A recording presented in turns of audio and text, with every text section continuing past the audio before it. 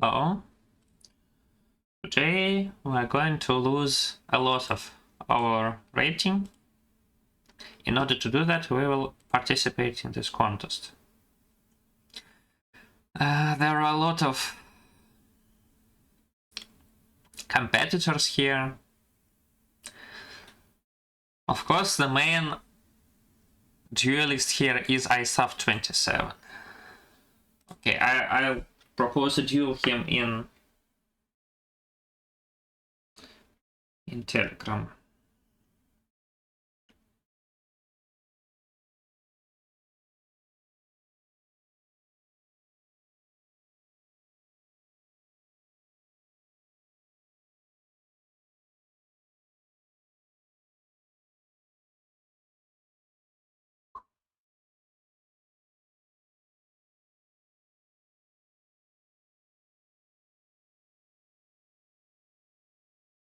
Okay, propose 2 duels to 2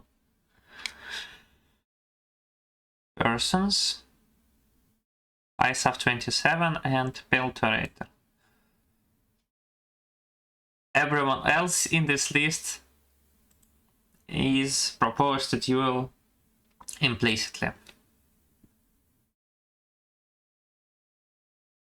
But isovalerate and Menthyl, they need to know their place. There are so many olds here. Teapot, Pavel Kunyavsky, they're olds. And Editorial is indeed an old. Kolovanov is old. Xun 48 is like me. Tourist and Umnik are kinda olds.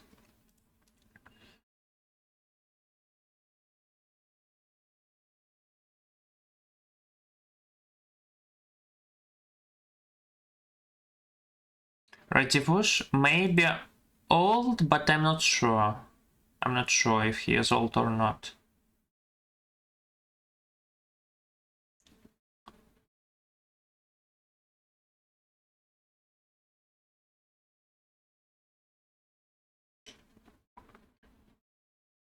Trumax is just Zoomer. Capt is Zoomer. Pike, I guess, is a Zoomer. Bashkort is an Ultra Zoomer. Something new? I don't remember. Maybe yes, also a Zoomer. Gus is old, of course. How could I forget about Gus?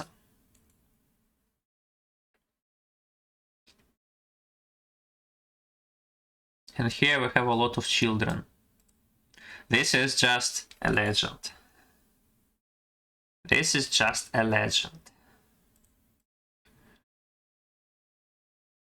But Gus is more of a legend because he is the champion of Alphabet City. Okay, jokes aside, we need to concentrate. So, in order to concentrate, I will need to check that I'm able to compile my source. Yes, it is compilable. There are a lot of warnings. Saveli condemns me for ignoring these warnings. But what can I do?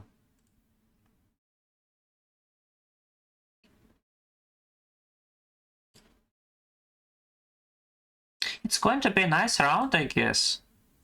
The only disadvantage of this round is that there is no tractor for 74 here. So the round is already not the highest quality. But it still can be pretty good.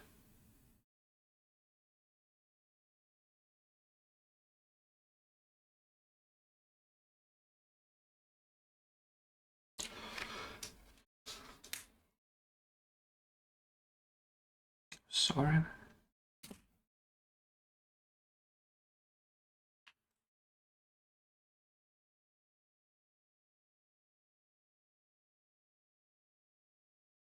Am I able to submit something actually? Let's check.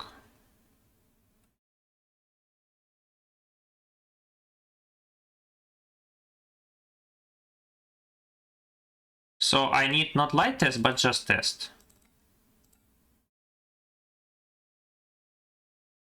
I just need test. Why so slow? I don't like it. Why is it so slow? It shouldn't be so slow.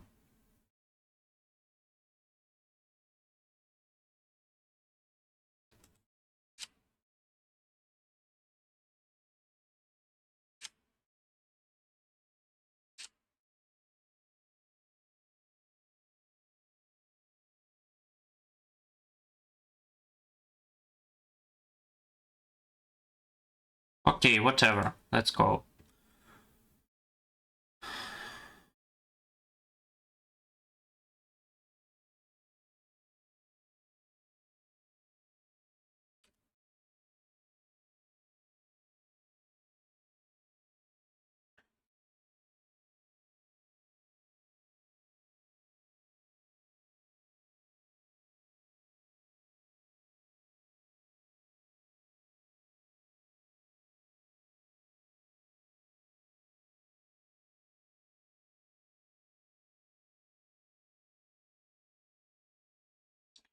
Okay, it seems that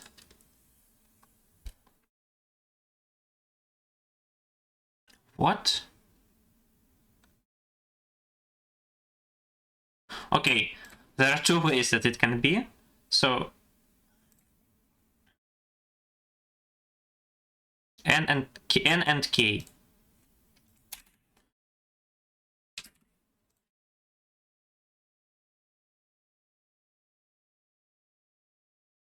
So if a.empty return cout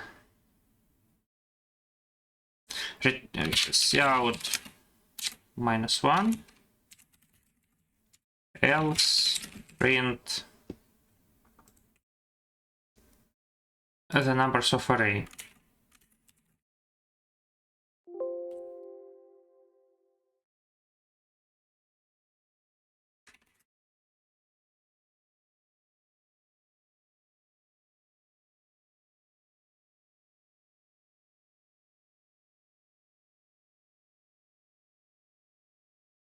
So if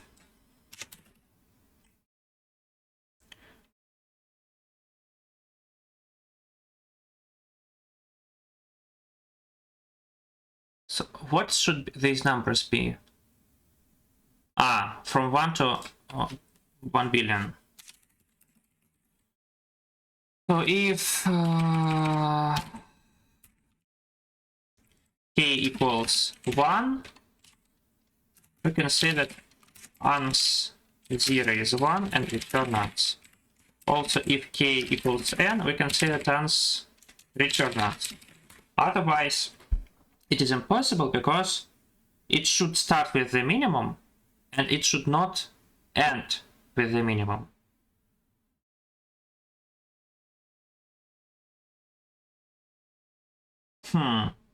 Okay.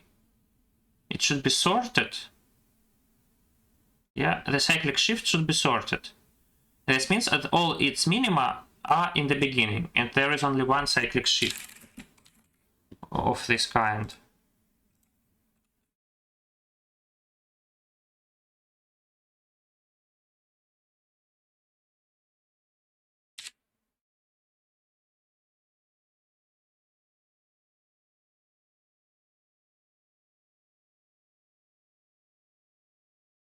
Three minutes on this stupid problem. Unfortunately.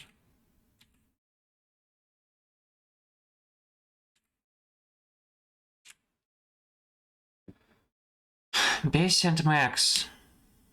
We have a permutation from 0 to n-1.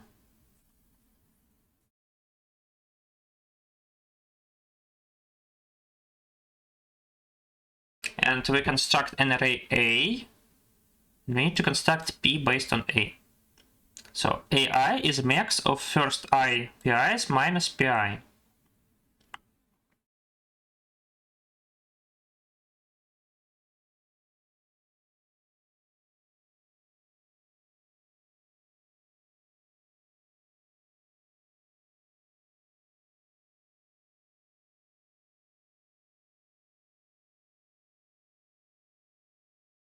Okay, maybe we just can find all these numbers.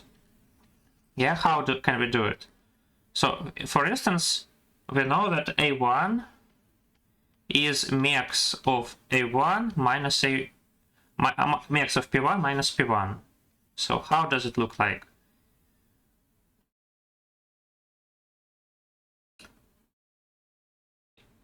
So if P is at least E is at least 1, then this is minus P1, and if P1 is 0, then this is 1. Okay. So assume that we already know P1, P2, etc. Pk. Now we know that AK plus 1 is MEX of P1, etc. Pk plus 1 minus Pk plus 1. So I guess if Pk plus 1 is the minimum, which is not here, then it is positive. Otherwise it is negative, and we can calculate it. Yeah, it is straightforward, I think. So what do we need? We need read T, N, and A.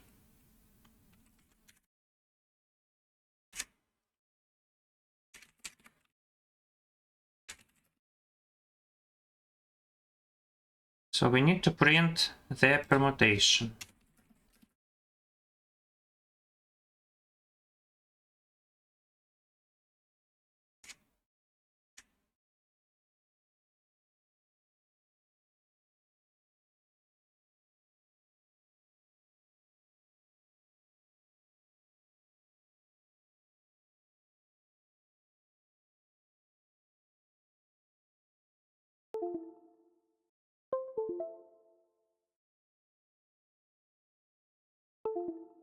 Sorry.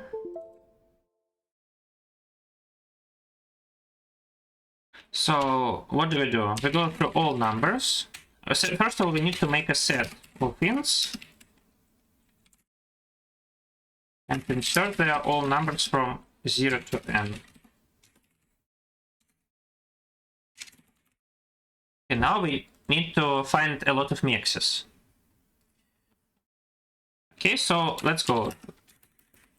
For int I is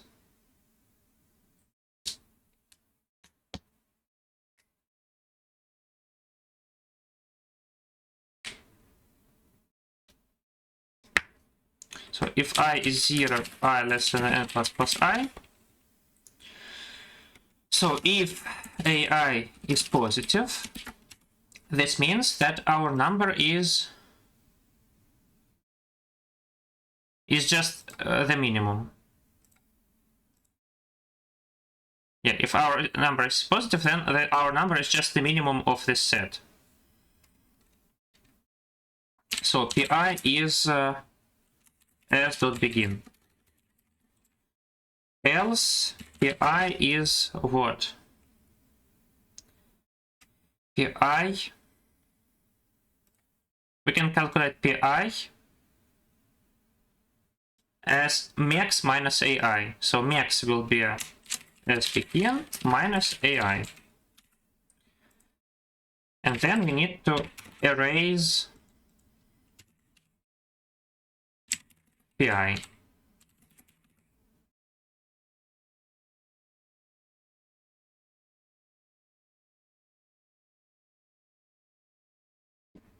Actually, it can be done without the set, but it's fine.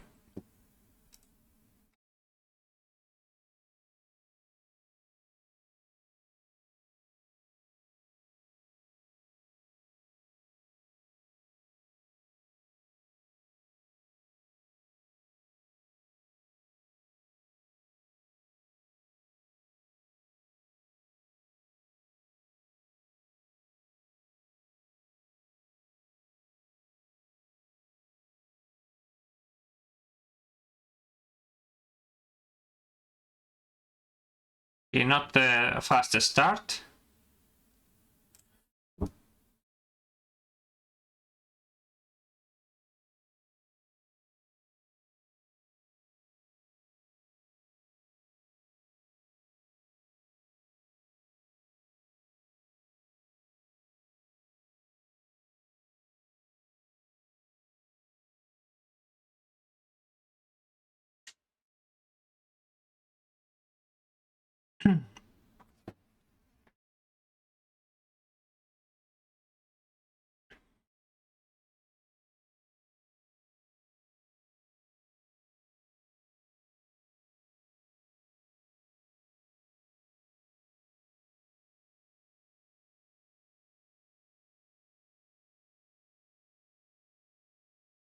So Bessie has already chosen X of our vertices that can be cut used to form triangles, to form diagonals. She wants you to choose no more than Y other vertices such that the number of triangular pieces of cake she can give out is maximized.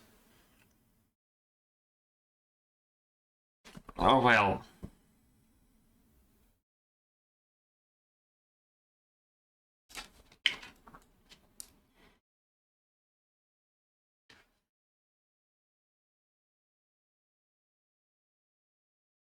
So we already can triangulate some area here.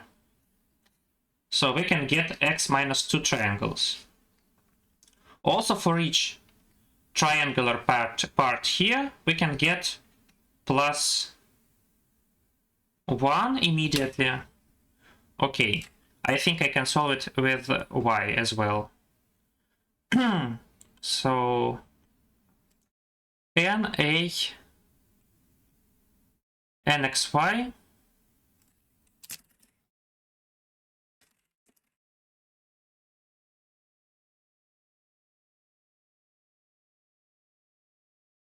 and that's it? Ah, no, I also need to read the numbers.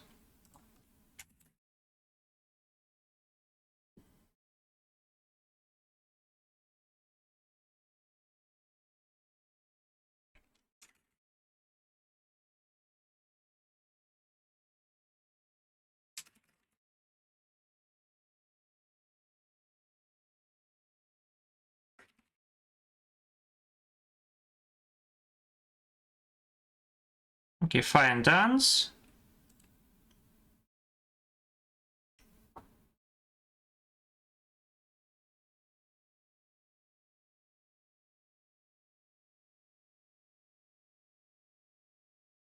Okay, let me think. Fine, dance. We have const vi a, const int n, const vi a, const. Actually, let's make it vi a. Const int y.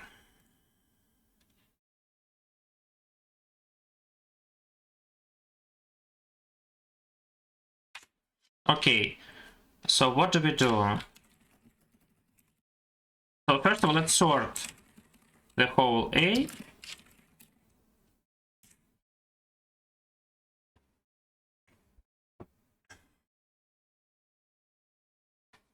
So we immediately have how many triangles? We already have X minus 2 triangles.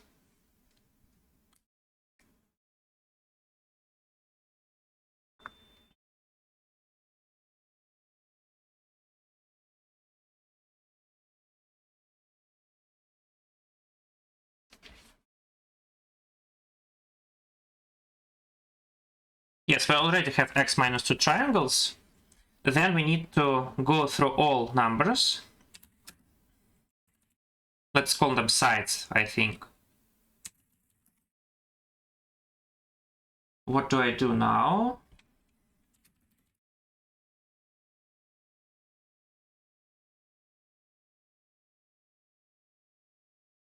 So I have I and J. I need to take AI and AJ. So I need to take difference between AJ and AI modulo n. So sides dot push back this difference.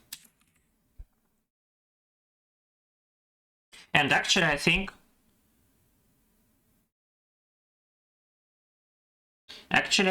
that we can add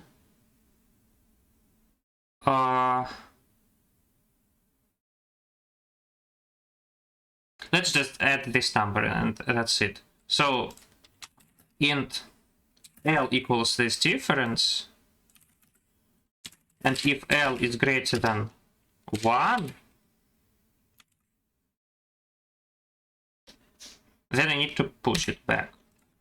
Then let's sort all sides.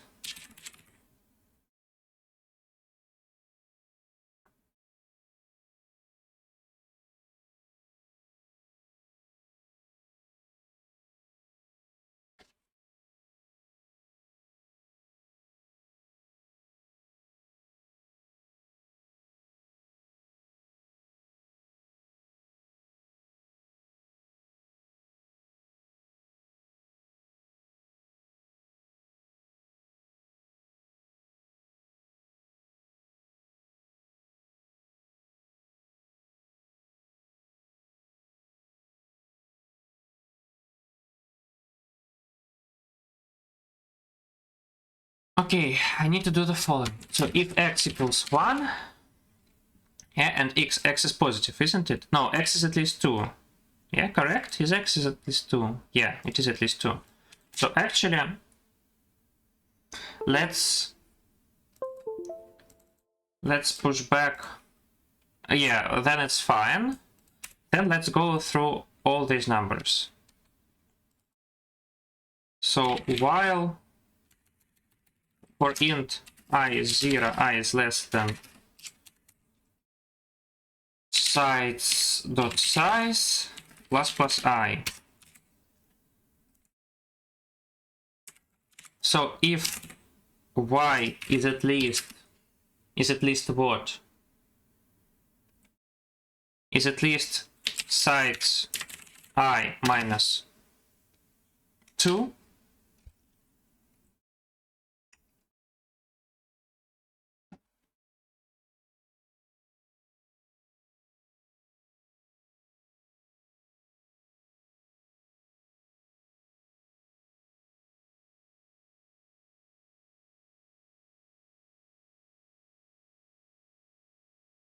Then plus arms.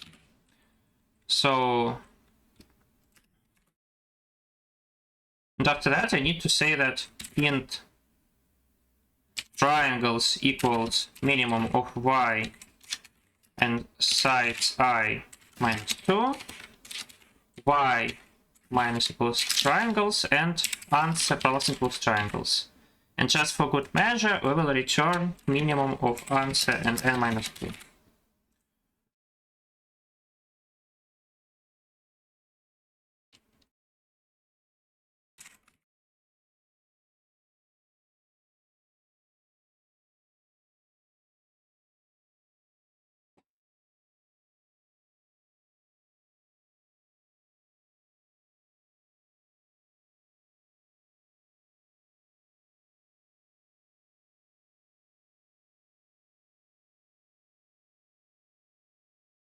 So this is 3 for some reason.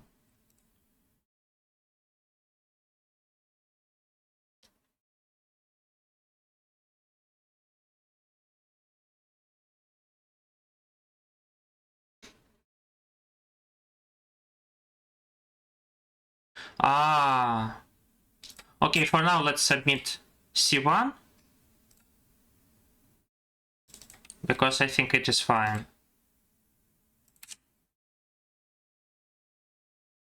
Not the best moment to set me this.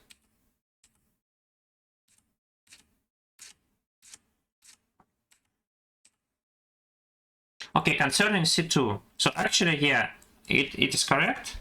If I have something, yeah, I have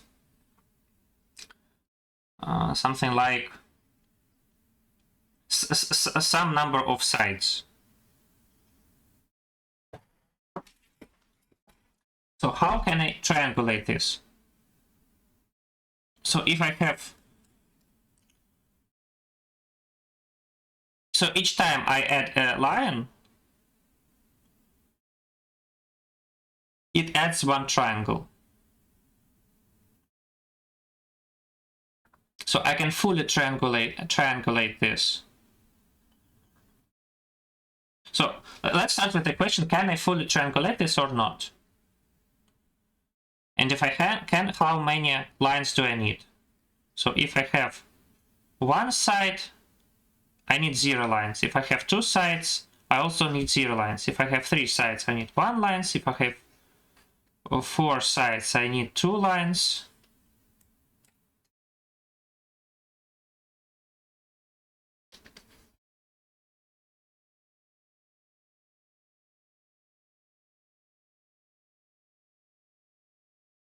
It's strange. Why for this I need 0 lines?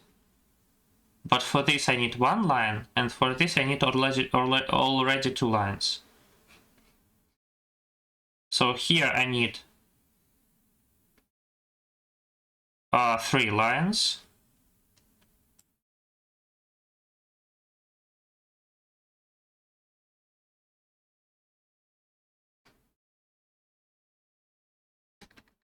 And here I also need 3 lines.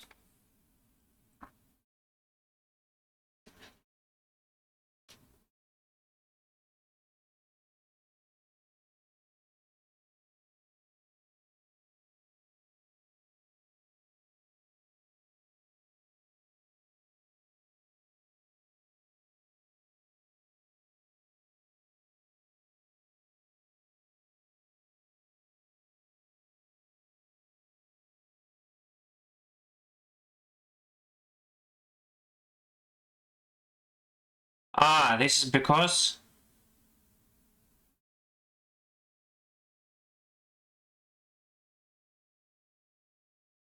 it's not how many lines I need, it's how many points I need. Yeah, here I need 1 point, and here I need 1 point actually. It's 1 point. Here I need 2 points. I need this point, for example, and this point. Here I need also 2 points. So I always need k minus 1 over 2 points.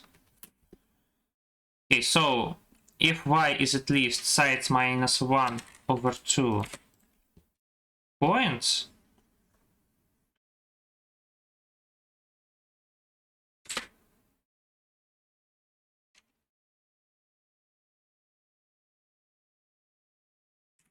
then I spend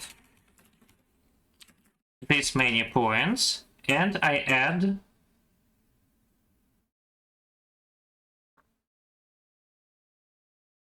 this to the answer, don't I?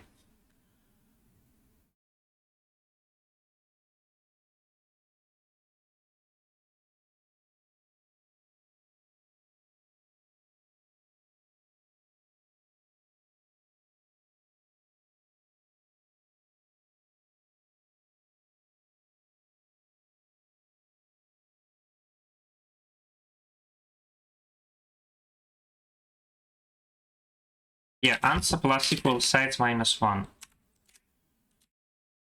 Else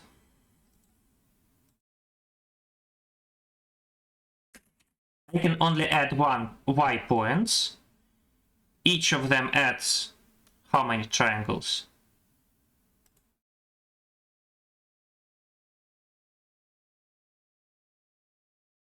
Each of them adds 2 triangles.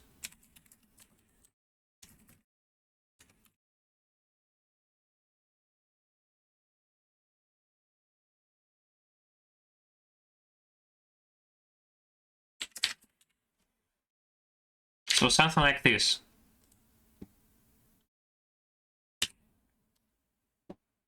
Yeah, I think so. Let's draw some example. Okay, we have 6 points.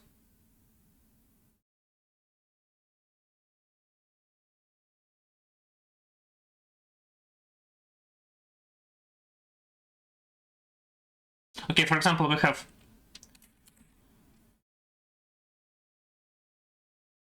10 points. I already have 2 of them, which are in points 1 and 2. And I need to add 1 more point. What is this?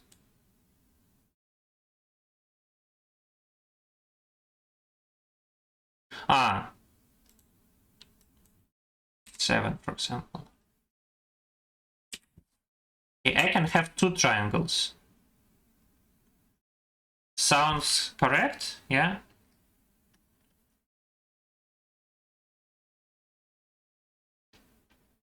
Because I can have these 2 triangles.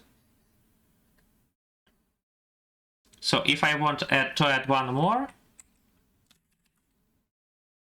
I will have 4 triangles.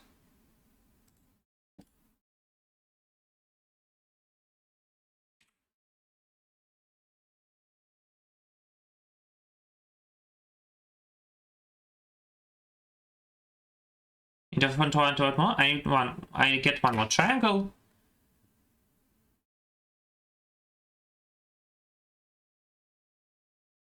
And in the end, I can add 1 more and 1 more. But still, this will give me only 8 and 8. Okay, and what if I have 9 here?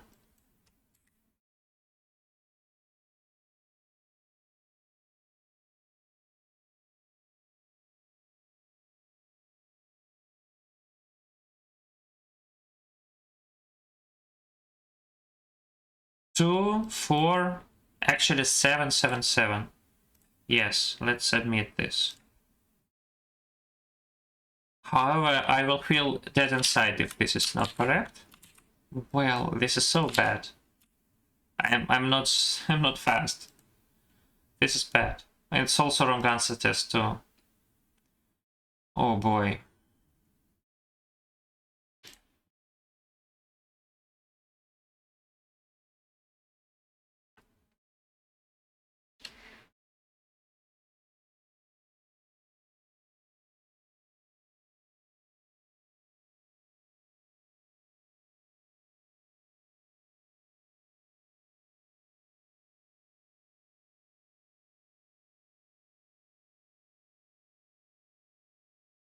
Ah, I see. Actually, I want to work with as many odd numbers as possible. Or even numbers, as many even numbers as possible. And only then I want to work with everything else.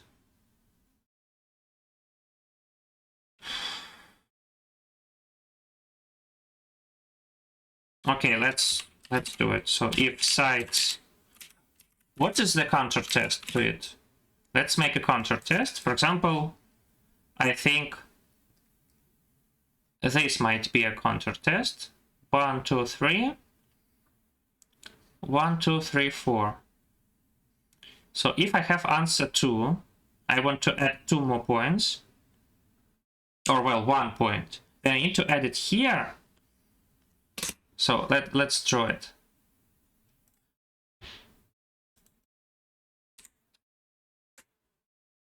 One, two, three, four, five, six, 7. 7, 1, 4.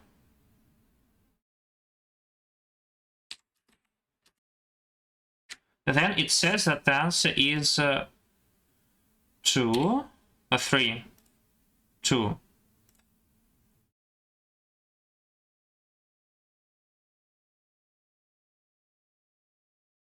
Yeah, the answer is 2 here. However, I can make 3. So I need to start with odd numbers.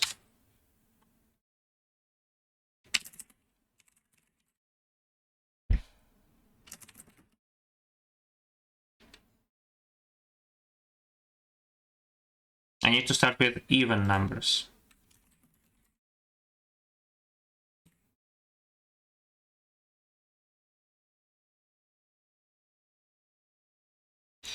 This way everything is same, but only this number changes. Okay, maybe we can believe that it's now correct.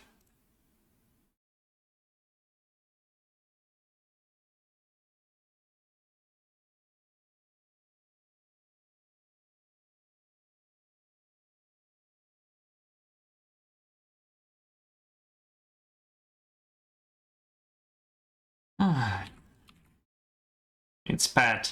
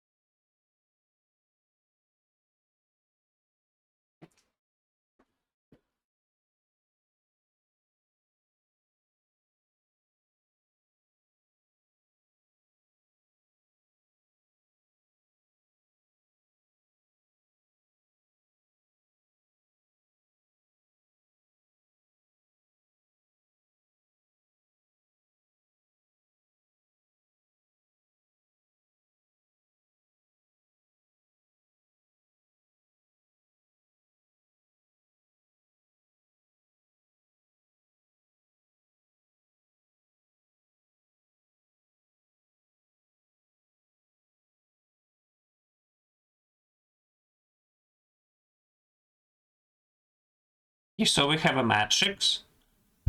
Okay, actually,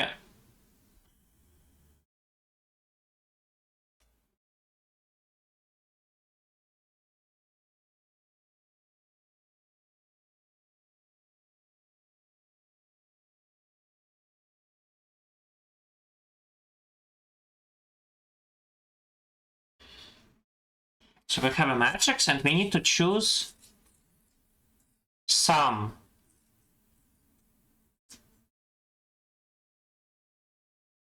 k largest possible values, at most 5,000.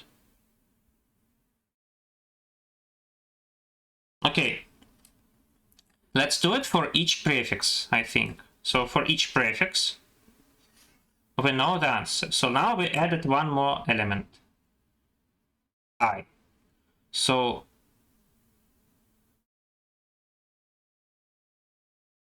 what do we do now?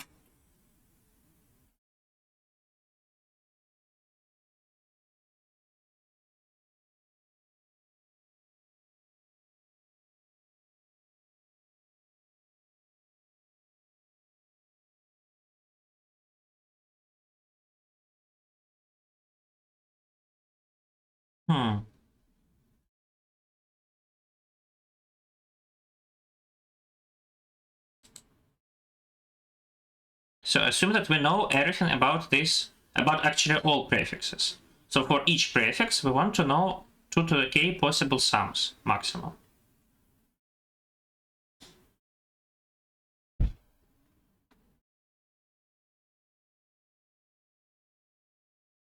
Yeah, so for prefix 0, 0, for prefix 0, 1, etc. For the prefix 0, I. We know everything. Now we want to know about prefix 0, I plus 1. So first of all, we need to take this thing, yeah, because initially this is the answer. This is when we don't use I plus 1 at all. Now we need to add all ways in which we can use it. So what do? We iterate over all possible beginnings.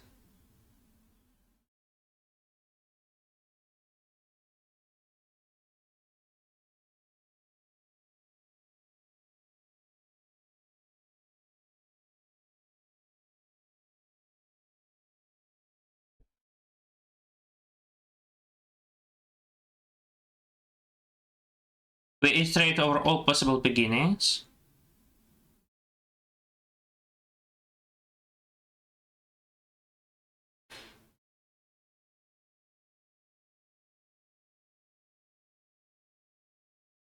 So we say that answer might be some jump AGI plus an element from 0J.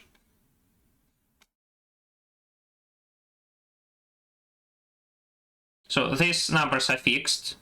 Yeah, so we have a jump A0I plus L00,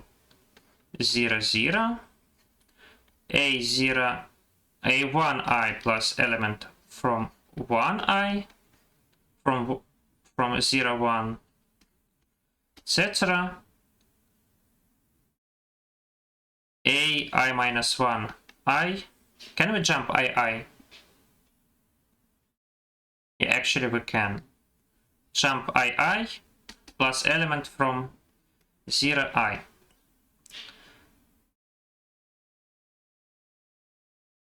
So we have I plus 1 possible things.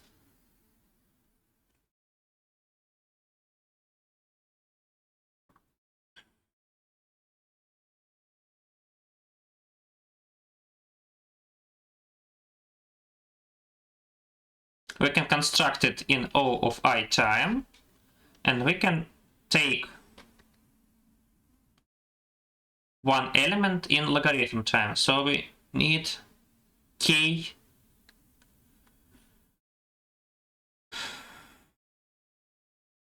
log n time, k log I time. So in total it will be n times this, so it is O of n squared plus n k log n. Is it small number? So n is 1000 times k is 5000 and times logarithm n, which is 10. So this looks like 5 times 10 to the 7th. Okay, I don't like it, this problem. I don't like it, but it is doable. I don't understand how they do it in so fast. but maybe it's fine.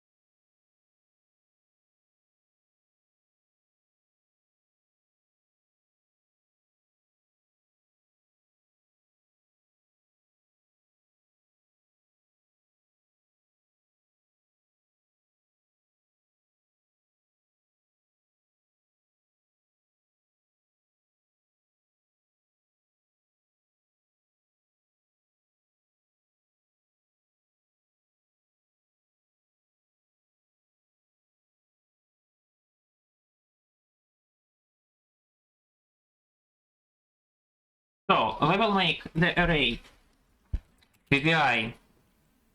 So we want to store everything in the decreasing order.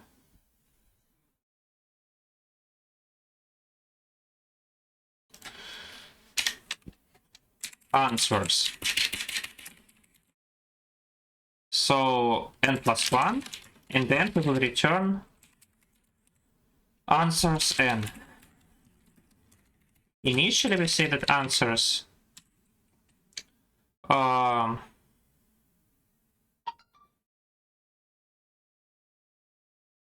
initially we say that answers I+1 is answer 0 is simply one element 0. Yeah, because we don't have anything. Now we go through all numbers from 1 to n. And we need to calculate answers I.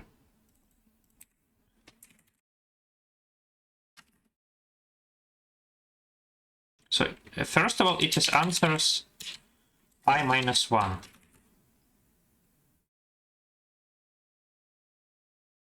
Then we need to add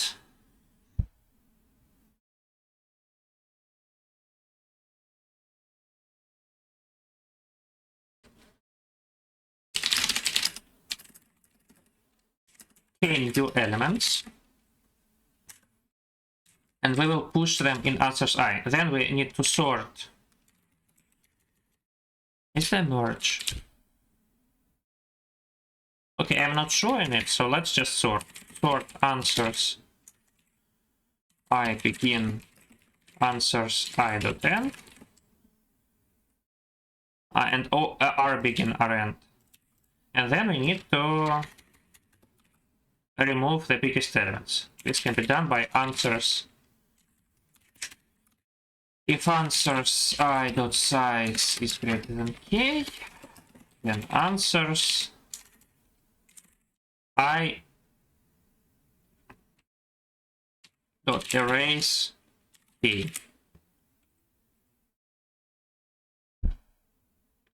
Dot resize k.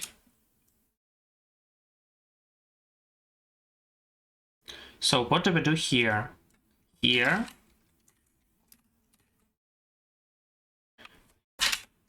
so first of all, we need to prepare everything. So we have to make vi indices of size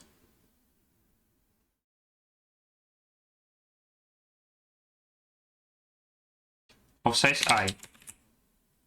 Initially they are all zeros. Then we need to make a priority queue.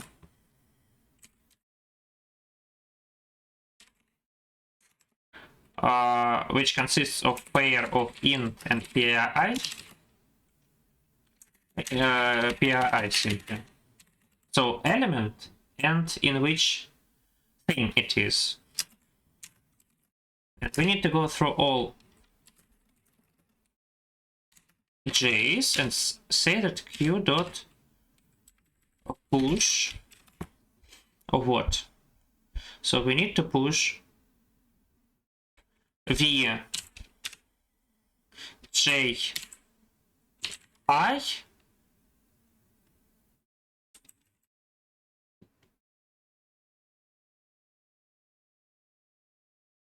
-1. But actually, since we start with j, we also need to subtract j, I think.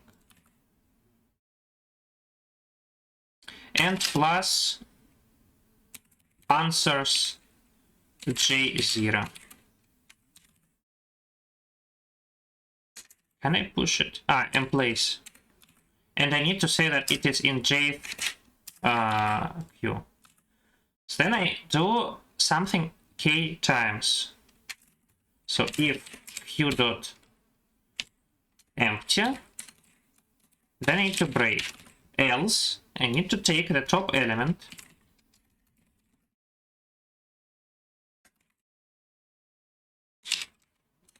I need to pop it.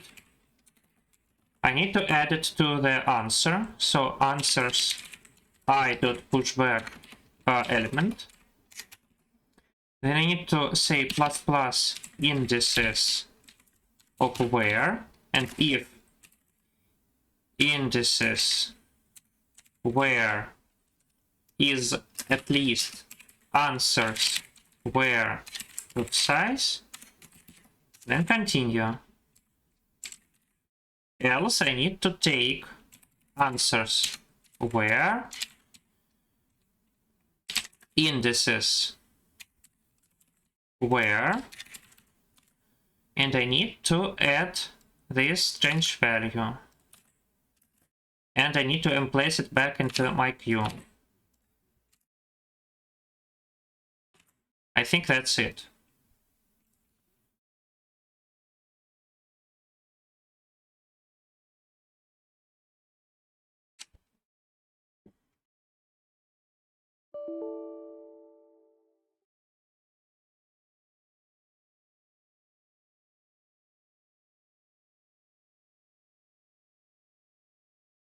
So for some reason j... I cannot use j, of course. It should be wh. And it should be wh.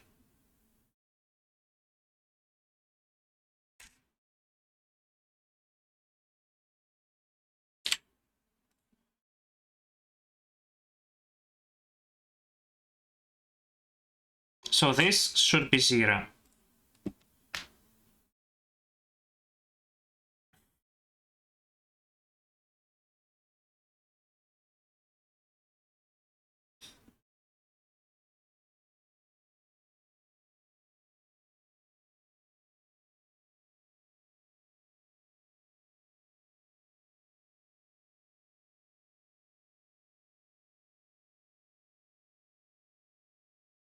I need to have non-touching segments. So how can I make non-touching segments?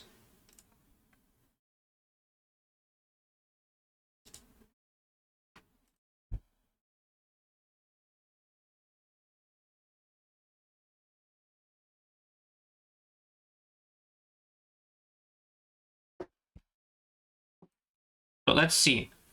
If I take ij,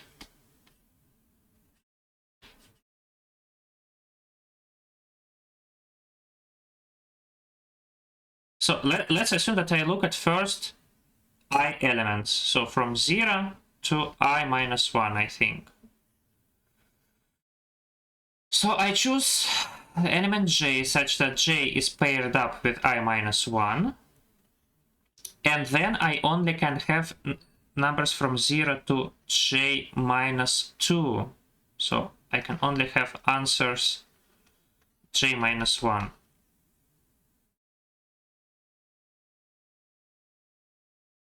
Yes? How can I fix that?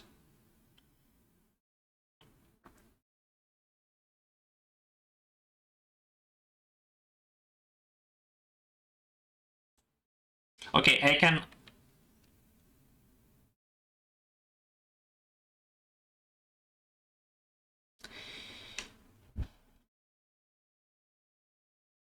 here start with...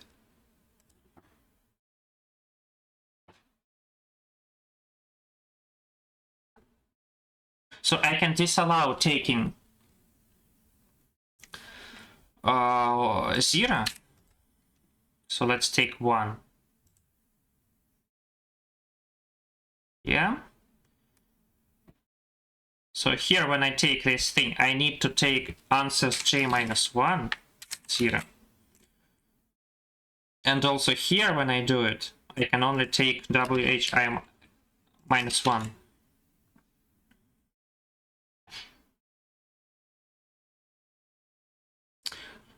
However, I explicitly allow taking just one segment from 0 to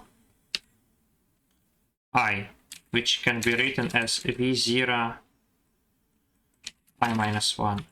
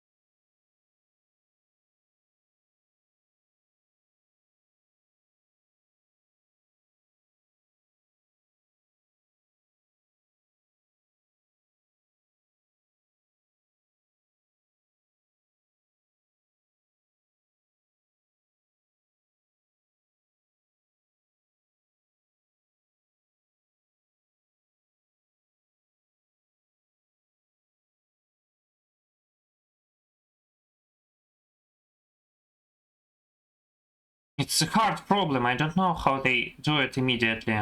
It's a hard problem. You shouldn't be able to solve it in 21 minutes. Oh my god. Are you kidding me? Everyone's so smart.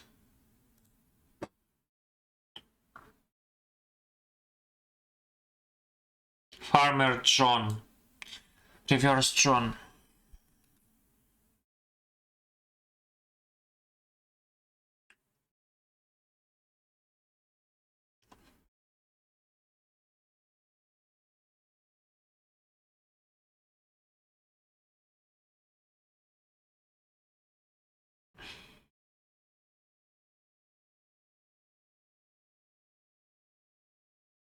What is adjacent? Ah, adjacent means that there are no other cows between them.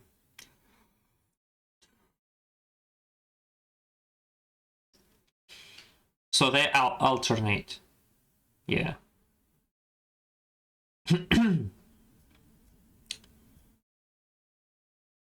one move, a farmer chooses a number k and a direction. Then a farmer chooses k of cows and moves them one position towards the chosen direction. What is one position? So these are integers. Yeah, these are integers. What is one position? What is one position?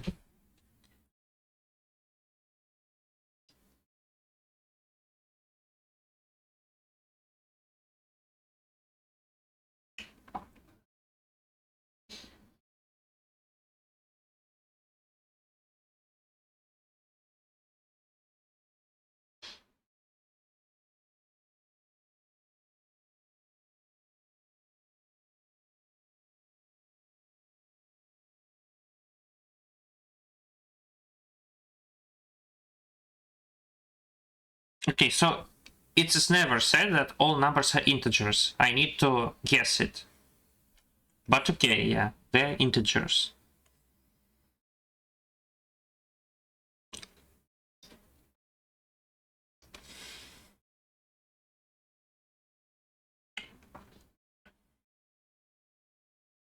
All these people also solved problem E, which I simply don't understand.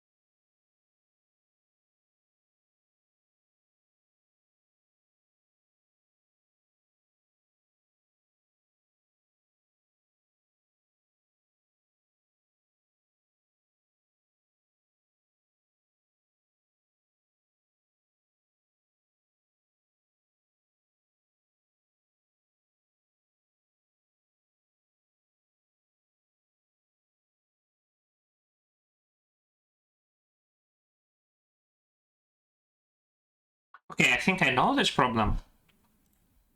So first of all, let's assume that for each, let's call them A's and B's. So let's assume that we have several A's. Yeah, and right in front of each A there is a B. Then of course A loses. A loses because each time A moves, A can only move to the left, and B can move the same cows to the left. So B wins when they are adjacent. If between each A and the corresponding B there is exactly one space,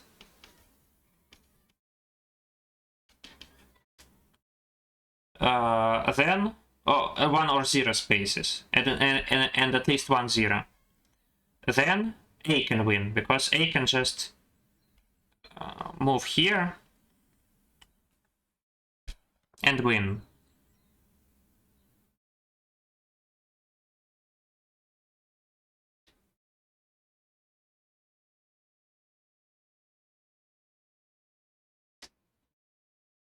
So let's consider the minimum distance between A and B. Yeah, so if minimum distance is 0, then A loses. If minimum distance, actually maximum distance, if maximum distance is 1, then A wins by making the maximum distance 0. But we can go on, I think.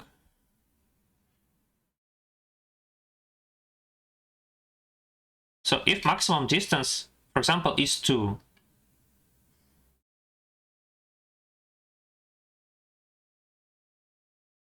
okay, this begins to be hard.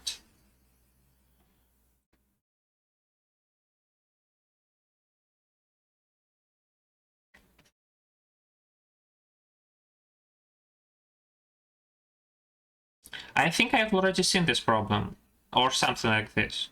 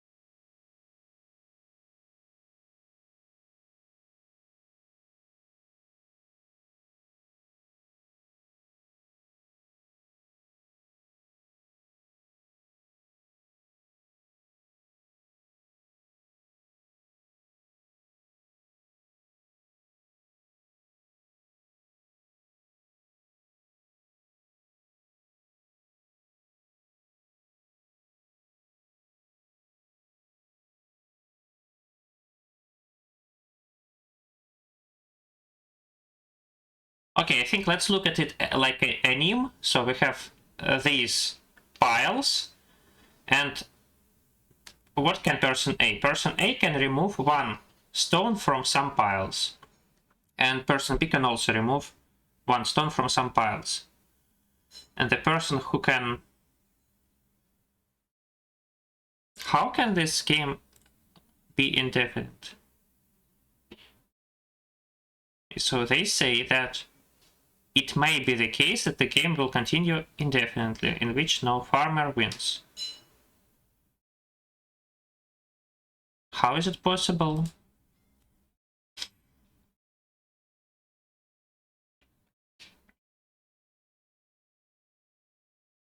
It's something like BA, AB. So a person moves here, then a person moves here.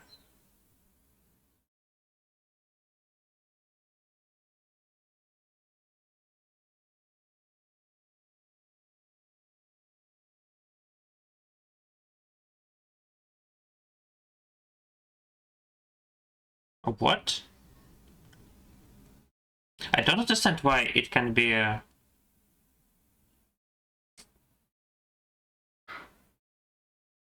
So I state that actually this is just a name with these piles.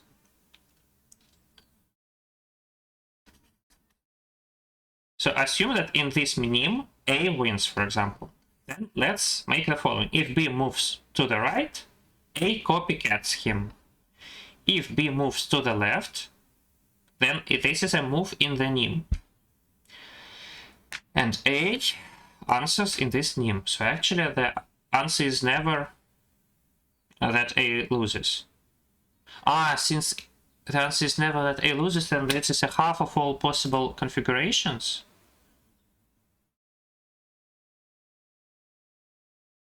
No, not the half.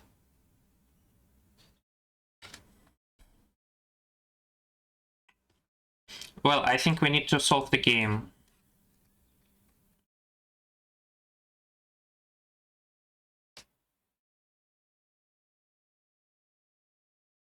So in our name, when does the first person win or loses? Okay, let's calculate the number of ways in which they can lose.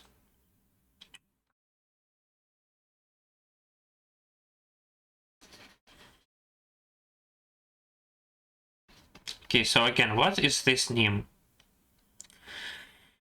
In this name, we have several piles. Again, we can choose several piles and subtract one of them, one from each of them.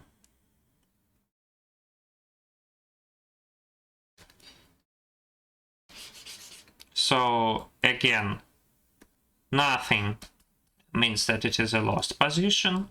Only once means that this is a winning position.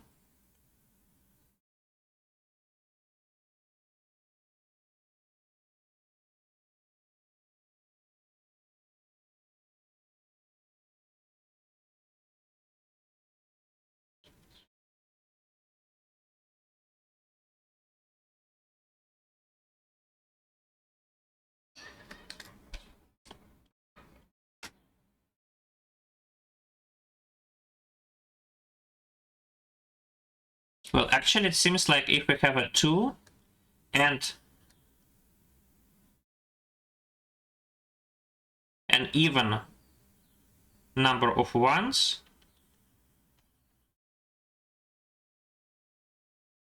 okay, if this is a 2, simply a 2, then this is a loss. But if this is a 2 and some ones, then this is a win, isn't it?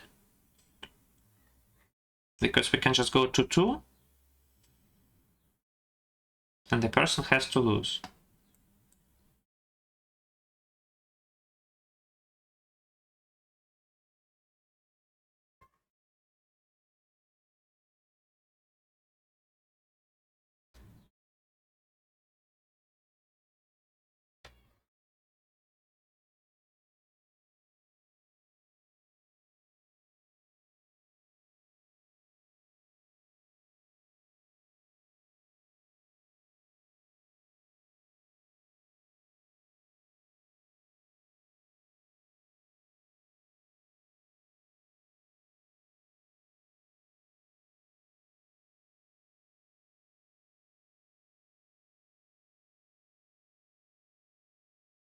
Okay, I think we just, if we have an odd number,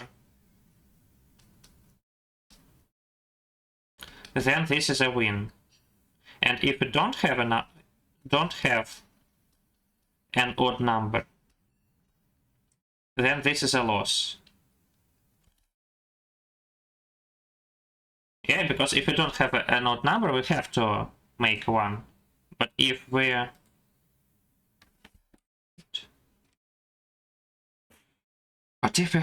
an odd number, we can eliminate all of them.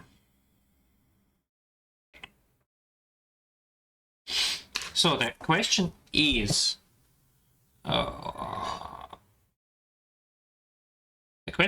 we need to say that L equals A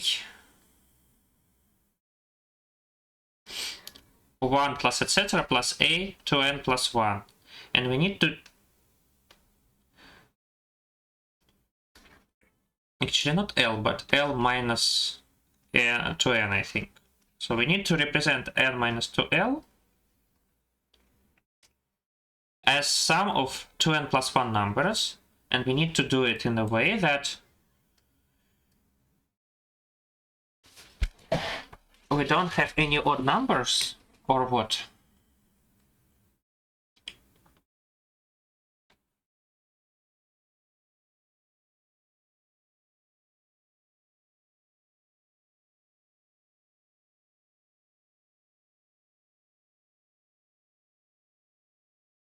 This is some madness. I don't understand anything at all. How do people solve it in 10 minutes or something like that? 7 minutes, tourist.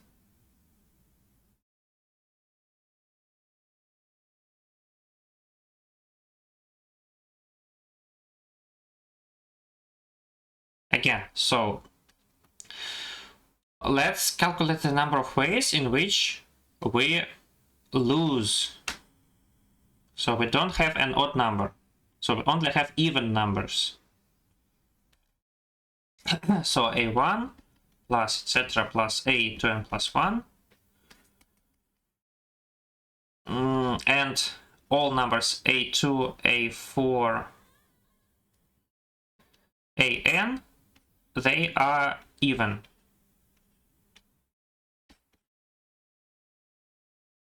How can we calculate something like this? Well, we can iterate over this sum. Yeah, can we? Yeah, I think we can. Yeah, so it's sum of ways to choose this number S. So S is from 0 to L minus 2n over 2.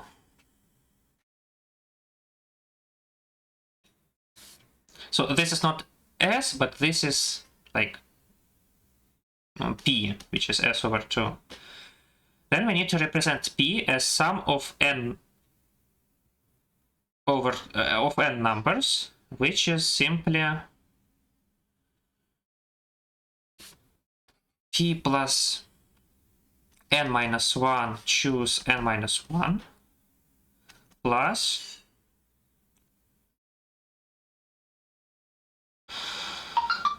times, I mean L minus 2n minus 2p choose n,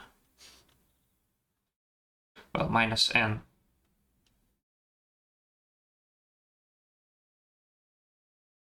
Okay.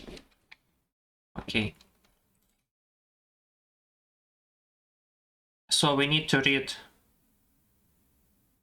L and n.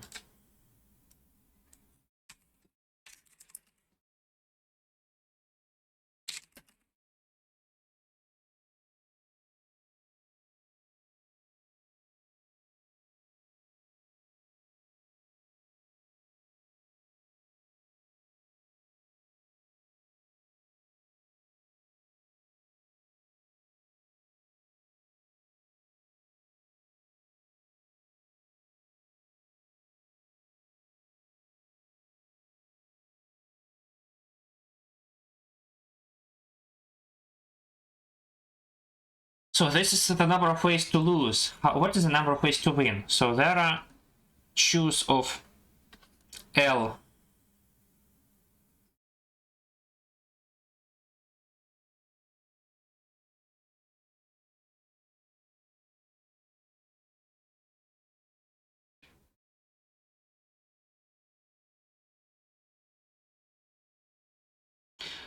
L to N ways to choose just something. This number of ways to choose just something.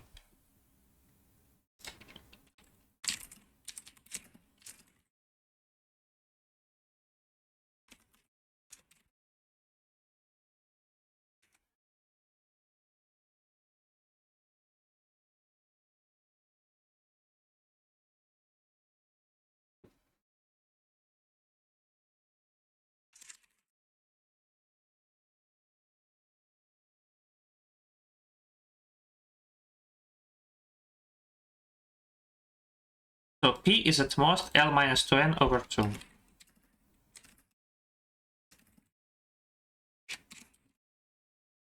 So we say that loss is sum of loss and current loss.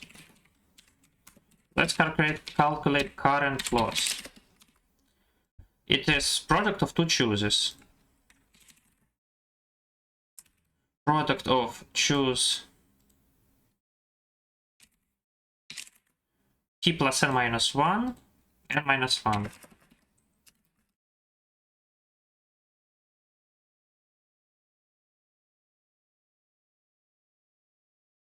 And choose of L minus N minus 2P. Choose N. Modulo N. And let's prepare choose. Yeah, 2 million should be more than enough.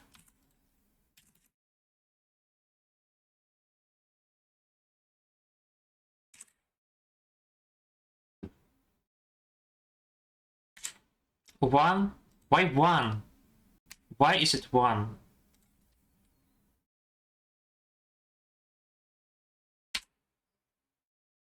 Total is 1, but loss is not 0. Ah.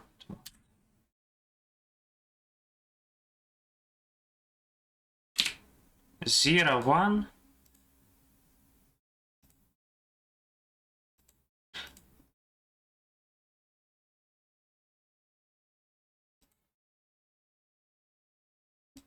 For some reason, it's 2 times less than I need.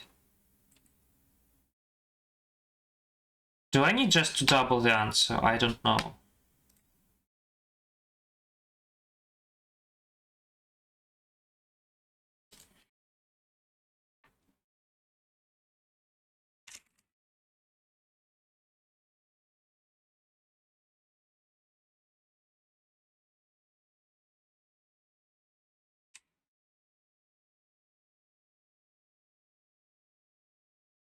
I don't know why I doubled it, but it works.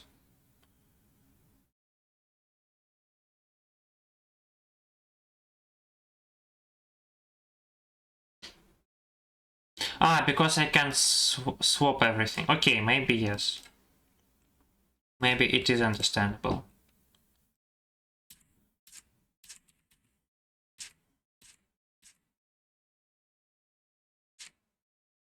Okay. 97th place is something fine.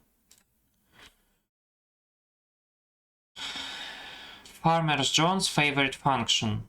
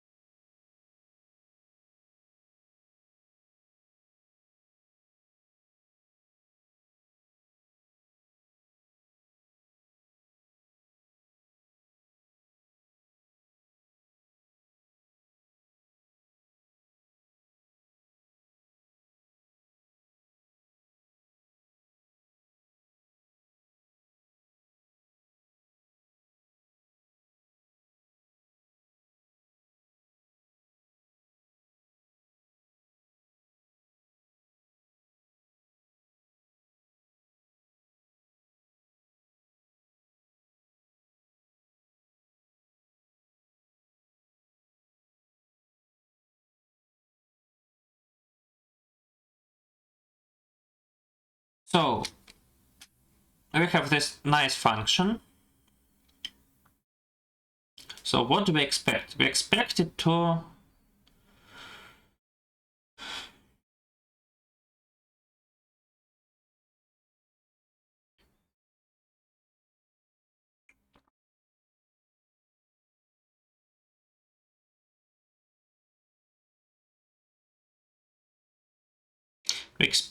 decay fast. So I think that actually if n is big enough, then we simply have that number changes by 1 at most. And if number it changes by 1 at most, then everything else changes by 1 at most.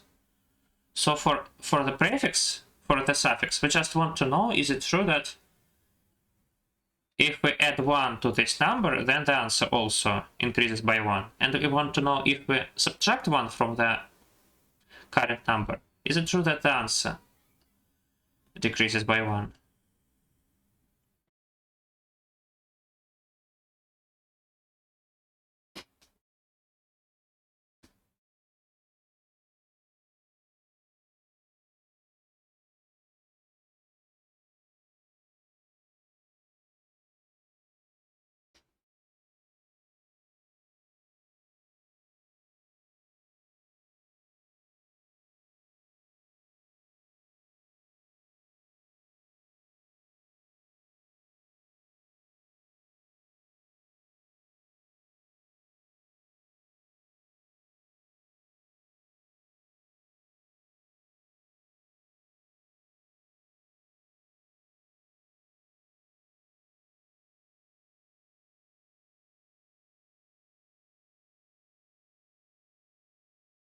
How can we store it?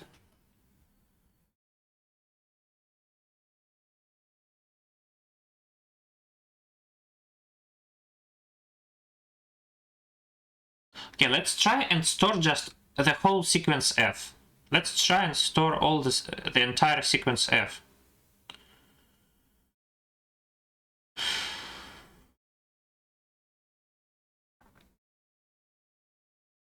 So we store the entire sequence f. Now we have an update. Each update does not change a lot. Does not change much. So it changes first, okay, 100 elements, but after that, everything is just changes by at most 1.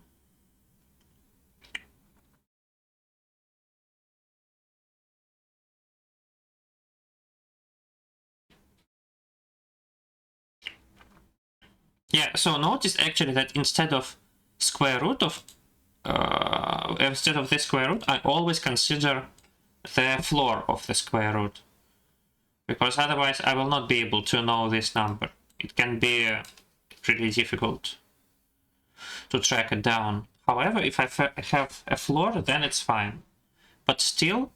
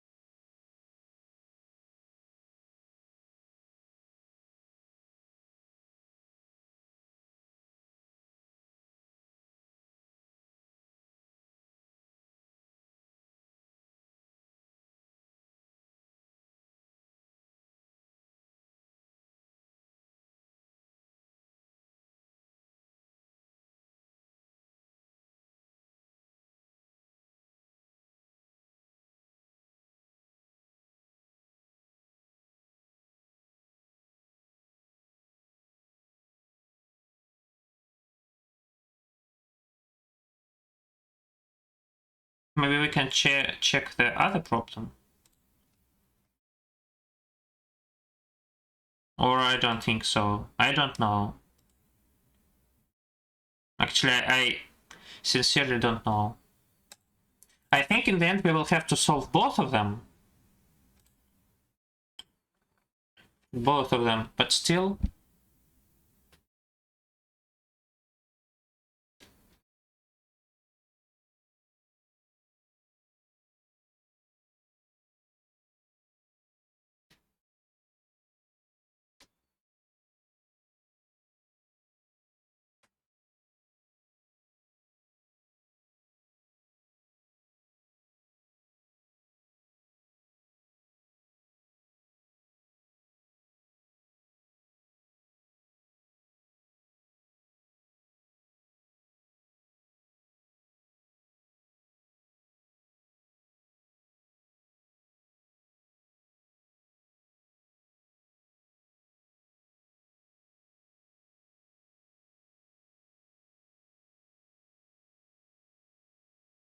Okay, nice game.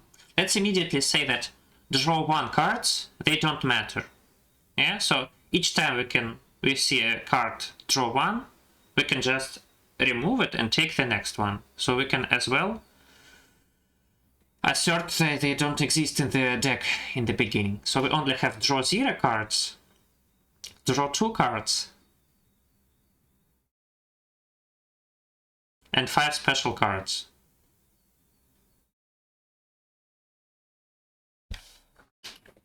Yeah, so what does that mean? That means that we want to find the probability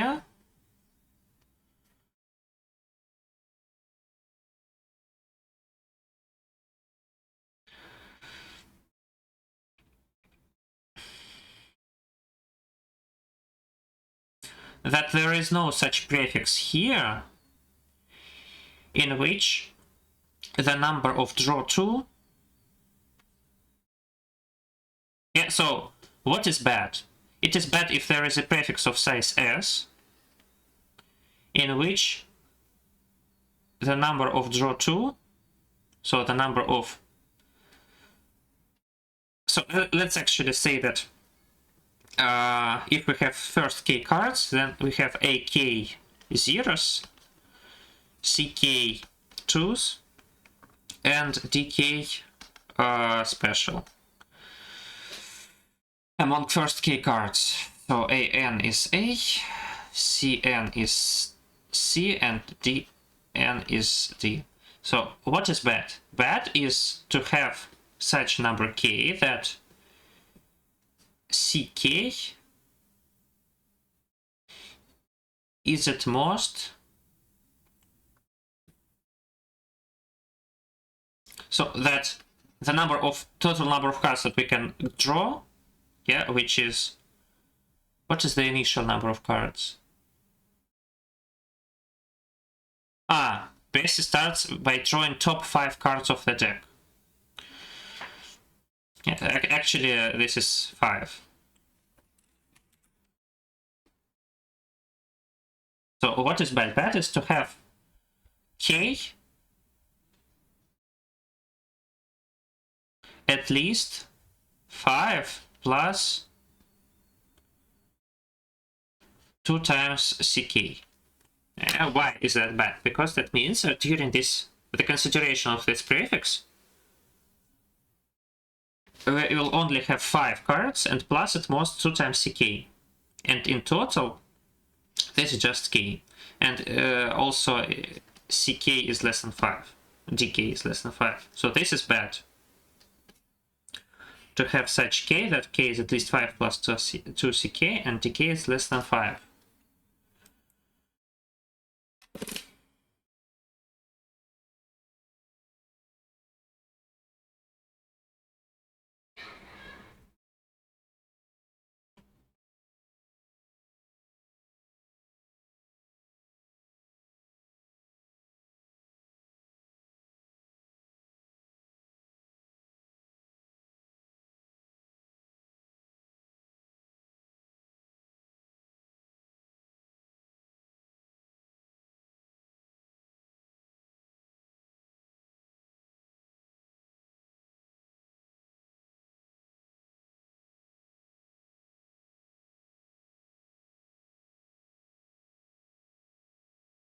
let's look at the smallest k for which this is true. Yeah, so the smallest k for which k is at least 5 plus 2 times ck. Yeah, there is such smallest k.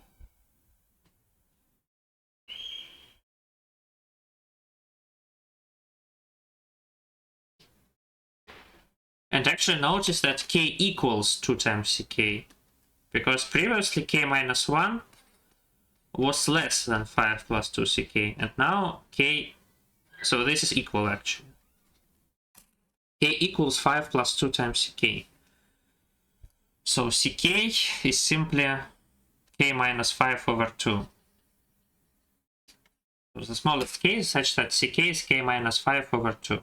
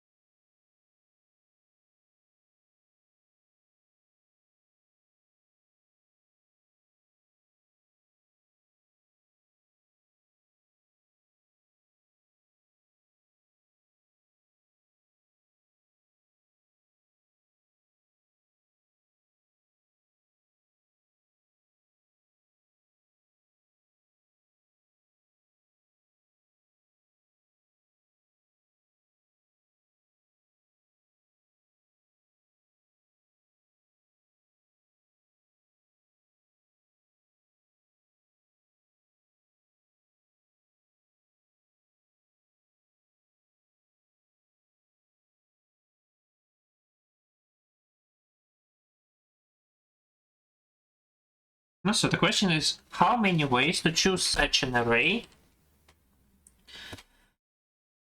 that there is that such k that this is true?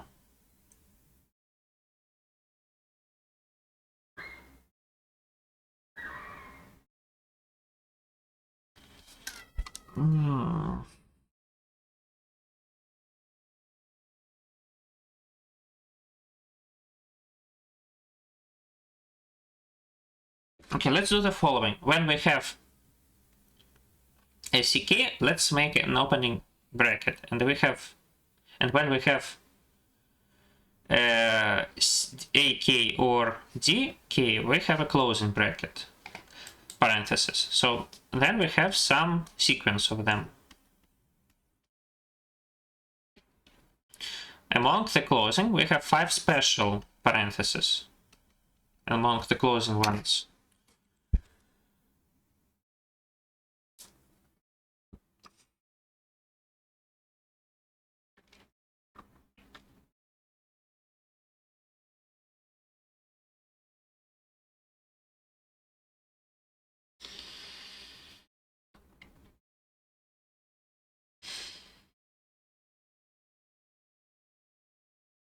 So actually, we just want to calculate the probability that we take exactly k closing brackets. If we do it, yeah, if we calculate the probability that we take exactly k closing brackets, parentheses, if we do it, then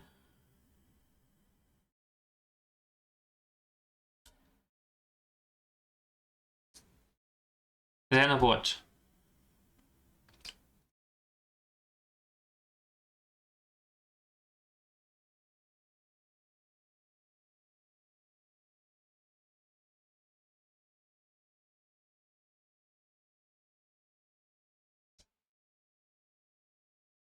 Yeah, if we know the probability that we took exactly t, for example, closing parentheses, now we can calculate the probability that among them there are all these 5 special cards and we can win after that. Yes, so now the question is quite simple. So we have A opening brackets, parentheses, and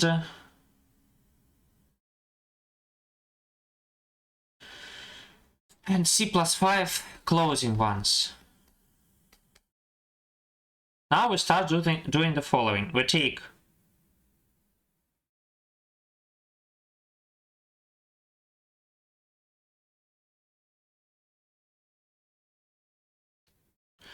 five opening parentheses, 5 first parentheses.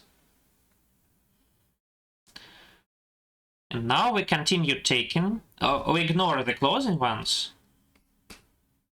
Now we take them until the balance is 0.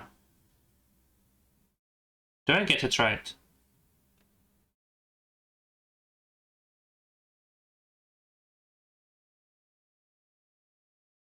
No, okay, we remove this, we ignore them. We say that now balance is 2 times this number.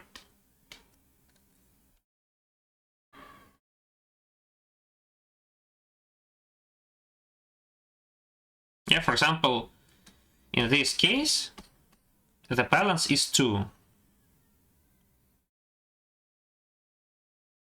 So we're allowed to take this.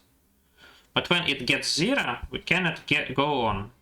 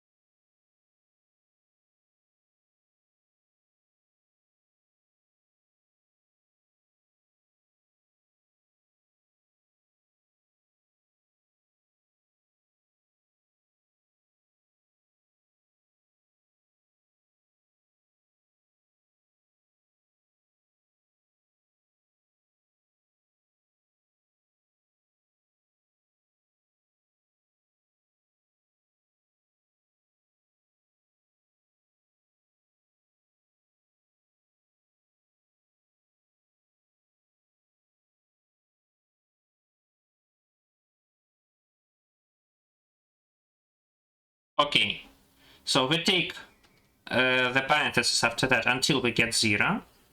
And we want to calculate the probability that we have exactly a k closing parentheses.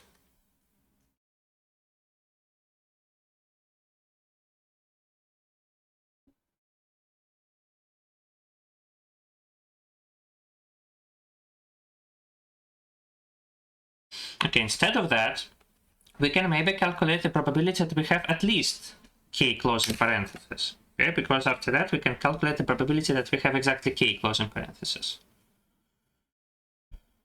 So how can we do it? This is the probability that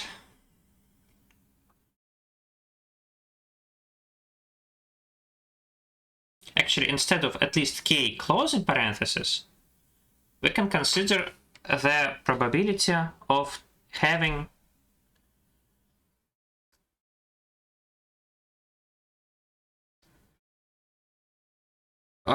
just at least some number of parentheses.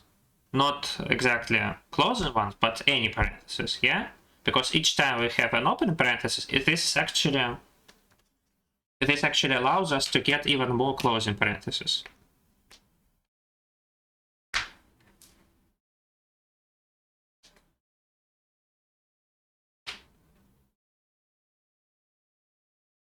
So now the question becomes, how many are there sequences with some non-negative balance all the way?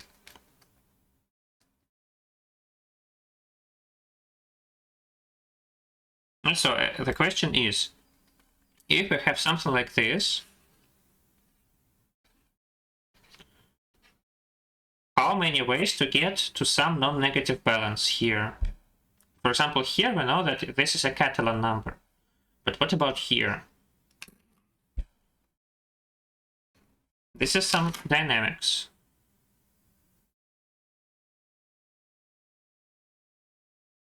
And this is unfortunately a square dynamics, which is too big.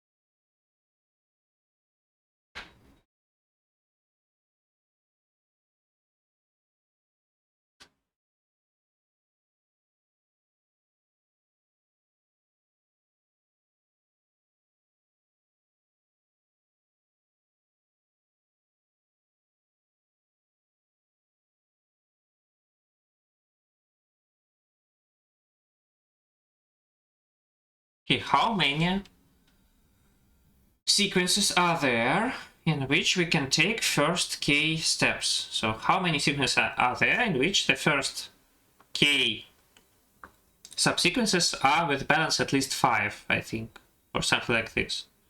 Or at least -5.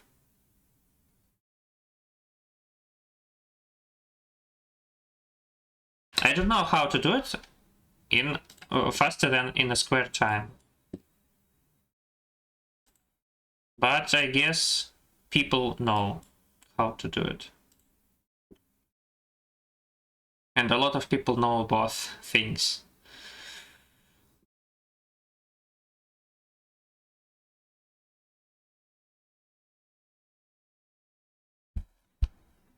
Okay, let's think. I think we can do it fast if we really try to do it. Maybe we can do it.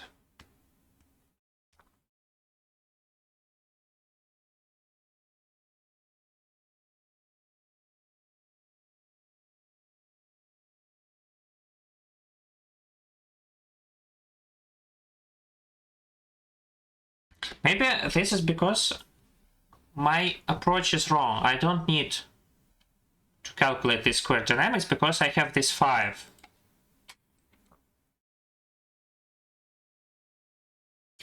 So let's replace it with 1.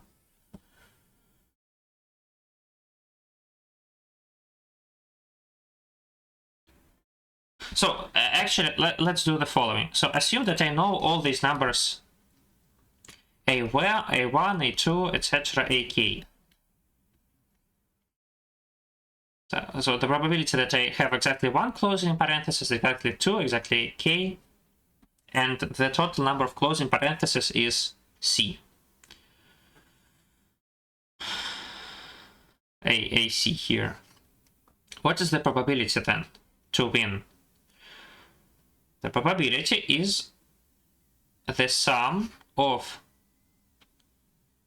the probability that I have exactly I closing parenthesis times the probability that I took one of them, which is y over c.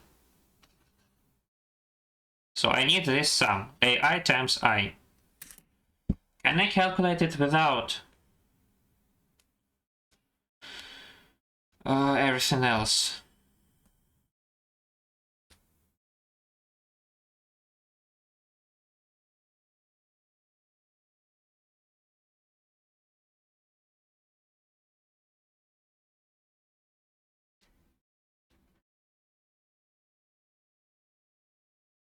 I can say that this is sum of sums of aj. Something like this.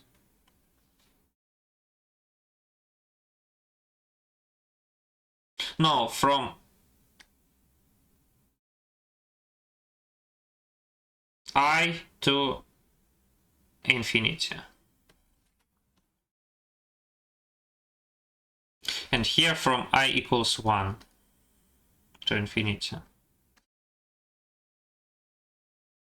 So I need some suffix sums of aj's actually. So I need the probability that I have at least k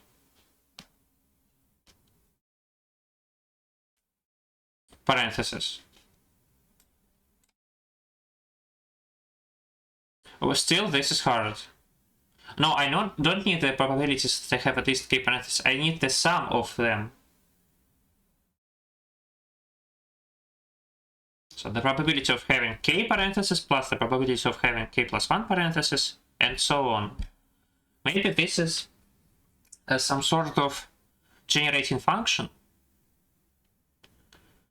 Yeah, maybe there is some sort of generating function. Oh my god, I don't want it. I don't want to have a generating function.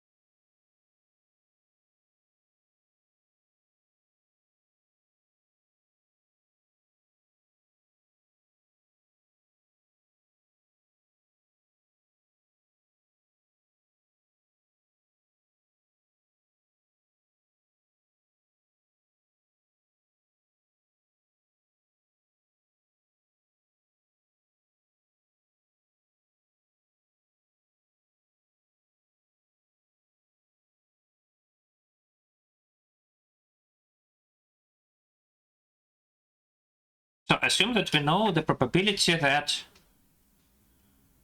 So let's call pi the probability that after first I parenthesis we get exactly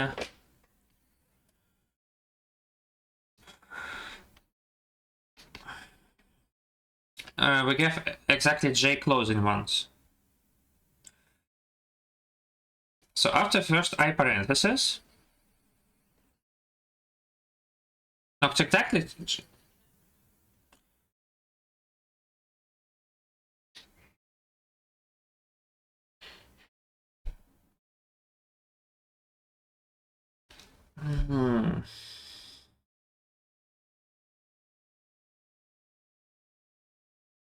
Okay, the probability that we always had a non-negative balance, and in the end our balance is... So again, what is our lore? Lore is we have 5 opening parentheses, then we have some random sequence.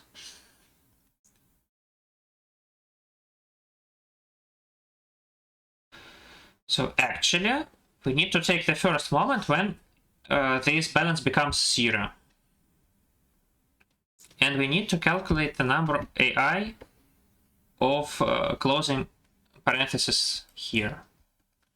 The probability that it is some number. Okay, instead of that, we would like to calculate the probability that our would have at least AI closing parentheses. Instead of that, we can calculate that we have at least just some length of our sequence. So our question is the probability for each x that we have a sequence of length at least x. For that, let's for each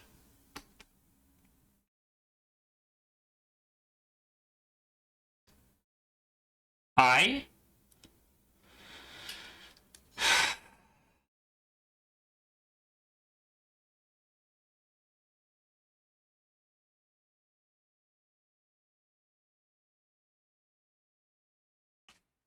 for each I calculate the probability that we have exactly, so pi is the probability of having some balance. For example, initially we have balance of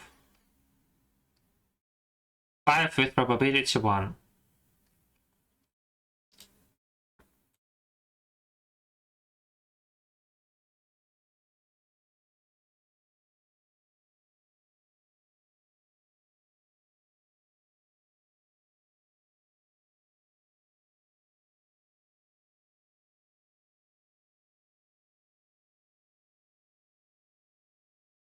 Oh my god, I dislike it so much.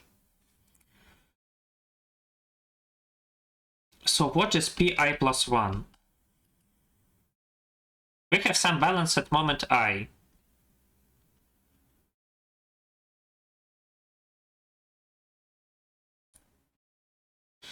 No, I don't want to do it. I really don't want to do it. I think this is fruitless. I think we need to concentrate on problem F.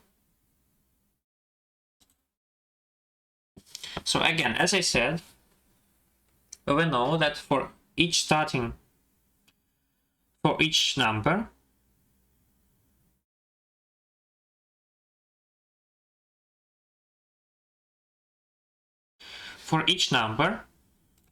yeah, so again, what I want to say.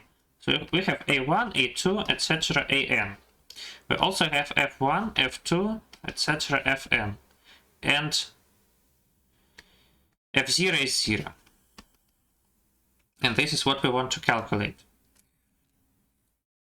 What we want to state is that actually any changes 100 terms here, and after that it is either +1 at some maybe long segment or -1 at maybe long segment.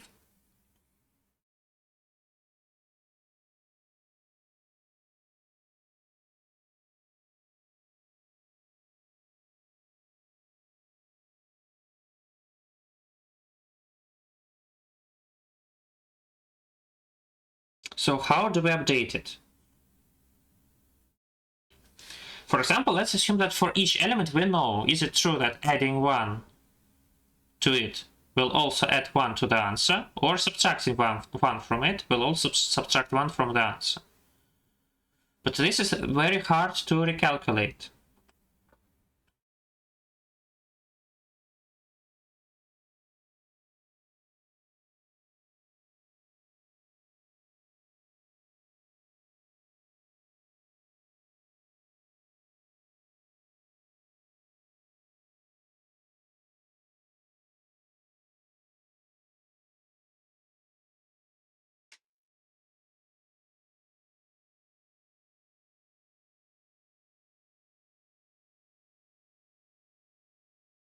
Okay, let's make a segment tree, I think. Let's make a segment tree.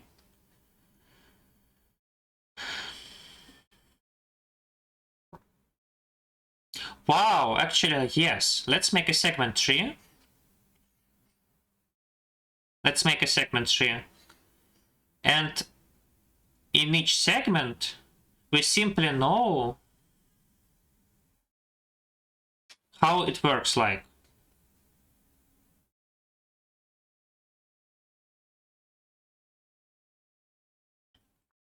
Or even not a segment tree, but... Okay, segment tree is fine. So let's make a tree for each, and in each vertex we know this function. So this is either just a composition of 100 functions, of at most 100 functions, or this is simply, or otherwise this is simply a constant plus the fact that x is at least some constant.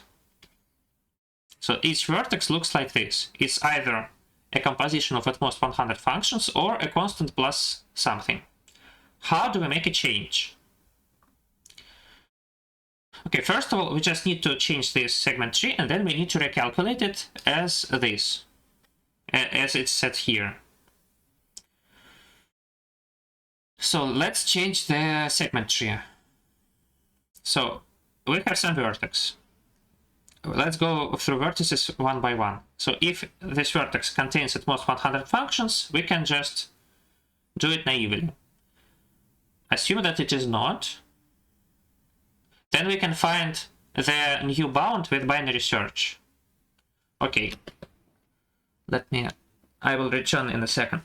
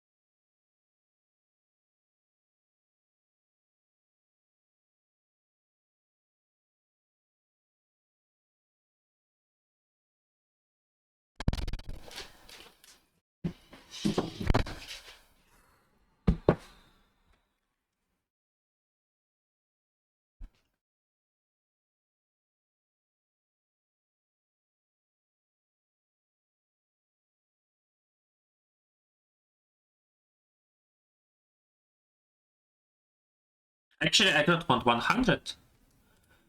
So let's take some square roots. So, okay, this is at most 2 to the power 64, which is 2 to the 2 power 2 to the power 2 to the power 6.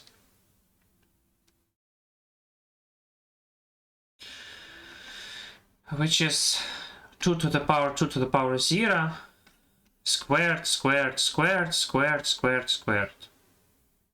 Yeah? So actually, if we take 7 or even 6 enough, 6 is enough. If we take 6 square roots, but let's take 7 just for good measure. If we take 7 square roots, it always becomes 1. No matter how hard we try. So after 7 square roots, the segment is always of size at most 2.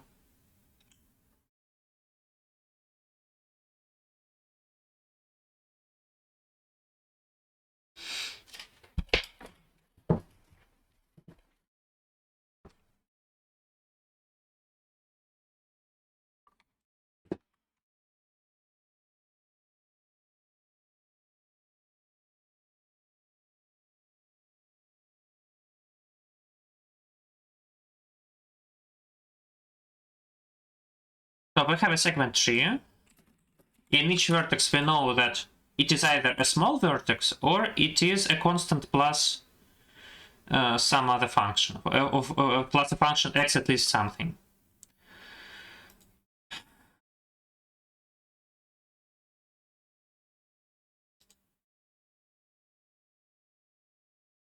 Okay. Okay, whatever.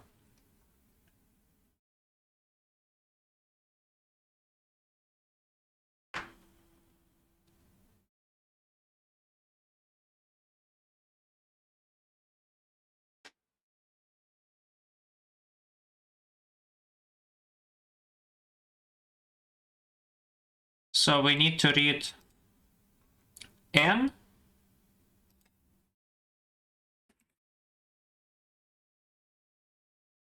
And then we need to read k and x.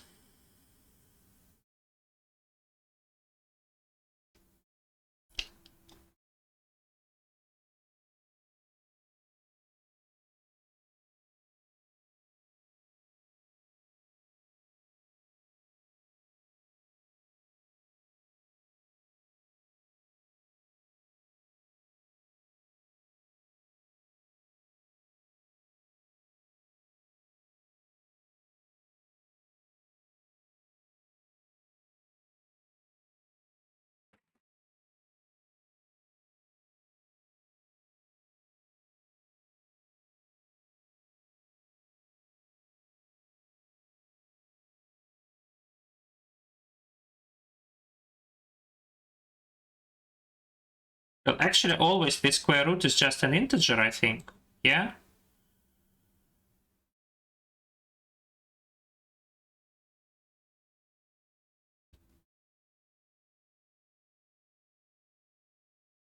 Yes, it is just an integer.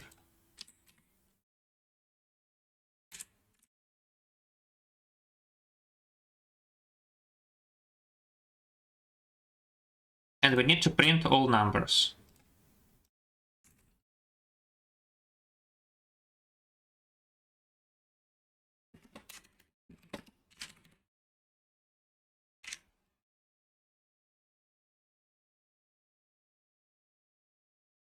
Okay, just in case, let's make it VL. Just because I am a bit concerned. However, it's impossible that this is something bad.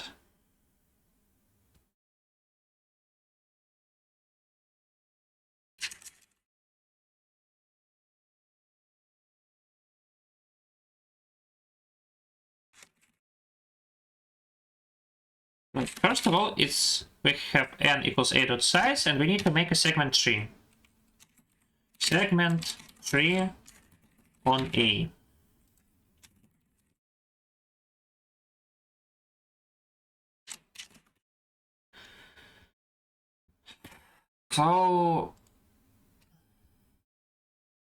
So what do we have? We have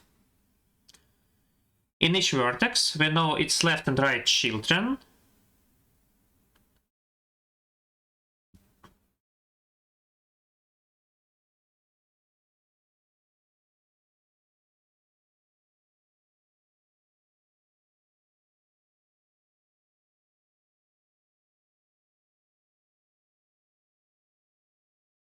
In each vertex, we have left and right children.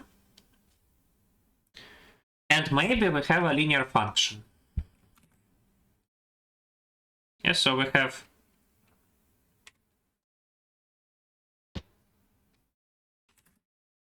okay, left and right children is easy. It's 2i plus 1 and 2i plus 2.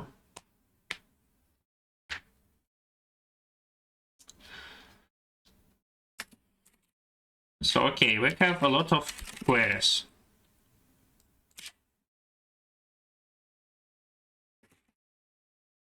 So, what do we have?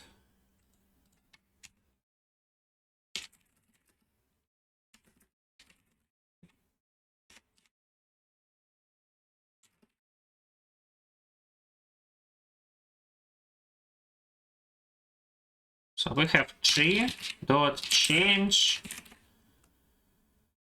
r dot x to r dot y. You actually don't know what x and y are? Ah, ri, p dot x and p dot y.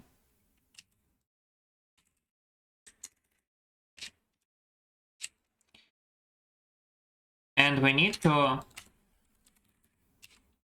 substitute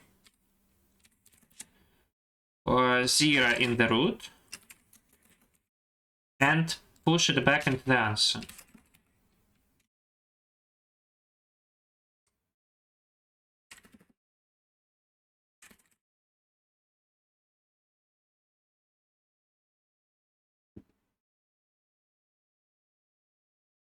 Okay, we have segment, we have a constructor.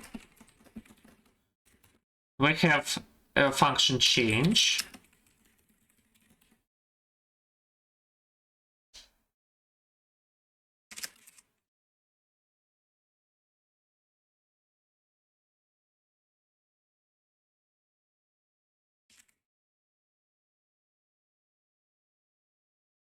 Well, and also we have the function substitute.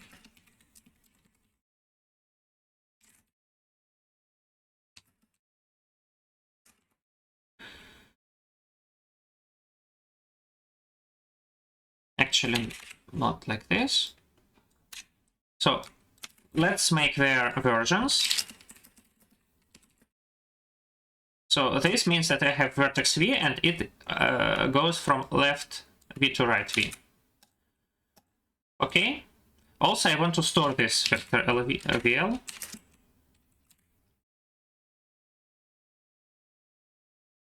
And I want to make a function int n const a dot size. So how do I change? I say that ax is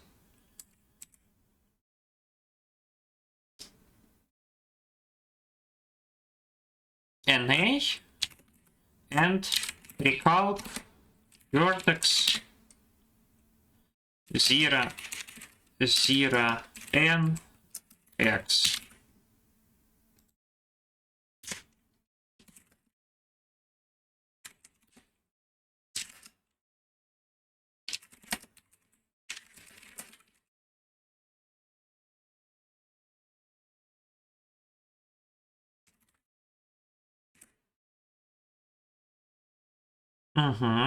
So how do we substitute? Actually, there are two cases. If RV minus LV, let's make a static, let's make a constant. For example, 10. So if RV minus LV is less than C, then we will do it naively. So we will go through LV to RV, and we need to say that val is I squared t. I don't have I squared t of what?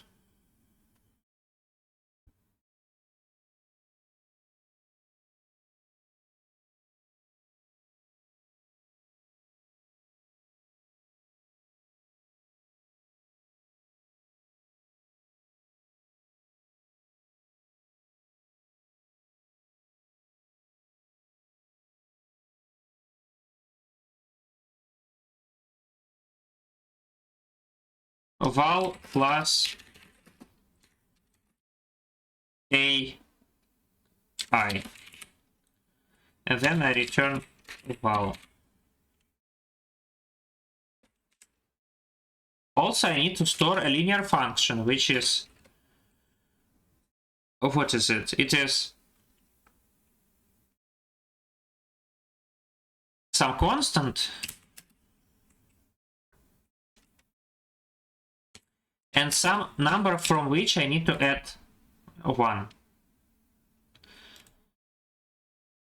So else I need to return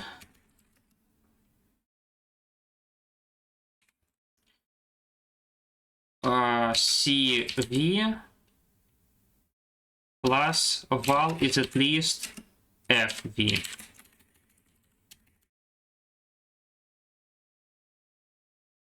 Okay, let's write a function I squared t.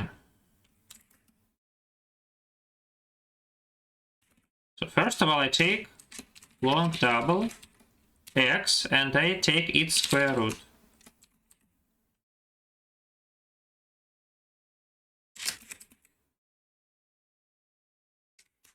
So then y, so first of all, if x is at most 1, I return x. So then while ans times ans is at least x,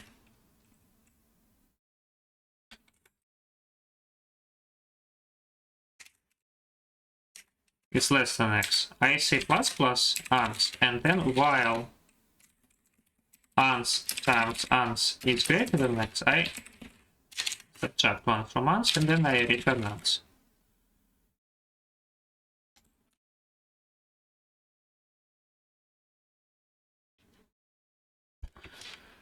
Let's go on.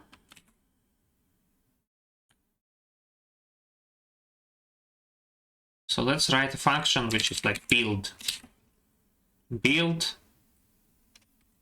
0, 0.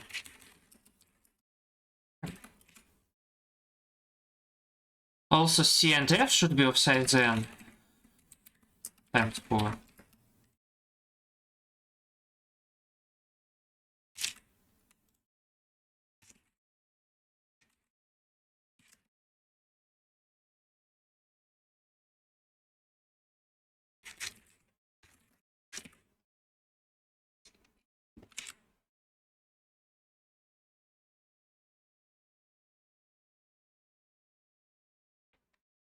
Also make F a simple function recalc.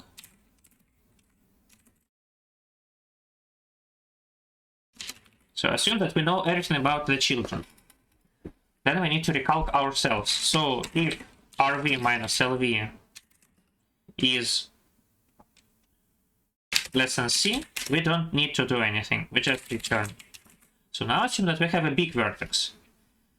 In this case, we need to find the bound after which we change something. We have 5 seconds, it's quite a lot, so let's just always make the binary search. So let's assume that when we have x, we never add 1. But if we have y, we always add 1. So while... Actually, I here want...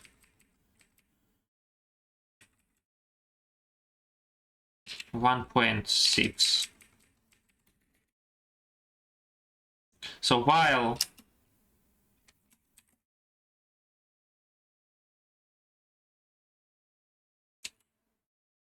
y minus x is at least 2. LLx is 0. Let's make the substitution.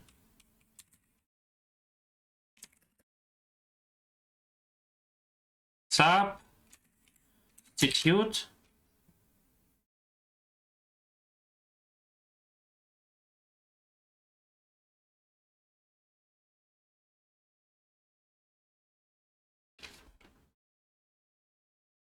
Actually, let's make the function substitute naive, which always does this.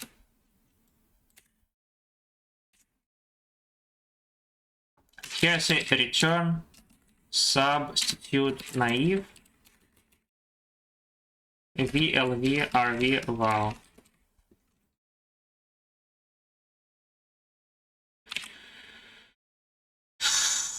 Okay, so substitute val, just return substitute 0,0n val.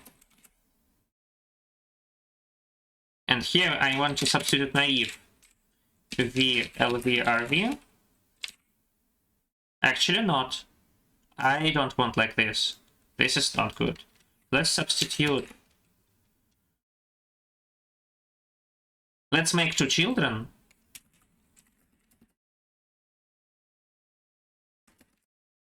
First of all, I substitute in the left one, which is 2 times 3 plus 1 LV MV 0. And then I want to substitute this value into the next one.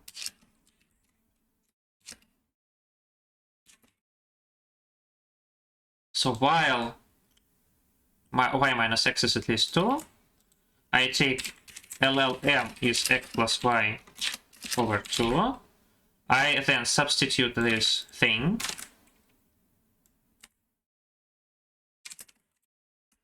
And if current is greater than small, then actually y is m, else x is m. And then my x is, my y is starting from which point we have a change. So now I simply say that CV is small and FV is x, is y. This is my function recall. So how do I build? I need to, if RV minus LV is at least 2, I need to say that I have this segment tree.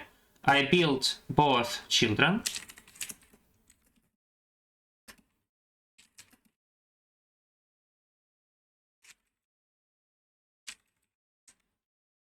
After I've done that, I need to recalc. Recalc vertex V, LV, RV. What is X? Ah, I just need to recalc without vertex. Great, now let's recalc vertex. So to recalc vertex, so we need to do the following. So if X is at least RV, we return. If X is less than LV, then we return.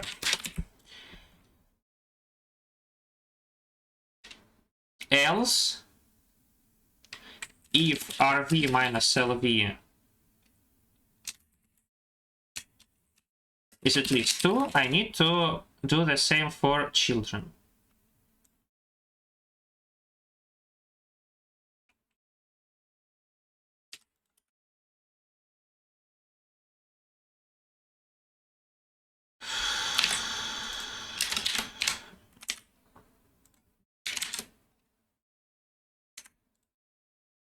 So I need to recalc vertex to be plus 1 LV MV AX, to be plus 2 MV RV AX, and then recalc.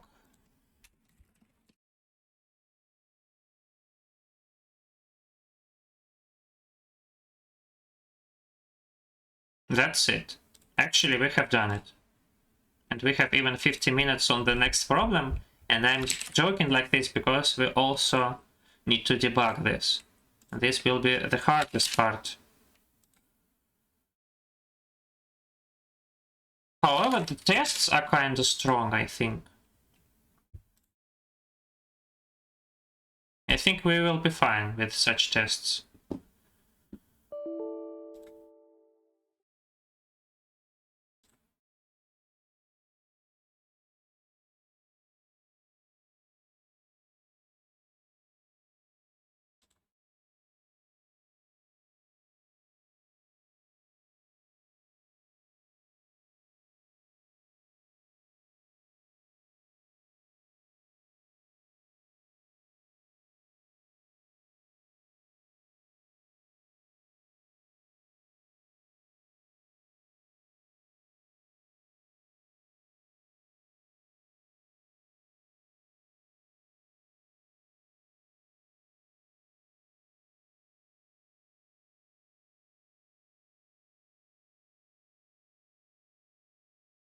Ah, this time my multi-test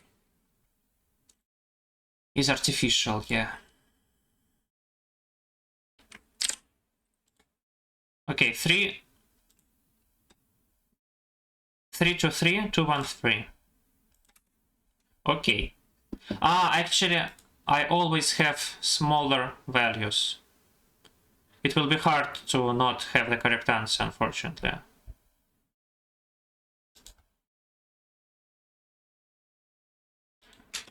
So it always alternates, yeah?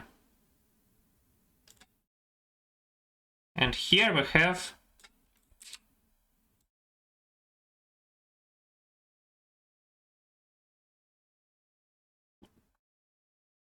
okay, here we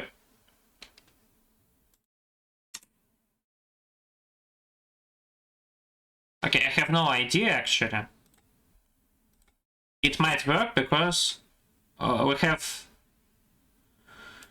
we only can make it work for smaller tests.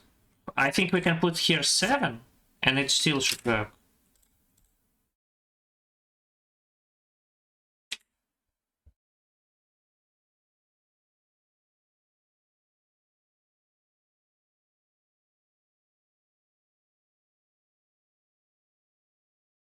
But it can be also slow, unfortunately. Well, let's submit it because I don't want to check it. I really don't want to check it. I want to solve problem G.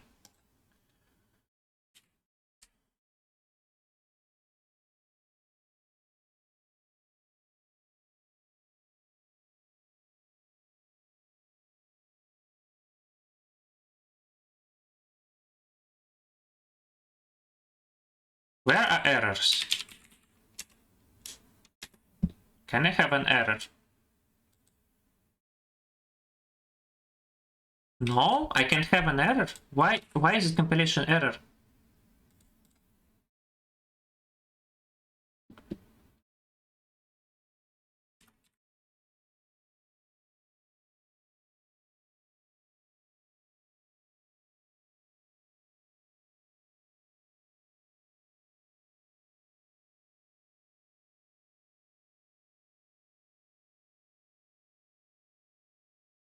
are just warnings.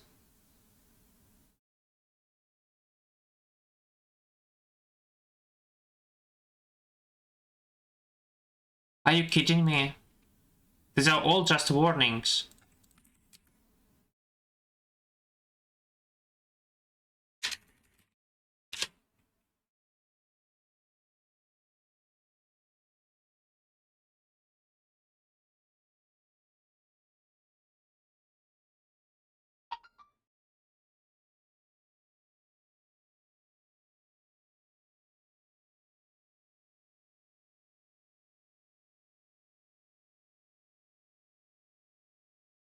Are you kidding me?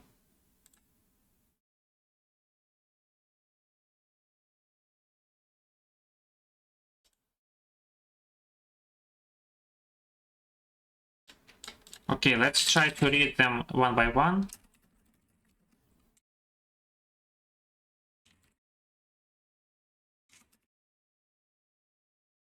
Maybe. Will that help?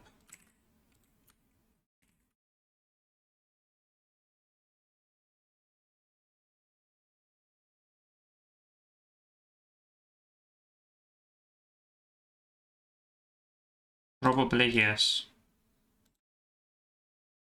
No, not problem G, problem F.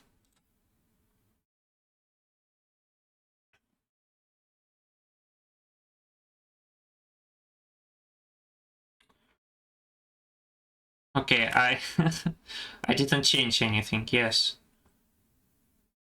I need to save, and also I want to put here 10, just for good measure.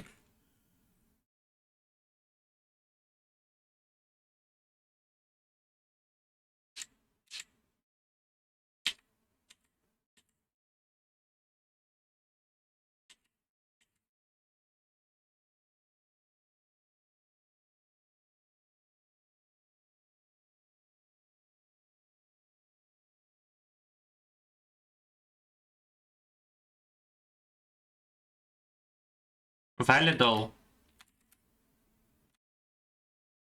Yeah, I think we can start solving problem G now. 3.5 seconds. I don't like it. It seems like a lot.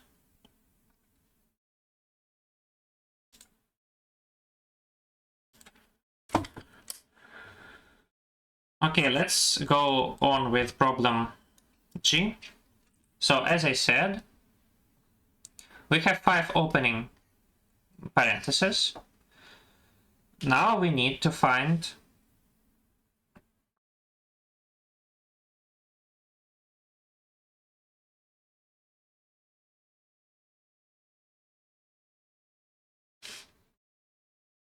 for each I, we want to find the probability that we have the length of this string I equal to I, or at least I mean. That means that during the first I minus 1, we only have positive balances.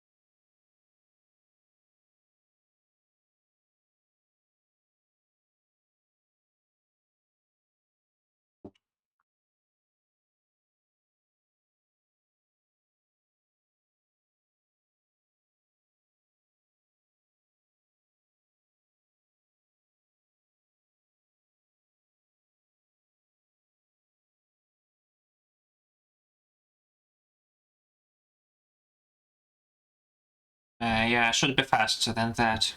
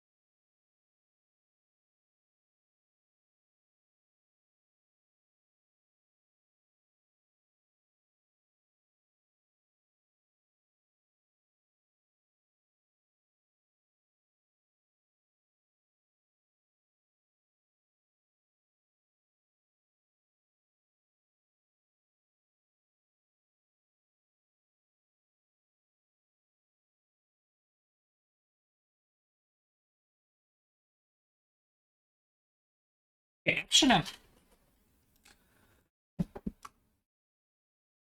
if we have the initial balance 0, then we can calculate the probability that the first moment when we step again on 0 is a moment like 2n, because this is the number of ways to do so is Catalan C minus first Catalan number.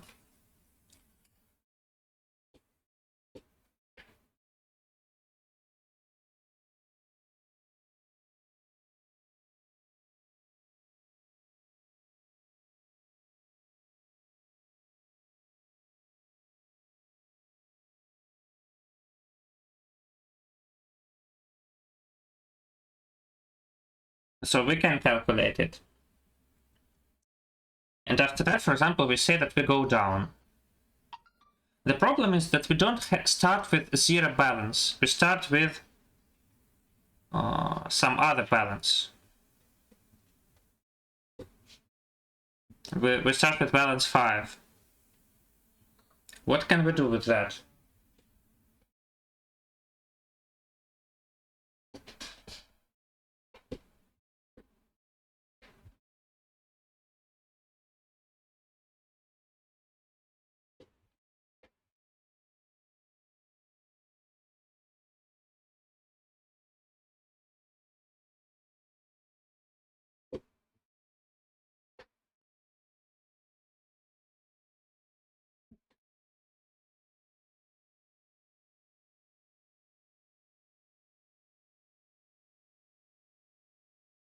Okay, let's assume that for any... So let's start with balance 5. So for each point, I can find the probability that the first moment that I step on it with balance 5 is this moment. So can I calculate the probability that the first time that I step at some point, its balance is 4?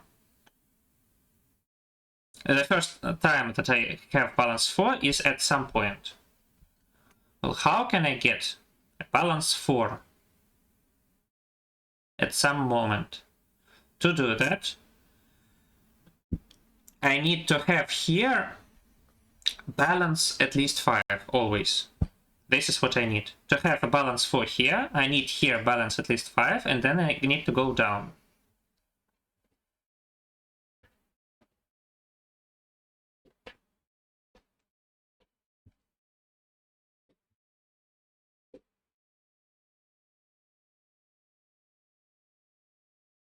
So the probability of getting balance at least 5, it is easier, because it is simply a Catalan number here. And then I need to go down. This is also some not hard probability. Okay, now let's assume that we want to calculate the probability to firstly get onto some 3. So I want to get the I want to get first time at some 3. To do that, I need to somehow go from 5 to 4. I want to have here at least 4 throughout the process. And then I need to go down. So all this time I need to be non-negative. So this is still easy, because to do that, I can assume that I started in 4, and I need a non-negative balance.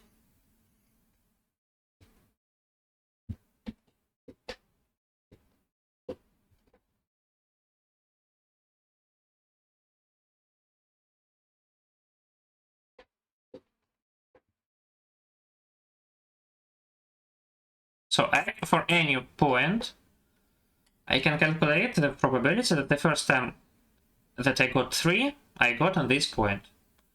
Okay, let's go harder. So for a point, I want to find the probability that it was the first time that I got 2 here. In order to do that, I needed to go here from some 3. So I need to calculate the probability to get from 5 to 3. Somehow I need to get the probability to find the probability to get from 5 to 3. and then I step down. What is the probability to get from 5 to 3?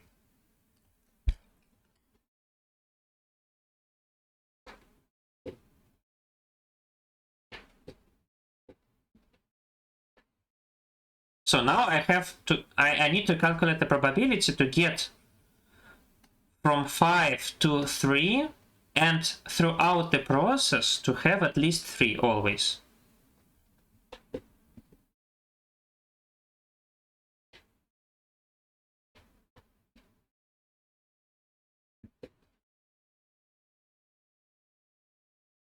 Actually, to do that, I simply need to go from 3 to 3, but I always need to, the first 2 steps should be up. How can it be not like that? The only way for it to not be like that is if I go up and then I go down.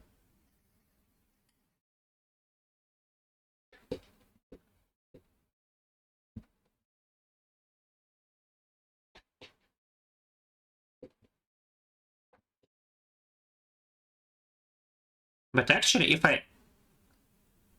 So, let's say that AN is to... So, CN is just Catalan number. So, here I have something like CN minus...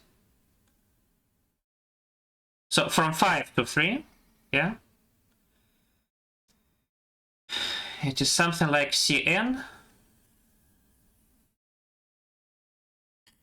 plus 1 minus CN.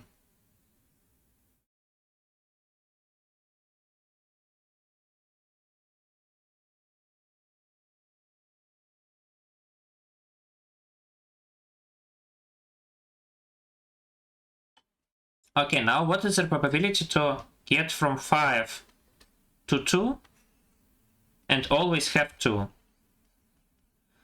But to do that, I need to go from 2 to 2, but I need to always be non-negative. And I need to make these first 3 steps up. What else is possible? So let's consider all cases, and let's subtract then that in which I went here and that in which I went here.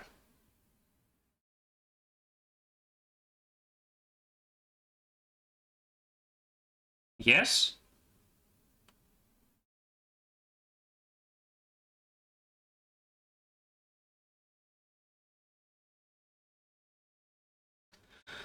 Yes. So how many ways to go here and here? Also, let's say that this is like k. Then the total number of ways is ck plus 3 over 2. Then I need to subtract the number of ways in which I went here and then here. This is minus ck plus 1 over 2.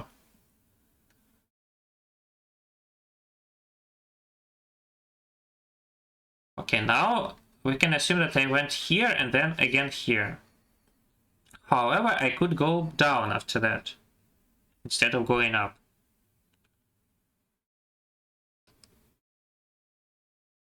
So how many ways to continue from this point? Actually, the same number as continue from this point. So again, minus c k plus 1 over 2.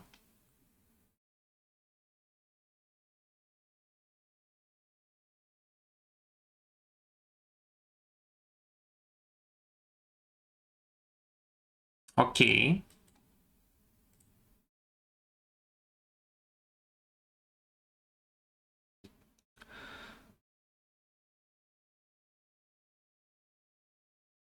Okay, how many ways are there to get from 5 to 1?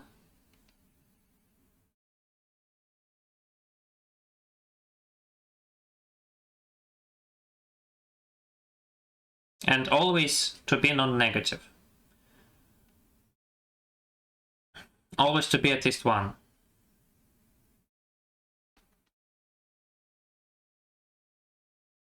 Actually, this is what I need. I need to calculate the number of ways to get from 5 to 1 and always to be at least 1. So to do that, I need to start from 4 steps like this. So again, let's assume that this is n. Then I start with cn plus 2. This is all ways from this one to this one. However, I need to subtract the number of ways where I go here. This is minus Cn plus 1. So now let's assume that I go here.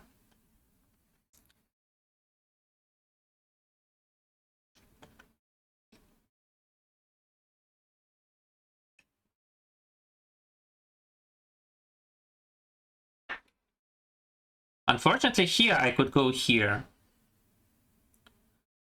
I need to subtract it. Subtract this. This is easy because this way is same as this way. And this way is already calculated. This is minus Cn plus 1. Okay, now I need to subtract the number of ways in which I went here.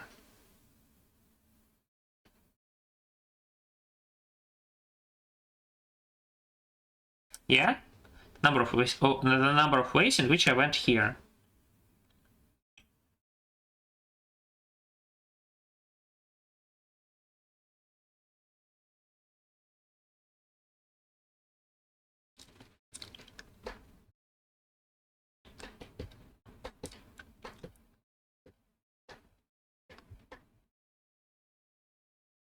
Actually, this is the formula for getting from 3 to 1, from 5 to 3.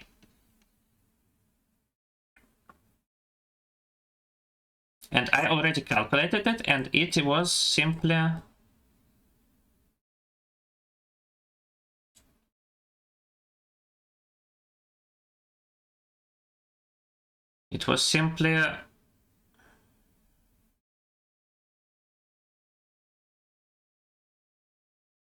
simply what?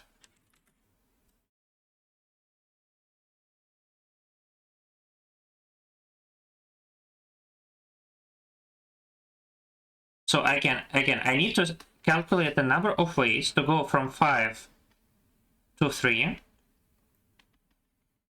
in n steps, in 2n steps, like. So this, as I said, is Cn plus 1 minus Cn. So it seems like we have the formula minus 3 Cn plus 1 and plus Cn. Something like this, I think. It's strange that I never saw such a formula, but nevertheless. Okay, let's remove the segment tree and fast write the solution.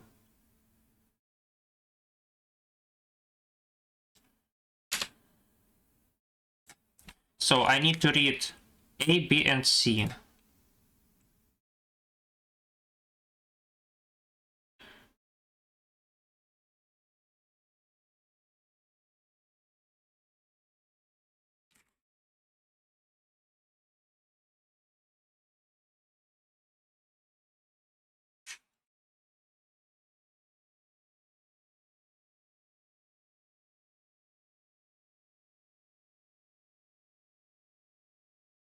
Okay. Great. So first of all, we say that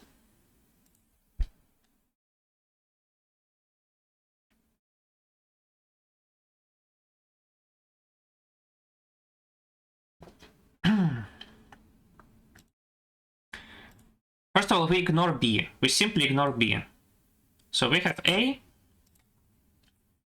C, and 5. So we need to calculate some answer.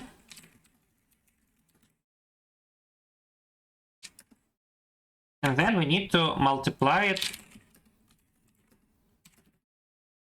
by inverse factorial of A plus C plus 5.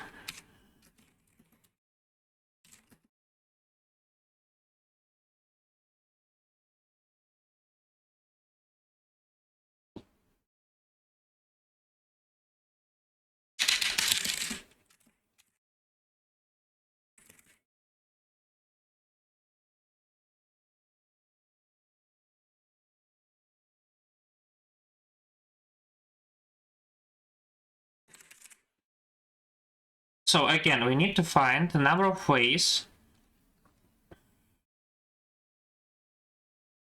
We need to find the number of ways to. Okay, I calculated the number of ways, the probability that we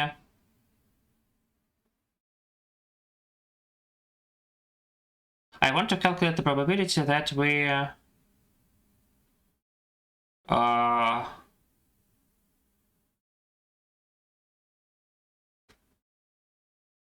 win, yes.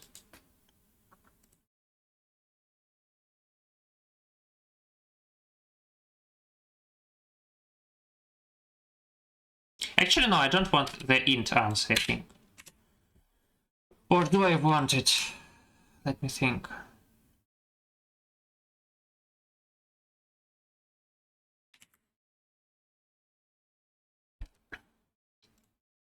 Okay. Okay, let's go on. So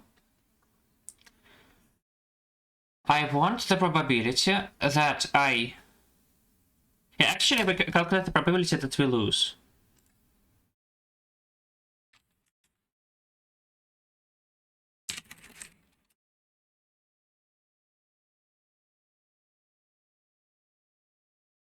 So we want to calculate the probability that we started with 5 opening brackets, and then we get to 0 balance after some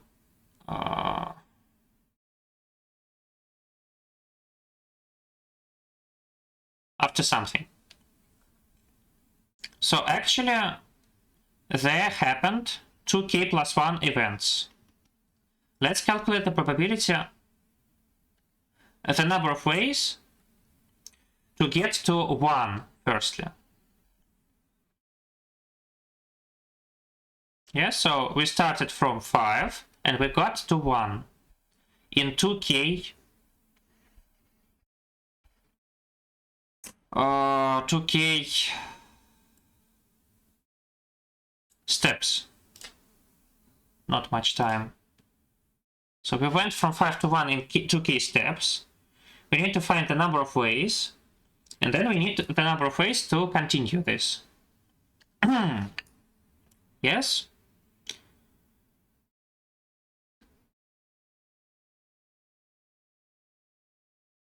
Yes.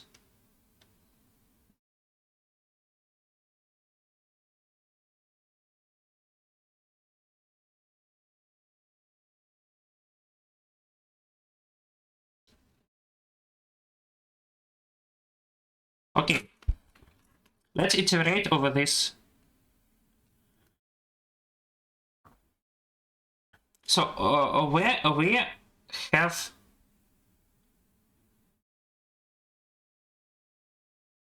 5 cards. Yeah.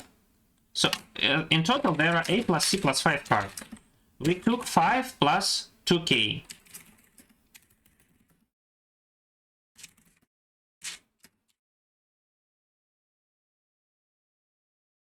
So this is how many cards we got. So we want to calculate the probability that we lost, so we need to actually have less than A plus C plus 5.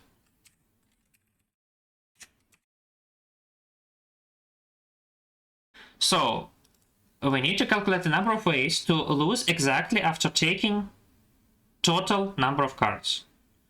So here we have total minus 1. Total minus 1 here. Let's say that k is...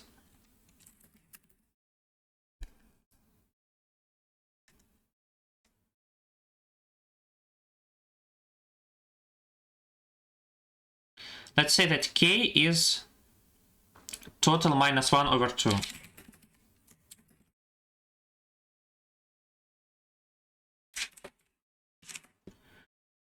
What then?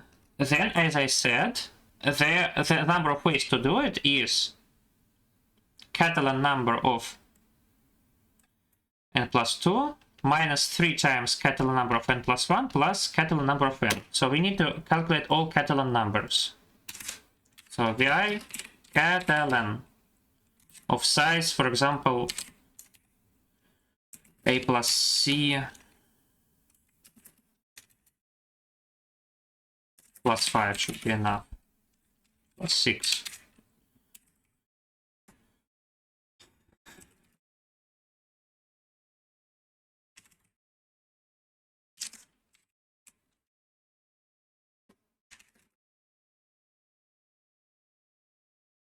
So Catalan I is choose of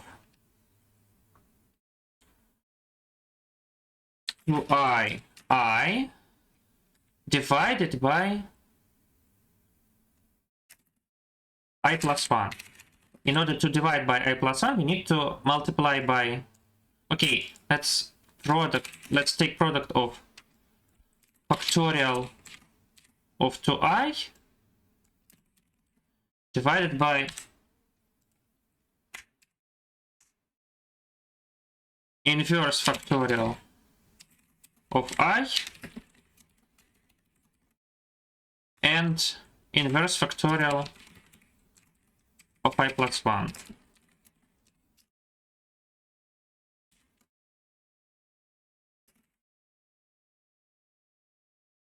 So this is our Catalan.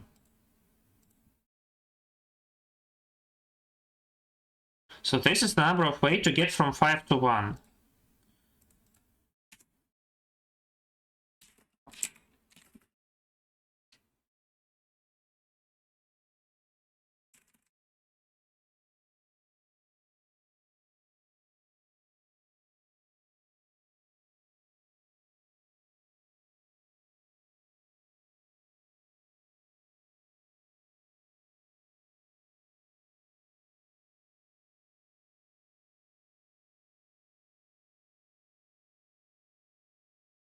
Okay.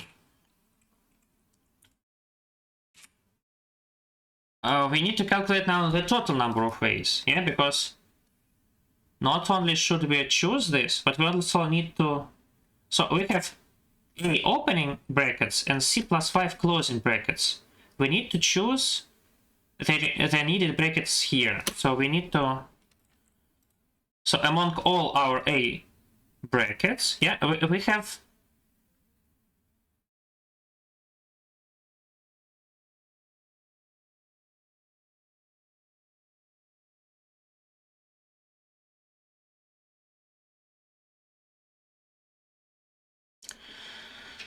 Okay, so first of all, we need to choose 2k plus 1. So first of all, we need to choose the closing bracket here. There are C plus 5 ways to do it. Yes? There are C plus 5 ways to choose this closing bracket.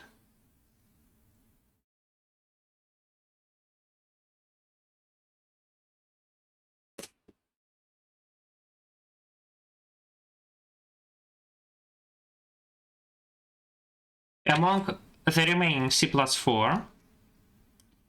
Yeah, so notice that in total we made 2k steps. And this resulted in -4 balance. This means that we made k plus 2 steps up and k minus 2 steps up and k plus 2 steps down. So we need to choose k minus 2 from A. Not much time.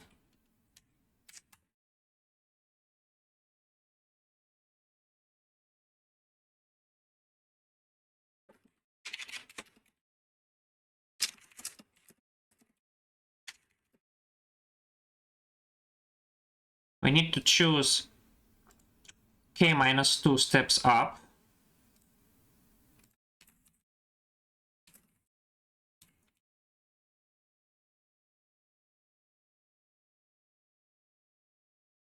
Among A.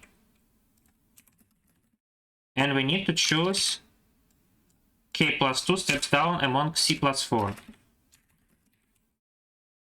Okay, now we have only A plus 2 minus k steps up and C plus 2 minus k steps down.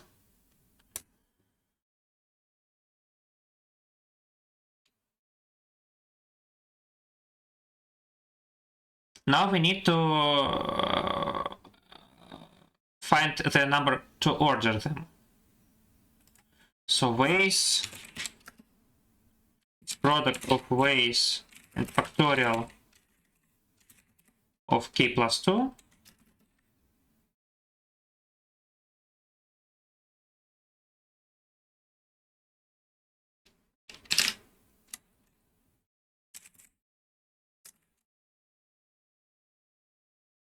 k minus 2 and a plus 2 minus k and a is c plus 2 minus k. Also, let's write that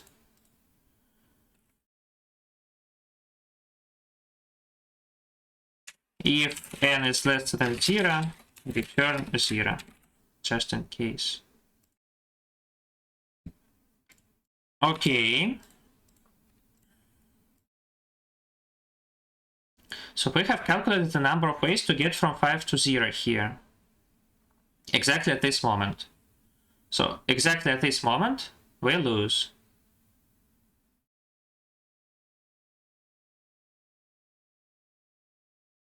Actually, it's not correct. Here I choose any possible permutation. So a plus c plus 4 minus 2k.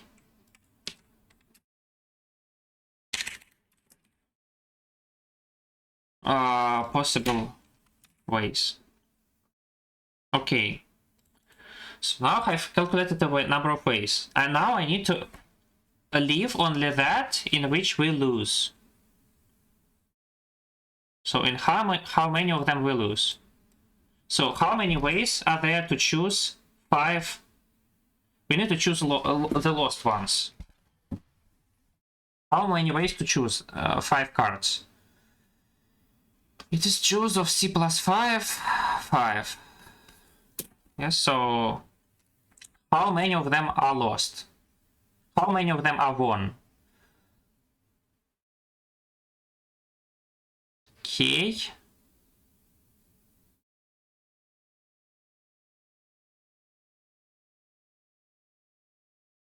plus 2, choose 5. So this is number of 1.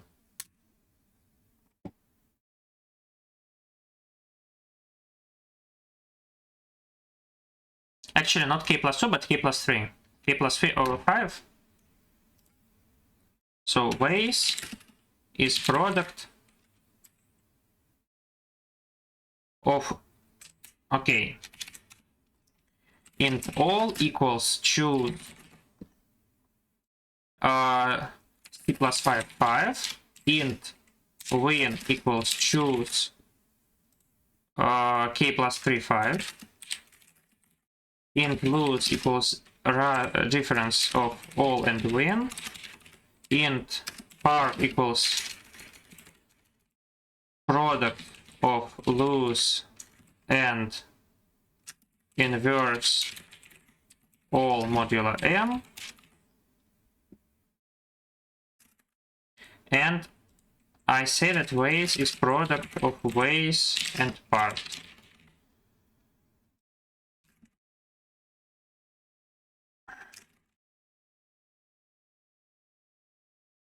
And I say that answer is sum of answer and ways, and I return answer.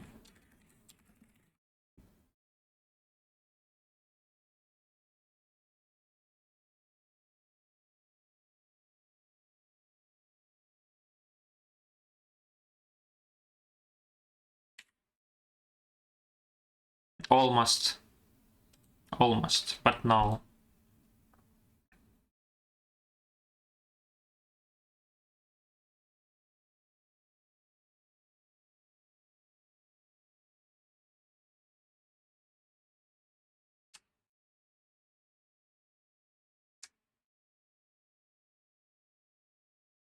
Four, one, why 4?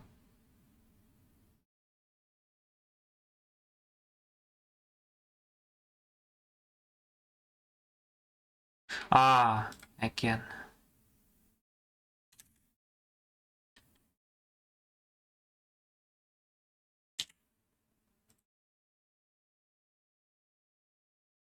Well, almost. This one is correct, but this one is not.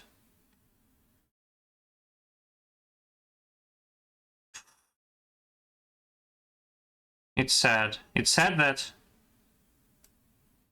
actually maybe I was near. I was close to solving this problem.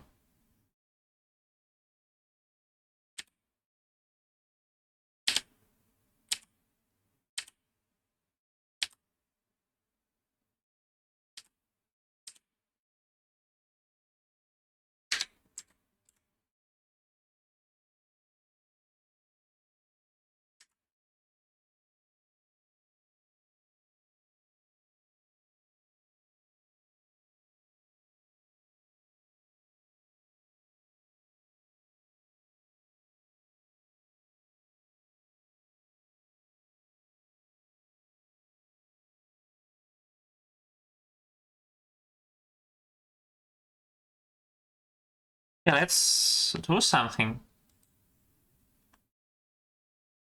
For example, what if I have only one losing card? So I have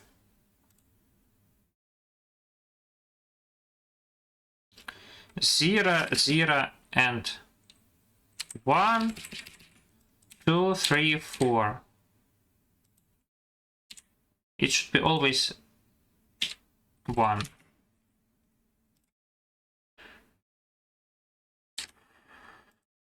And this is not actually always 1.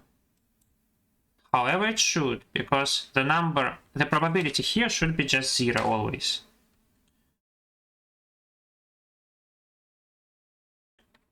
Yeah, so the answer should be 0 here.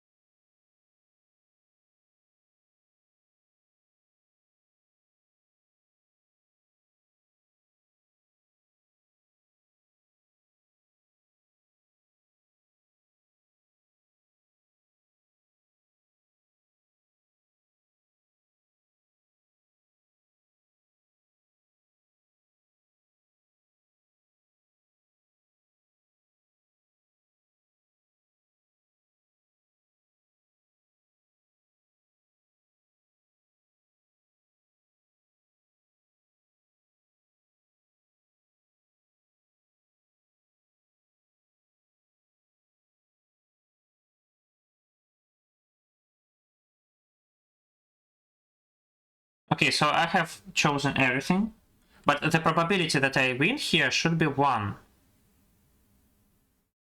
And it is not 1. C. Okay, I think I swapped A and C maybe.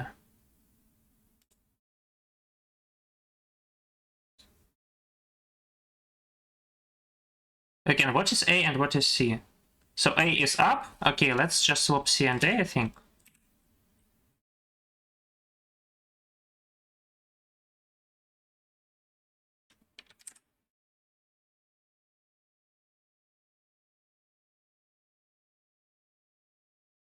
It is correct.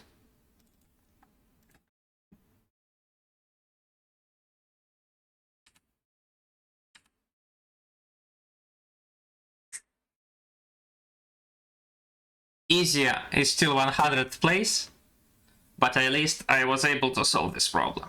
It is still 100th place. Oh my god. We defeated Isaf. Okay, the plan minimum for today's contest is achieved. Plan minimum is complete. Isaf is defeated. He didn't stand a chance against us. What about Pilterator? Pilterator did not. Pilterator ran away from our duel. He ran away from the challenge. We also defeated Ormless actually, if he does not manage to solve this problem. And even if he does, plus 1,500 points, it's still not enough. We defeated Leo Pro, who was the second in last at Coder contest. Well, again, the participation is poor, but all duels which were appointed for today, they are won.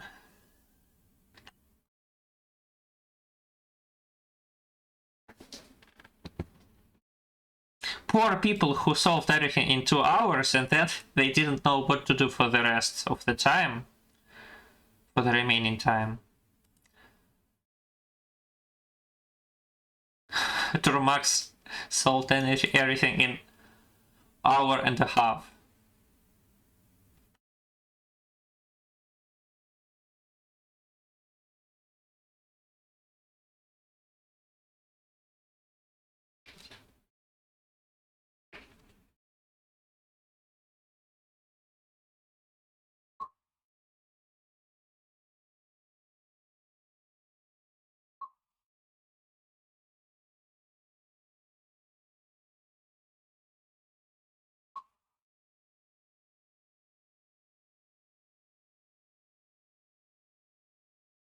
So,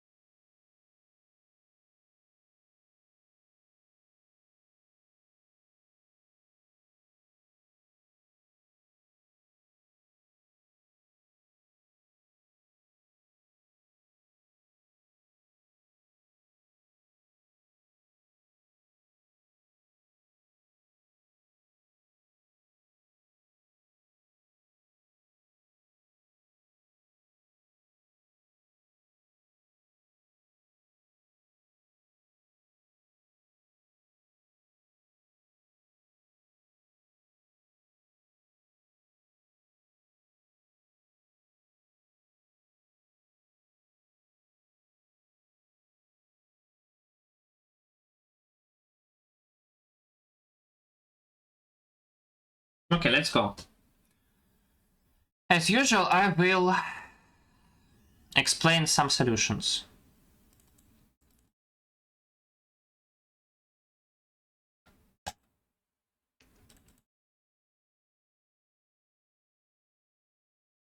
Wow, there were some non-trivial hacks. I didn't expect that.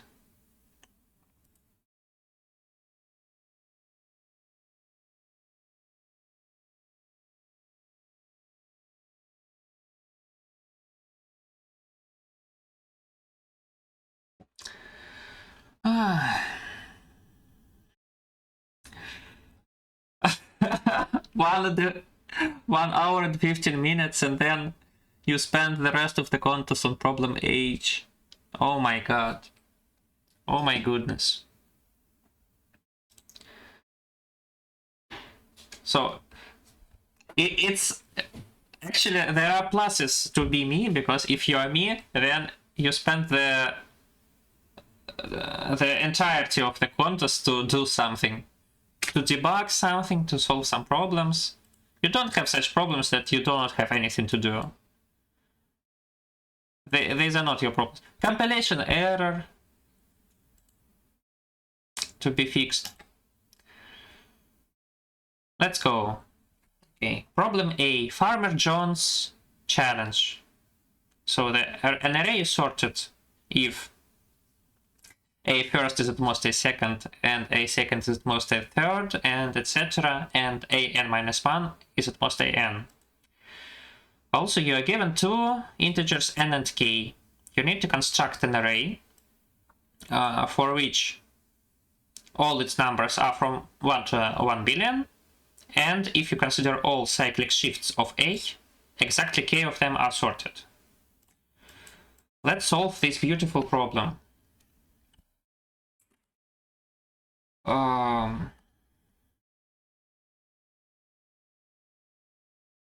We need to construct such an array which has k sorted cyclic shifts. So I state that actually the answer is only possible for k equals 1 and k equals n.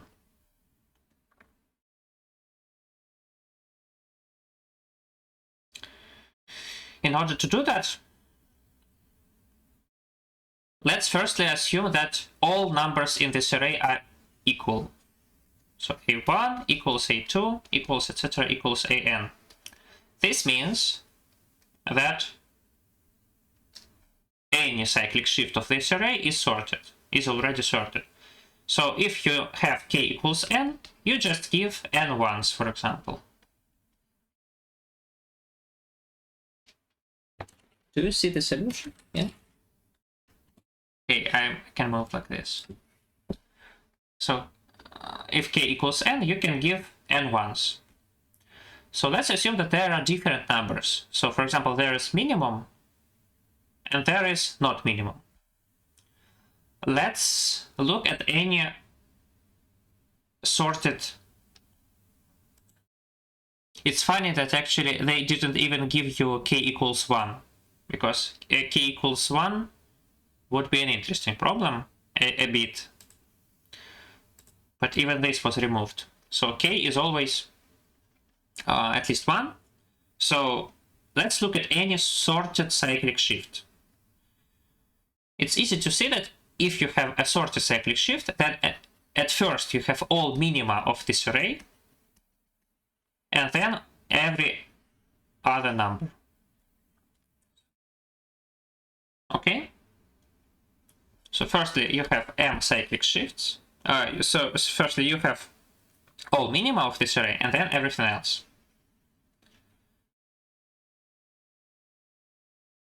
Notice that if k is at least 2, then you need to find one more cyclic shift of this array, which is also sorted. Notice that it should start from number m, because if it starts from any other number, it is not sorted. So, for example, it starts from this number m. How does it look like? First of all, we take these numbers and put them here. Then we take these numbers and put them here. And then we take these m's and put them in the end. So it now looks like m, and then something bigger than m, and in the end you have some more m's. And notice that it is not a sorted array. As I said before, if you have a sorted array, all its minima are in the beginning of array.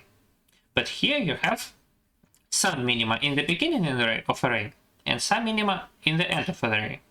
It would be okay if these were empty.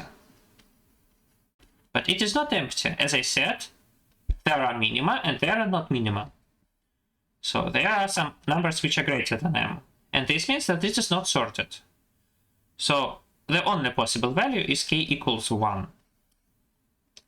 So therefore, if k equals 1, you can print, for example, array 1 and a lot of 2's, or just any sorted array. Just ensure that there are at least 2 different numbers. You can take 1, 2, 3, etc. n, whatever you like. If k equals n, you just need to print n equal numbers. And if k is not 1 and is not n, then it is impossible.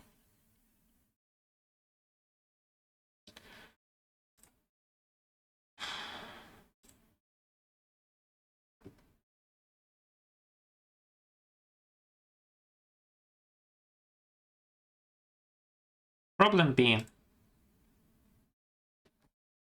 Bessie and MEX. Farmer John has a permutation P. And then he gives you an array A, which is constructed as follows. He takes the MEX of first I elements of P, and then subtracts Pi. And you need to restore permutation P, given this A. And you are guaranteed that such P exists. How to solve this problem? So, during the contest, I considered firstly P1 and said how to restore P1. But now I will just consider immediately the general case. So we will restore P1, P2, P3, etc. one by one. So assume that now we know all these numbers. P1, P2, P3, Pi. But we still don't know Pi plus 1. And we want to somehow find it.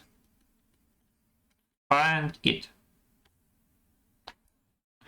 How to find this number? Let's remember our formula. We know that AI plus 1 is MEX of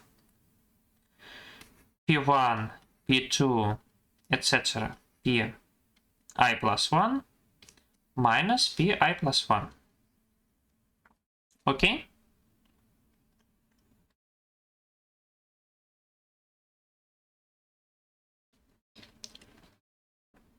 So let's consider 2 cases. First case is Pi plus 1 equals MEX of the rest of the numbers.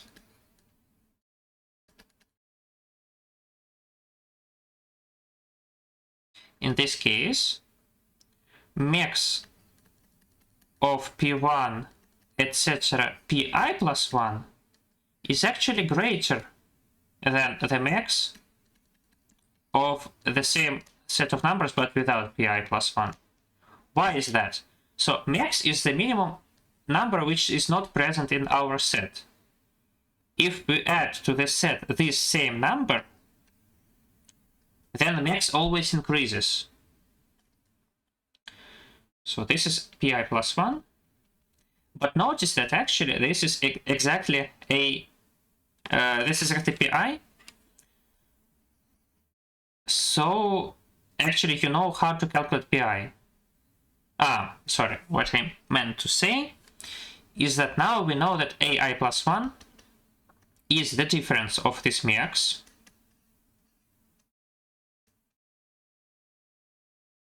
and Pi plus 1. And since we have already learned that this MEX is greater than Pi plus 1, this is greater than 0. So you get a positive number. Okay, fine. Let's remember it. If Pi is equal to MEX of the previous Pi's, Pi plus 1 is equal to the MEX of the previous Pi's, then AI plus 1 is positive. The second case is Pi plus 1 is not MEX of the other numbers. Notice that actually this means two things.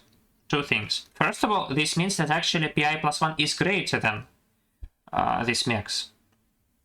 Again, as I said, so Pi1, etc. Pi plus Pi is some set. Right, so this is some set S. Let me draw it. So MEX of it is the minimum number which is not here. Notice that Pi plus 1 is also not here. So Pi plus 1, it does not belong to this set, simply because Pi is a permutation. Since Pi is a permutation, it cannot have the same number twice. So Pi plus 1 does not lie in the set S, and since MEX also does not lie in this set, and this is minimum such number, we get that Pi plus 1 is at least MEX. But they are not equal, so Pi plus 1 is greater than MEX. The second thing that we might understand is that MEX of P1, etc. Pi plus 1 is equal to the MEX of P1, etc. Pi. Because if you have a set and you add not a MEX of the set, one number, and this is not a MEX of the set, then the MEX does not change. The minimum excluded number in the set remains the same. Okay. But now notice that AI plus 1 is MEX of P1, etc. Pi plus 1 minus Pi plus 1. As we noticed earlier, this MEX is equal to this MEX. So we can rewrite it as MEX from P1 to Pi minus Pi plus 1. And you can notice that this time this is less than 0, because as we know, Pi plus 1 is greater than this MEX. So in the first case, AI plus 1 is positive, and in the second case, AI plus 1 is negative, always.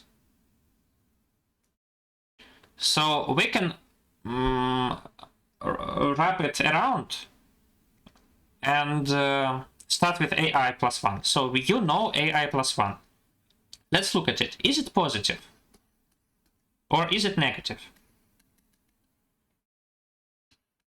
Let's consider both cases. So if it is positive, then you definitely know that this is the case 1.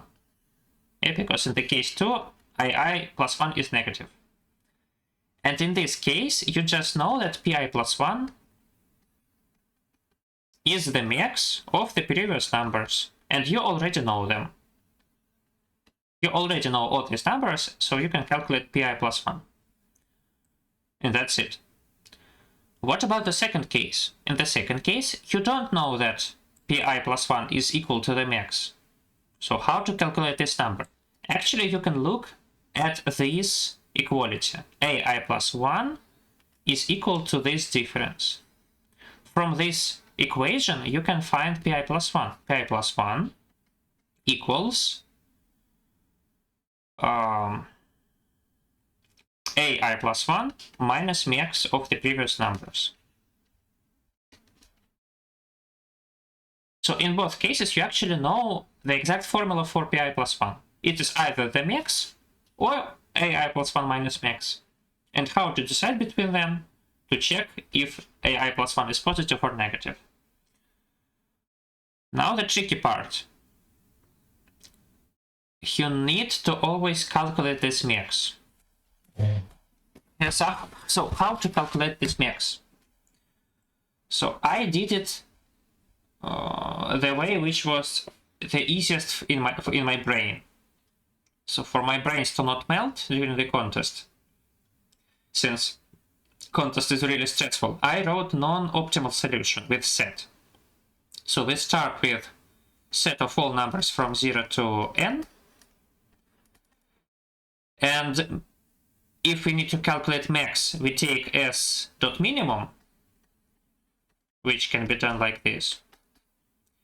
And when we need to add a new element to this set, pi plus 1, yeah, because in this iteration it is max of numbers from p1 to pi, but in the next iteration we will need from p1 to pi plus 1, so we need to somehow add a new number to this list. Actually, in terms of s, you need to remove this number, so s dot erase pi plus 1. So this is how I did it. And this takes logarithmic time per operation. However, there is a faster way. You can do it in amortized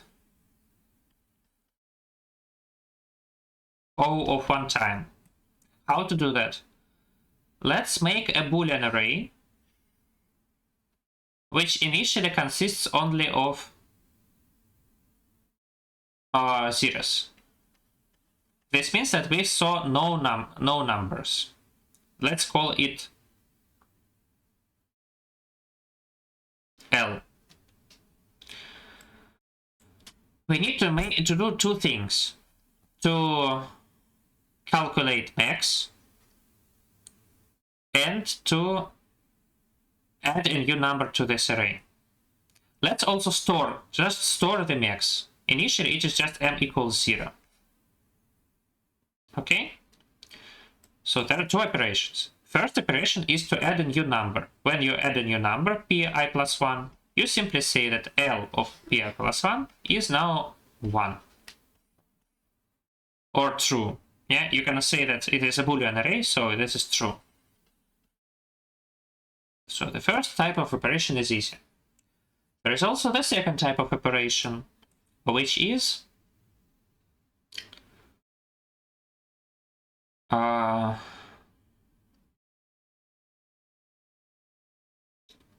find the max. So since we have already this number calculated, we can return it, right? Well, not so fast. Unfortunately, this value might be invalidated. So initially, yes, it is correct. But after we've done some number of such operations, it might invalidate. So let's check. Is it true that this number is still excludant? Yeah, because if it is still excludant, it is minimum such number. So let's look at LM. If it is in our set, then unfortunately it is invalidated. And while it is still in our set, we need to take ++m. At some moment we find a number which is not in our set. the size of the set should be n+1. At some moment we find such an element which is not in our set, and this is a new value of MEX, and we return it. So when you need to add a new element in your set, you make this assignment, and when you are asked the value of MEX, you make this cycle, and then you return M. So notice that actually this cycle works in O of n. And this is sad, yeah, because you wanted to work it in O of 1 time, but not, and previously we learned how to do it in logarithmic time, but now we even do it in O of n time. Actually, it's not bad, because we spend O of n time not on each operation, but in total. Notice that every second, every except the last one, iteration of this cycle also increments m. This means that if you have really many such operations, then you really increased m a lot. But m at every moment will be at most n. It cannot increase n just because MEX cannot be greater than the number of elements. Therefore,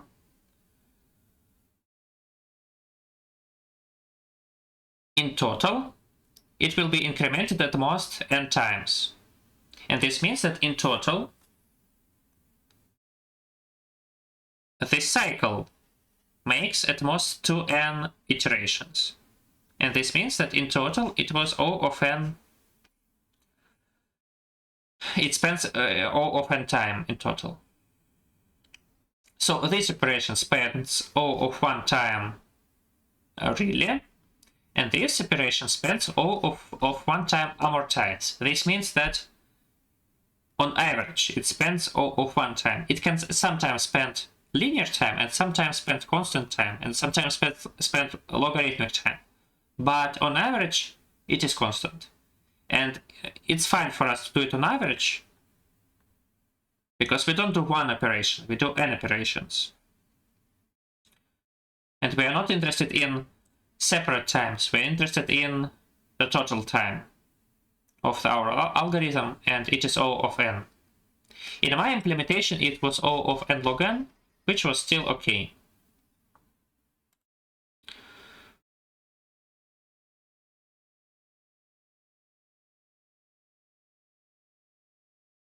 Problem C. Well, it said that it is geometry, but it's not really a geometry, it's some combinatorics. So what was happening in that problem? You have a polygon. Some vertices of this polygon are chosen. And you, in problem C1, you needed to find the maximum number of triangles that you can get if you draw some non-intersecting diagonals with endpoints in these chosen vertices. Again, so you have a regular polygon, some of its vertices are chosen, you are allowed to draw several non-intersecting diagonals with endpoints in these points. You want to maximize the number of triangles, which you can see in the picture after that.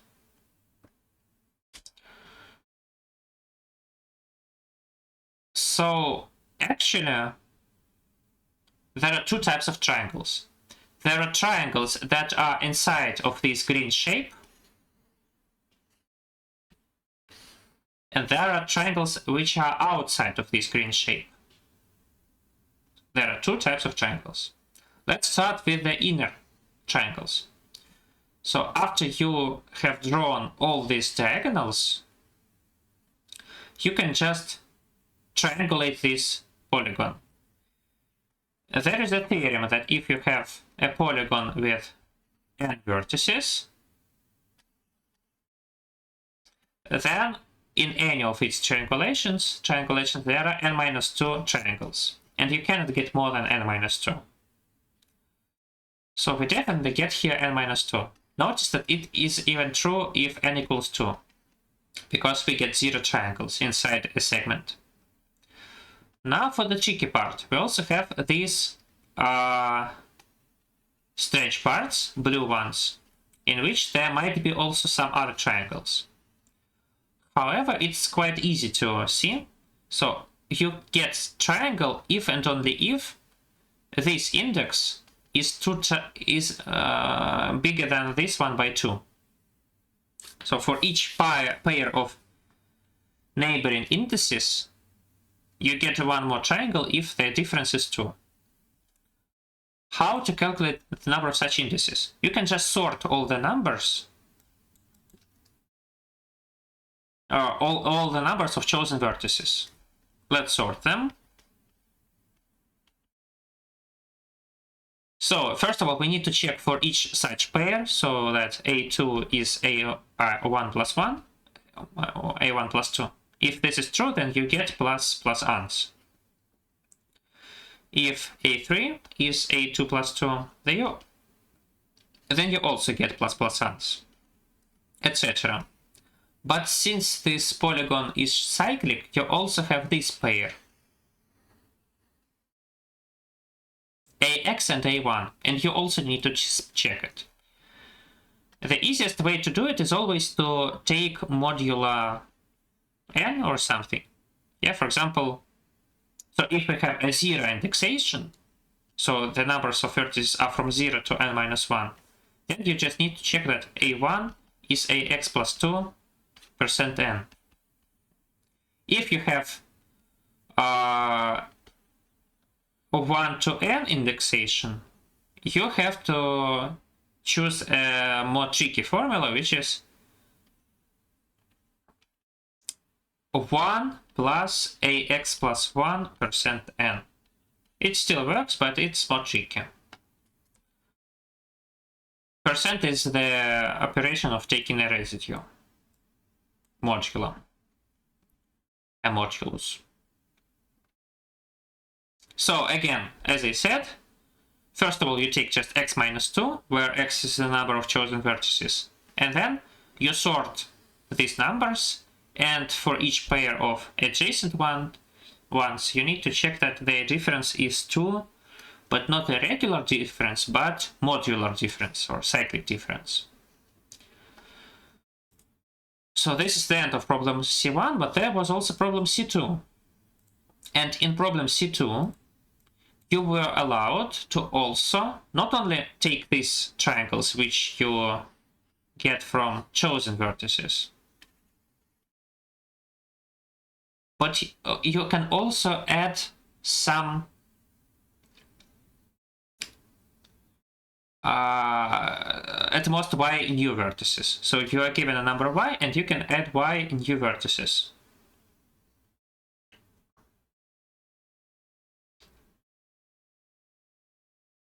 And you need to maximize the number of triangles after that. So to do that, let's start with understanding the problem for a part of a segment. So you have a chord, and you have something like this. So these two vertices are already chosen for you, and you need to choose some more vertices, and you need to understand what the answer is. So notice that you can always get +2. So if you want to get +2 to your answer, you can always do it. Just choose this vertex. It gives this triangle and this triangle. If you need another +2, you can again take this vertex and you get this triangle and this triangle. However, yeah, it even works in the end. Yeah, in the end you have only 2 vertices here. Sorry. But you still can choose, for example, this vertex or this one. And you get this triangle and this triangle. So you can always get +2 easily. If you have at least one chord, and between these two vertices there are 2 vertices at least two vertices which are not chosen, you can get one of them, you can take one of them and get two triangles. Notice that this sale needs to stop. At some moment you cannot get more, but that is simply because this part is already triangulated. Let me redraw it for 4 vertices, for example. So this area can become triangulated very fast. So this is triangulated, yeah? As I said, let's find the number of vertices. It is here 6. So if we have 6 vertices, then we can have at most 4 triangles. And you see that there are 4 triangles here. 1, 2, 3, 4. It is already triangulated. The problem is,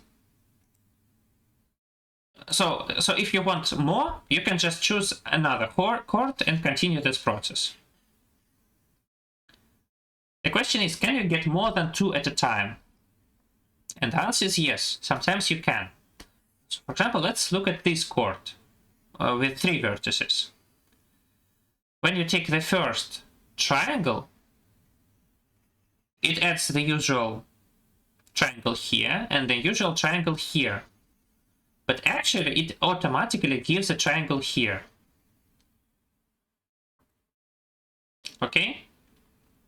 Let me rewrite how it works formally. So formally, if you have a chord between vertex number x and vertex number y, and we take y minus x %n, so you should understand what it means. It means that if it is less than 0, then you need to add n. In C++, it works like y minus x plus n %n. This is simply the number of sides here. Let us call it s. So if s is even, no, if s is odd,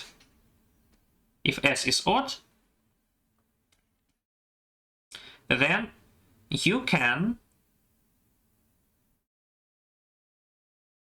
s minus 1 over 2 times get plus 2. You saw it earlier. However, if s is even, let's look at it from on another example.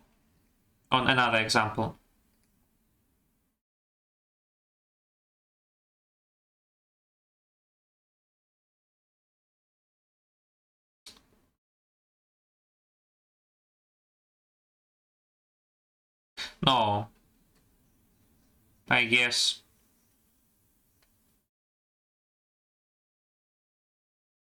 Yeah, it is better. So look, we draw one triangle, we draw one chord, and it gives us 2 triangles.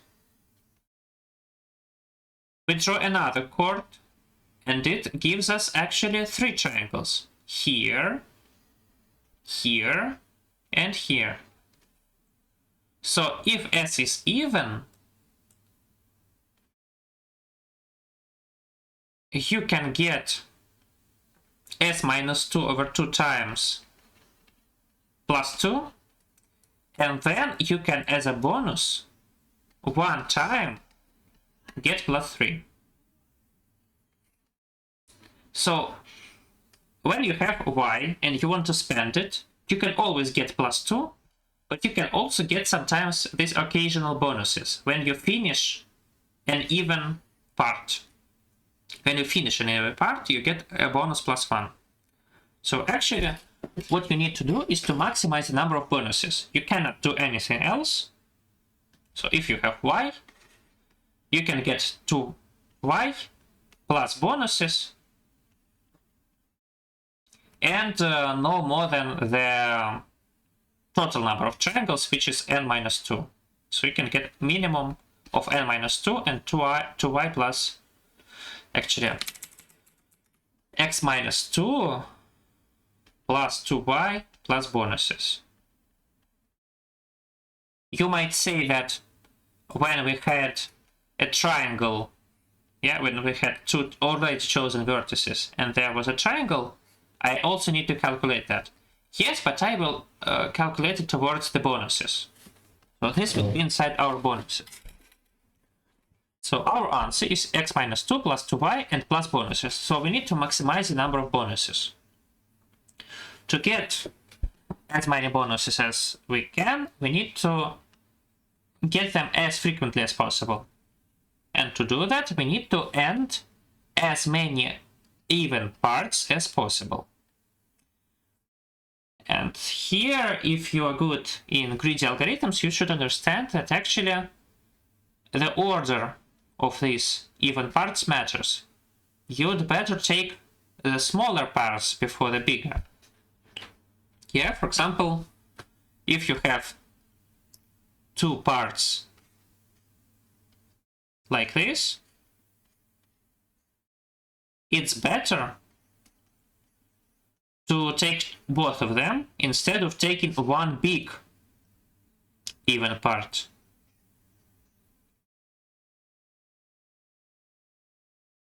Yeah, because here, yes, we can spend 2 moves and get 5 triangles. 2 moves and get 5 triangles. But here we can spend 2 moves and get 6 triangles. That's simply because we got more bonuses. So to get more bonuses, actually we need to do the following. So we need to sort all segments AR minus AL plus N percent N, all actually even segments, in increasing order. After that, we spend the moves one by one, and actually you can just do this procedure naively. So if y is at least s minus, so you can just do it in a cycle. You have a cycle of this number of moves. Each time you subtract 1 from y and add 2 to the answer. And if after that you still have positive y, you can also subtract 1 from y, but this time add 3 to the answer. You can do it with a naive procedure. Notice that in case of triangles, you shouldn't require the positiveness of y. So the triangle is always a triangle. Even if you have y equals 0, you can still get the bonus plus 1 for a triangle. So be careful. After that, in the end, you can just say that if you have some remaining y, but you cannot get any more bonuses because all even are spent, then you need to go to the odd numbers s, but you can just write that answer is minimum of n minus 2 and answer plus 2y if you still have unspent y's. And that's it. So the solution is as follows. First of all, you get x minus 2. And depending on implementation, you also sometimes need to take these triangles. But in my implementation, you don't. After that, you take all odd or all even sides of this big polygon on chosen vertices. You take only even sides. On each even side, you make a procedure which gives you 2 times the number of vertices, but sometimes plus a bonus in the end. After you have spent all even sides, or you have spent your y, you go to the odd sides. And this will collect into an answer.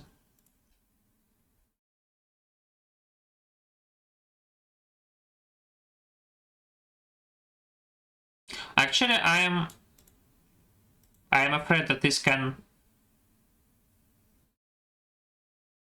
fail system tests. So let's hope that it won't, because it can. Actually, my solution is not fast. My solution is very slow segment tree.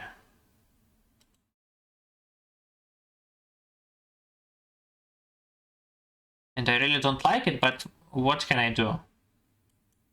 We can hope that it works. Let's actually see what was the asymptotics or in normal solution, in normal people's solution. 1 second, a half of a second, 1/5 or 1/4 of a second. Yeah, my solution is definitely not the fastest one. This person definitely risks a lot. Bad things can happen if you have 4.7 seconds. But this person was fine.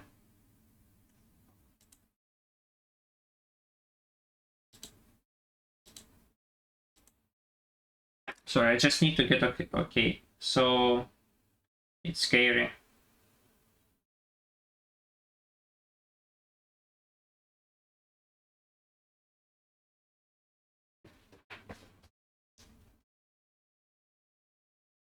Accepted. So this is a holiday for us.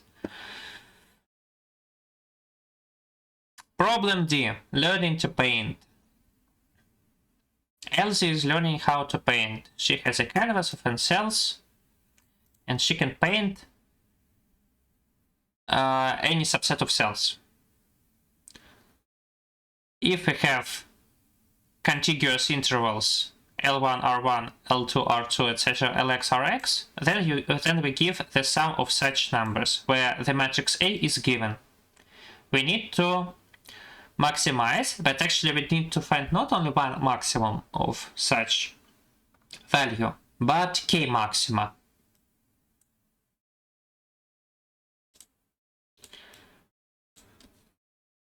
We need to find the array of k maximum values. Okay, to solve this problem, we need to understand how dynamic programming works. So in dynamic programming, usually what we do in such problems is we calculate some answer on each prefix. So we know that the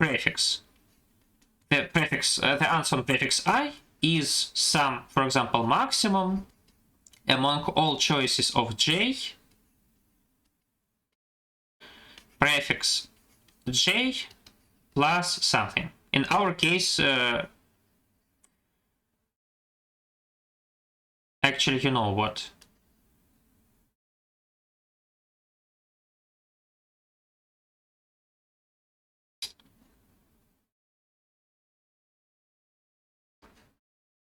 Something like this.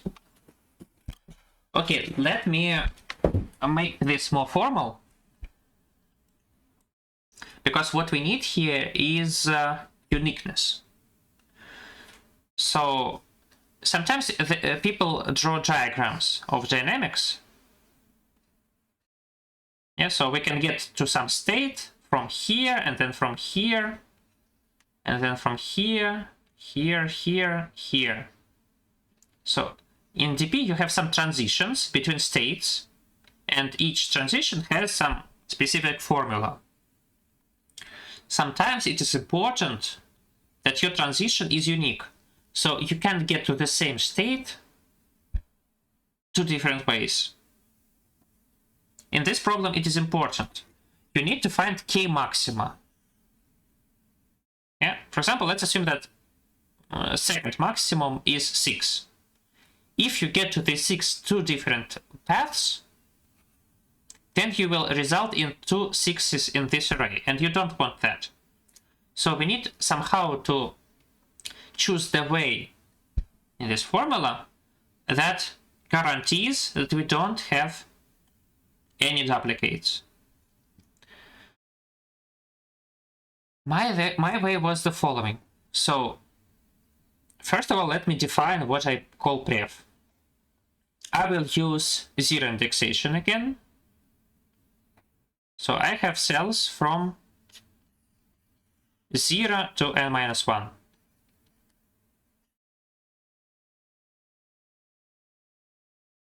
Then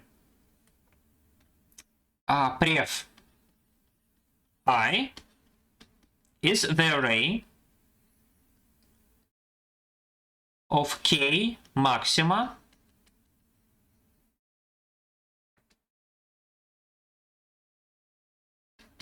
in decreasing order of what you can get in elements from 0 to i-1. So in elements from 0 to i-1, you can make some choices, you can make some segments, and each of them gives you some answer in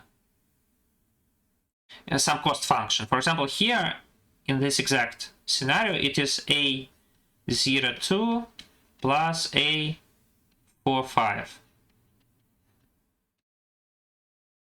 So k maximum of a cost function among all 2 to the power I ways to make it. So actually not k, but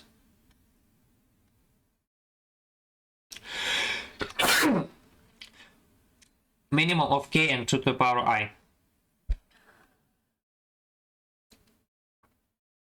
This is what I call pref I. Now we need, assume that we know all pref 0, pref 1, etc. pref i-1. We need to calculate pref I, and as I said earlier, we need to somehow reduce this problem to the previous ones such that every instance of this array can be achieved with exactly one transition to the previous states. How do I do that? Let's look at the segment from 0 to i-1. There are two cases. First case is i-1 is covered, and the second case if it is not covered. If it is covered, then actually it can be covered starting with 0, so all numbers are covered, or not all numbers are covered. So first of all, let me write like this. So this is minimum of k and 2 to the power I maxima of the union of the following arrays.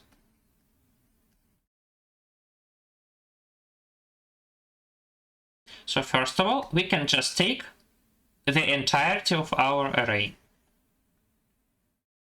So this gets us a one number, a0 i-1. One number. This array is considered among options. The second thing is if not all elements are taken, then there is some segment which ends in the point i-1, but this is not entire array. So it starts at some moment j. So let me write aj plus something. Notice that if you take aj plus something, then everything else lies not only here, but actually here. So it has indices at most j minus 2.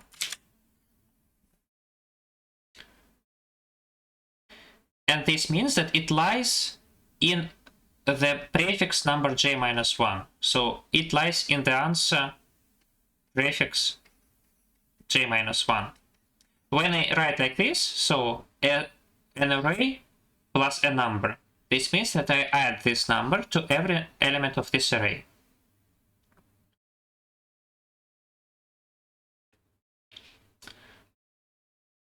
Note that actually j could be 0. Yeah, I can take the whole array. But that would lead to a negative index here, which is bad. I don't want a negative index here. So instead of that, I forbid j here. I say that j equals 0 here. I say that j is at least 1. So if you want j equals 0, you go here. And if you want j at least 1, you go here. There is one more case when I minus 1 is not covered. But this means that this answer lies in this prefix. So this is simply pref I minus 1. Notice that I take pref I minus 1 and not all values in 0 to I minus 2. I don't take all values, I only take pref, so I only take k maximum values. Why is that? Why I don't take all values? Because actually, if you take k maxima here, then you don't need more than k maxima here. Yeah. What is, for example, let's take k equals 10. You need only 10 maximum values which are possible. So let's take, for example, 12th number here. I state that it is not needed. Why is it not needed? Because there are 11 greater, even in this array.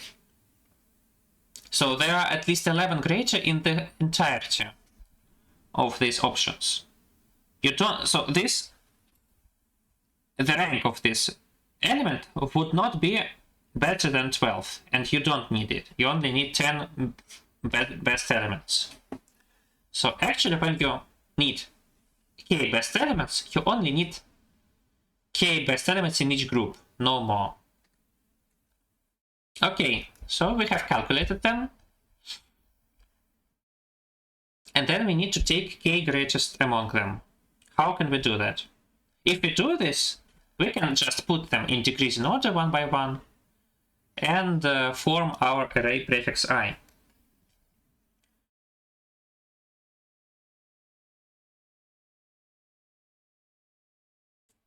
So actually,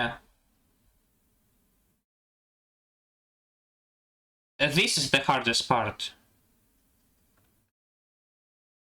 Actually, no, this is not the hardest part.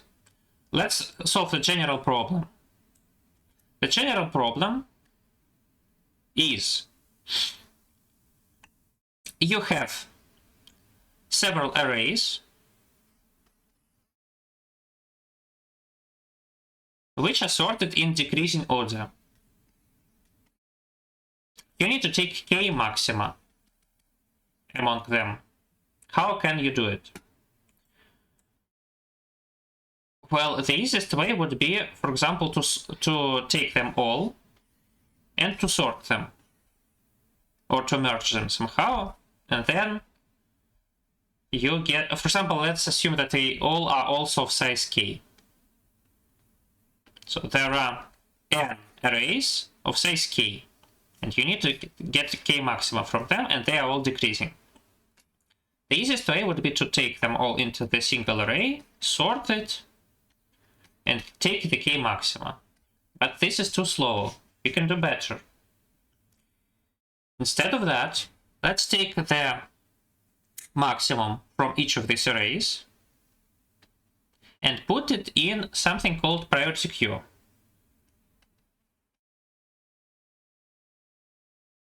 Also, let's make a pointer which says that from this array, for example, we have taken so far 0 elements. From this also 0, from this also 0, and from this also 0. And priority queue stores all these elements, but it also allows us to get the maximum of them. Now, we k times do the following. From queue, ask the maximum element. Let's assume that it says that it is in this array, number I, and we store that this is the jth element. So jth element from ith array. Then we can push it in our answer. So answer dot pushback ij. However, now our state is incorrect because we cannot take this element anymore. We can remove this from the queue, but now it is still incorrect because now we are unable to take any more elements from this list. Yeah, we removed this list from the queue. We only now have elements from the other queues. To fix that, let's firstly increment j, and now let's push back into this queue aij+1. If you want to implement it, you actually not only need this element, but you also need to tell the algorithm where it lies. It lies in the array number I.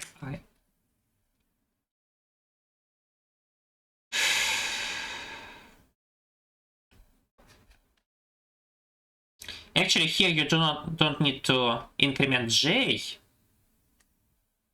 Well, you need to increment j, but you also need to store this incrementation. So let's call then array int the array of these pointers, which say what is the maximum, what is the current element in each of these arrays. So you need to say that int I is now this incremented j. So this is algorithm. How much time does it take?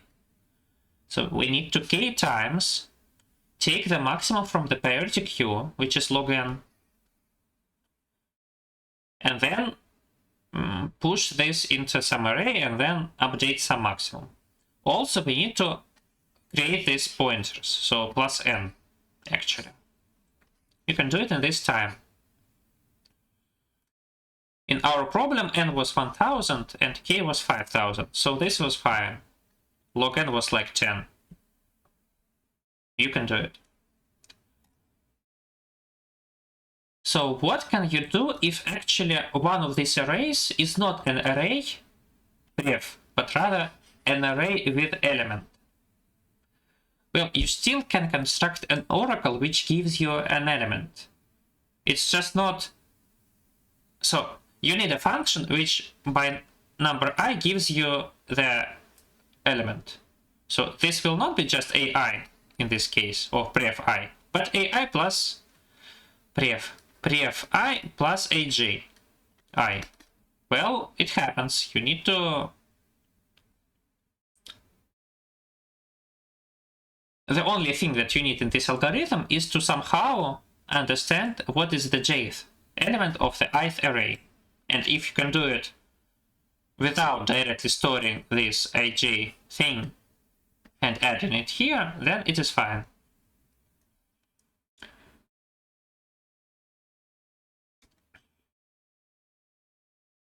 Notice that it is important that all these arrays are sorted in decreasing order, and actually when you add a constant to an array, you don't change the order in which it is sorted, so it is still sorted. So the algorithm is correct.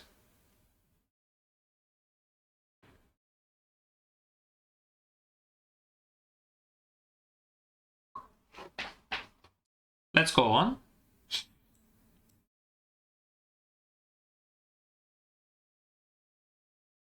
Problem E.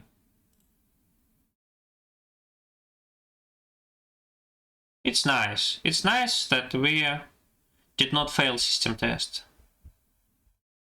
Oh no, Maxim's failed system test. But not this Maxim. Not this one.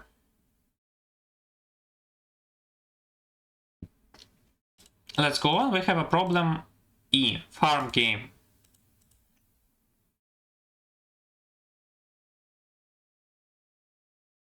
So this was quite a standard problem, but I saw something like this in some UCAP, I think.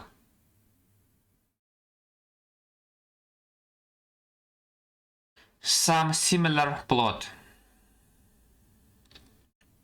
So first of all, when I solved this problem, I got the solution twice, the answer twice smaller than the actual one. This is because I didn't notice this thing. Let me introduce you the statement. So we have two players. In the beginning, actually, I will diverge from this formulation and I will formulate it as I want. You have a string of length L. Each element of this string is either a dot, A, or B. So there are L elements, which are dots, A's, or B's. Also, it is known that if you take only A's and B's, then they alternate. So either AB, AB, AB, and the number of AB's is equal to n, or BA, BA, BA. Also, the number of BA's is equal to n.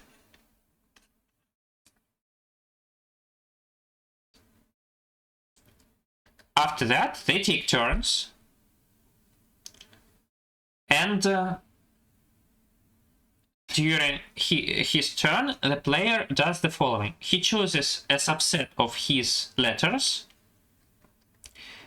and he moves all of them one position to the left or one position to the right by his choice.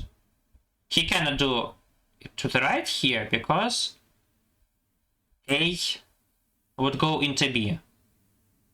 And if there was a wall, the end of the array there, he also wouldn't be able to perform this move.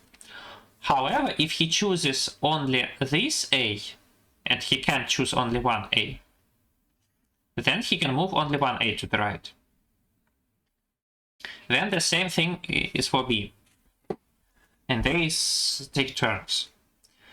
The person who cannot make move loses. The person cannot make move if all his A's or all his B's are surrounded by either walls of the array or the symbols of another player. So this is the problem. And what you need to do is you need to calculate the number of starting arrays in which the first player wins. So there are two parts in this problem. First part is to analyze the game. And the second part was to calculate the number of winning positions.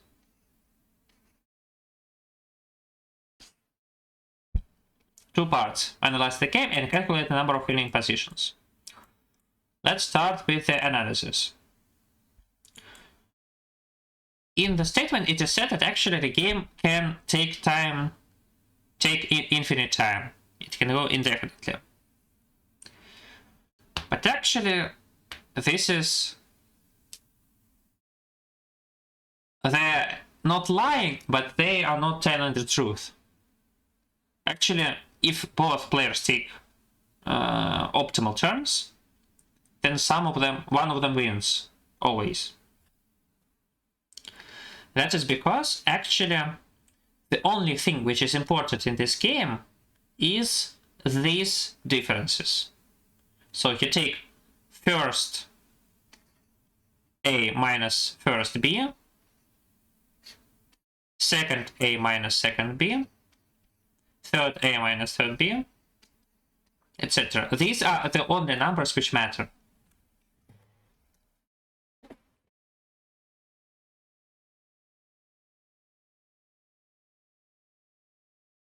So for now,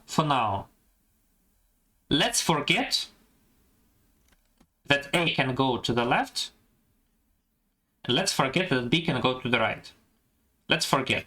So A can only go towards the nearest, the corresponding B, and B can only move to the corresponding A. So we have game where A can move to the both sides and B can move to the both sides. And we have game prime,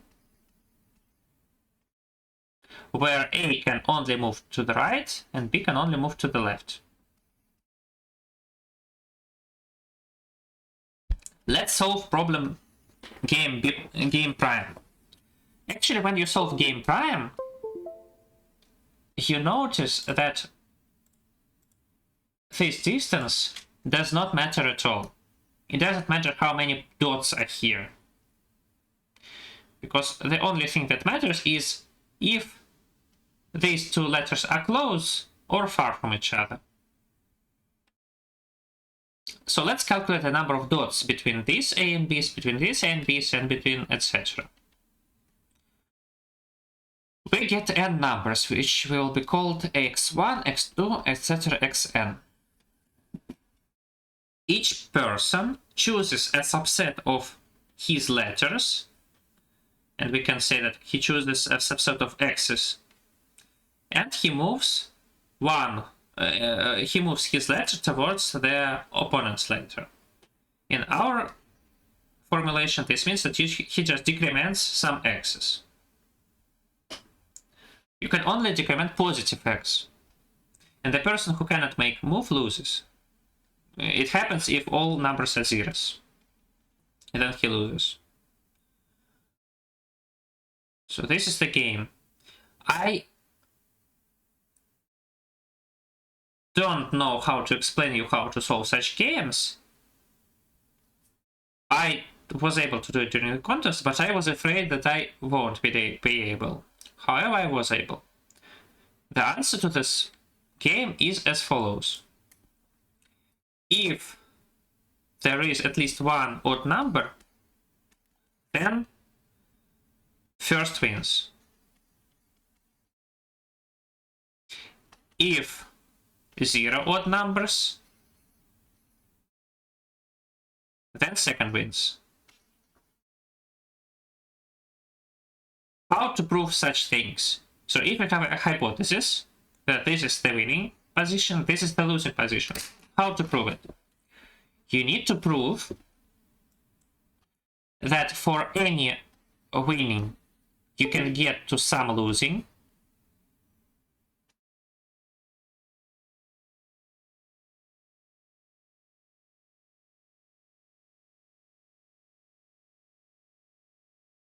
and you need to prove that from any losing. Sorry, I think that the camera died. Yeah, the camera died. You don't need my camera. Oh, even like this. It is scary. And from any losing position, you cannot get to a winning.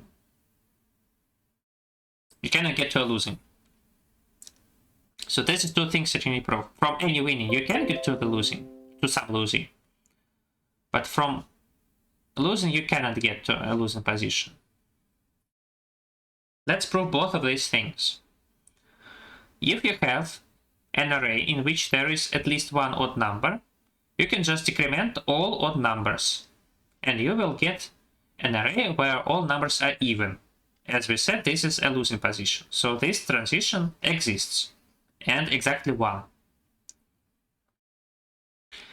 Now let's look at any losing position. When you have a losing position,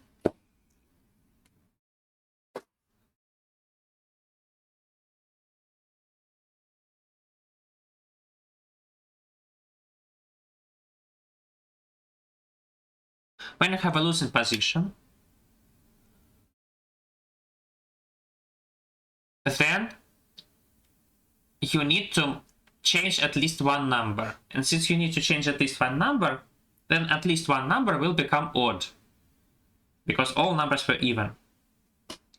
After this operation, you will get at least one odd number, so you win. So from winning position, you can get to a losing, but from losing, you can only get to a winning position. So we have analyzed game prime. Now let's look at the game. So you can say that, note that the person is not obliged to move towards B. He can move from B. Actually, it does make sense. This is sometimes called as theorem about name with additions. I'm not sure how it's called. What I want to say, if, for example, let's assume that B wins. If A decided to move towards B, then this is a correct move in the game prime. And B responds in the game prime. Let's assume that A decided to move from B. A decided to move from B. Actually, what B can do is to move the same subset of his B's towards A. After that, actually, none of these numbers, xi's, changed. Yeah, because if, for example, in x2, A moved his letter by one position to the left, B can also move his letter by one position to the left. And in total, x2 did not change.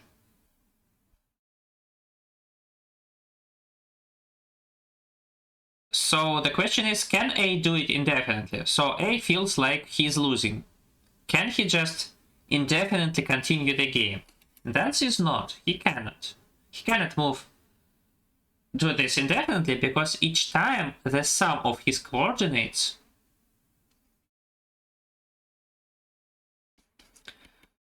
decreases. And it is a finite integer, a finite non-negative integer, and so it cannot decrease indefinitely. At some moment, A will have to move to the right, so A will have to make a move in game prime. So during each turn, either you make a move in the game prime, or you just delay your inevitable end by one turn.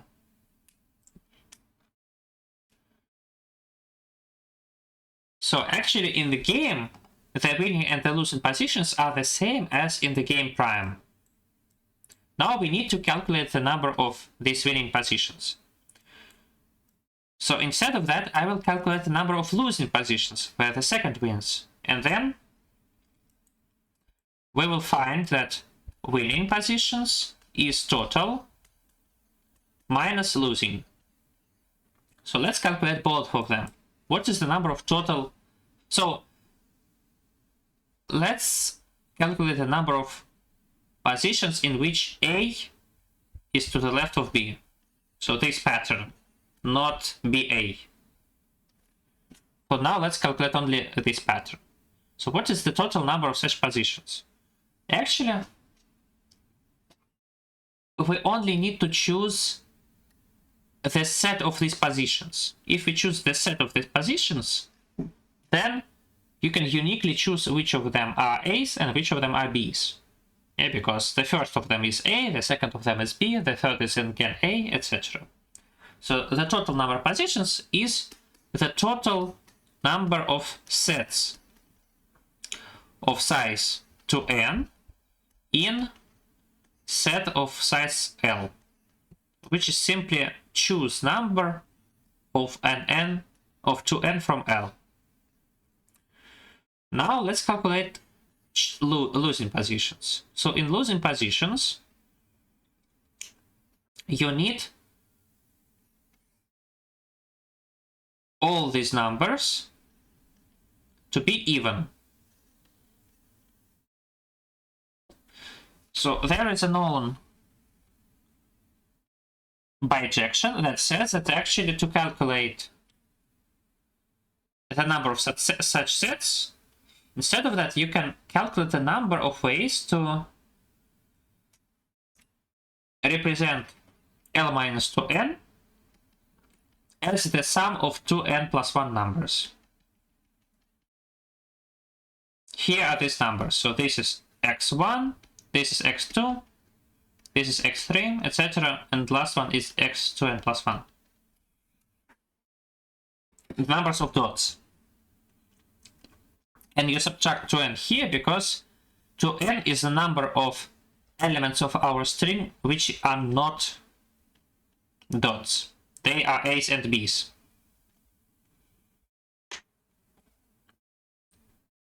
So, as I said, you lose when all the distances between AI and BI are even.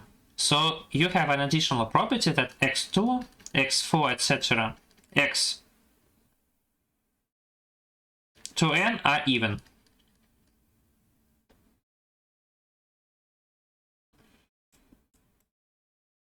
Okay, let's go. We need to calculate the number of ways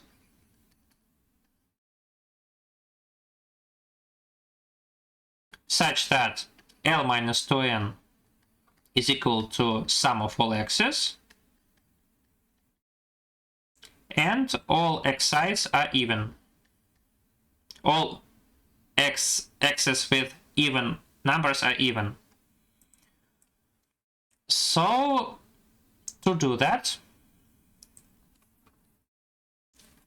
let's, instead of that, calculate the number of x1, y2, x3, y4, etc., y2n, x2n plus 1, such that L minus 2n is x1 plus 2, y2 plus x3 plus 2a, y4 plus etc. And now you do not require that x to I is even, because instead of that you have y. Y to I, which are, by definition, they are half of this even number, so they are now arbitrary. But this is harder to calculate because you cannot implement the same method here. However, you can say that now you iterate over all possible sums. So let's say that S is the sum of all y's. Let's iterate over this sum. So sum should be from 0 to L minus 2n over 2. So now you can do it independently. You need to find the number of ways to represent S as y2 plus y4 plus etc. plus y to n times the number of ways to represent L minus 2n minus 2s as the sum of x's. And these are two independent choice numbers. So this is choice from S plus n minus 1 elements to choose n minus 1. And this is from L minus n minus 2s elements to choose n. And you can sum this over all possible s. So what is the asymptotics? You spend L minus 2n over 2 time, and for each of them you need to calculate some choice number, which can be done in O of 1 time if you have pre-calculated everything. So in total it is O of L. O of maybe maximum and L, but definitely L is maximum, so O of L in total. You also need maybe some inverse modulo of this number, but this is constant if you do it cleverly.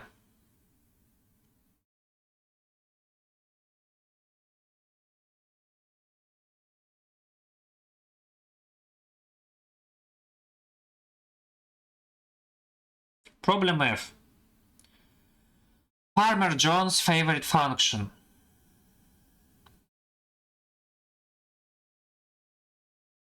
We have the following function. F of 1 is square root of... So we have an array of length n of elements at most 10 to the 18th power.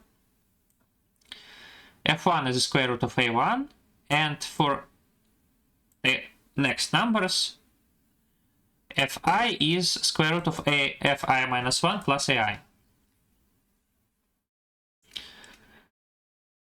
we have two types of we have actually Q queries. Each query is to set a k as a new number x. After each update, you need to find f of n. That is the problem.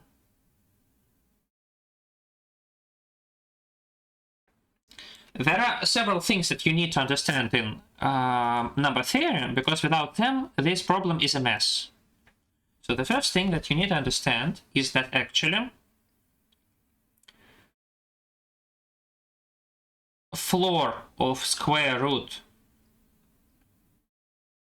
of some number x equals floor of square root of floor x. Why is that? So essentially floor says floor is a function, this floor is a function which only changes when this number steps over an integer. Yeah, so if we have some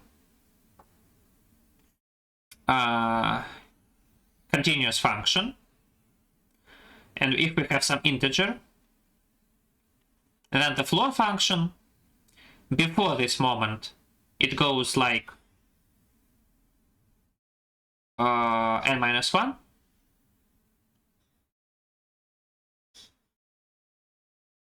and then it goes like n. So we're interested in the following question: when does a root change its integer part? And actually it changes its integer part in perfect squares. So if x is a perfect square, then this number changes. But actually, if it's so, then you cannot change this number by replacing x with its integer part. Because if you replace a number with its integer part, you cannot jump over any perfect square. You can jump in a perfect square, but that will still result in the same number. Yeah, for example, if you had square root of 9.1, it is 3. And if you take square root of floor of 9.1, which is 9, it is still 3. So you cannot jump over a perfect square by taking an integer part.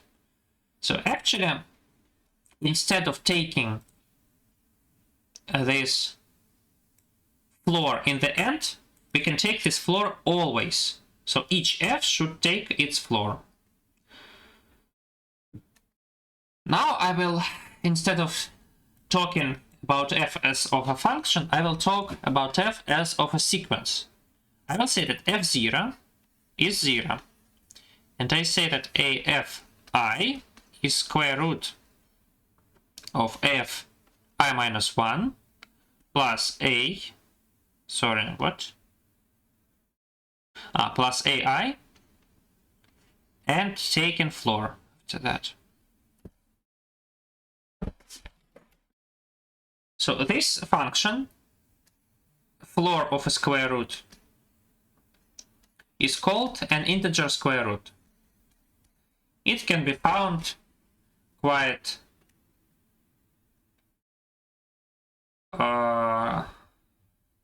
you should calculate it exactly without any error, yeah, because if you calculate the real square root, then you get an error, for example, about 10 minus 17.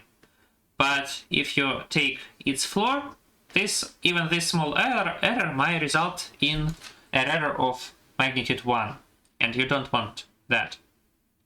So instead of that, you need to do it exactly. To do that, you can calculate it firstly as a real root. You need to take floor, but after that, it might be not your square root, but maybe square root minus 6 or plus 5. You can do, for example, a binary search after that. a very small binary search or a cycle. It checks that your number is not too big. For example, how can you check that y is at most square root of x?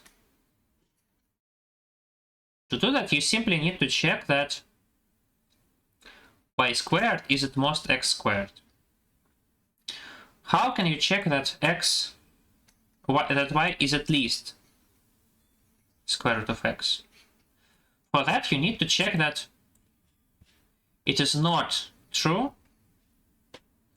that y plus 1 is at most square root of x. And for that, you need to check that not y plus 1 squared is at most x squared. And for that, you need to check that y plus 1 squared is greater than x. Not squared, sorry. You need to check that y plus 1 squared is greater than x.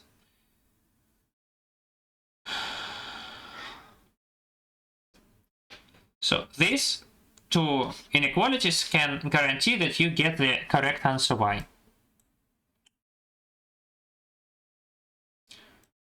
After you have calculated your number function I squared t, after not you have calculated, but you have learned to calculate it.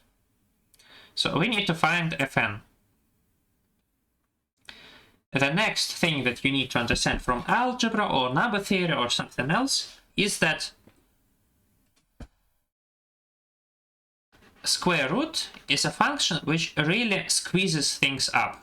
So if you have a really long segment from 0 to 10 to the power 18, then after taking just one square root, it squeezes it to a size 10 to the power 9.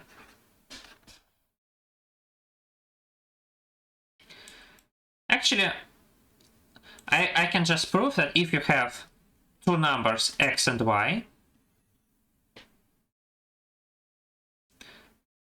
then you take floor of square root of y minus y plus ai minus square root of x plus ai.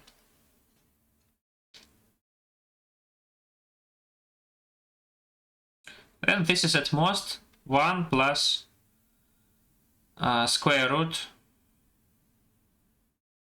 1 plus 1 y minus x square root. Why is this important? Because this square root very quickly becomes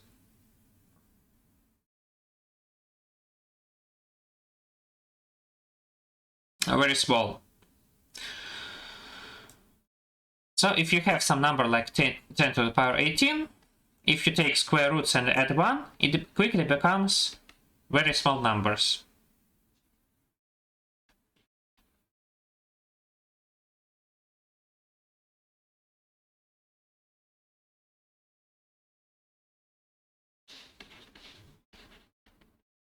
So it's enough to take, for example, 10 square roots to get at most 2. Let's prove this inequality. So instead of that, I can prove that without floors, it is at most square root of y minus x without plus 1. How to do that? Actually, you need to understand that there is something called conjugate. So there is also a number square root of y plus ai plus square root of x plus ai. Let's multiply by this green number both sides of our inequality. If you do it, you get here the difference of squares.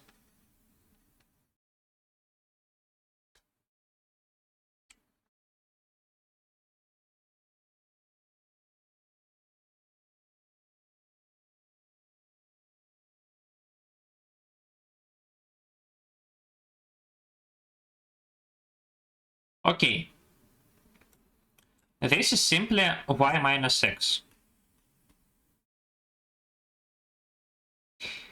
since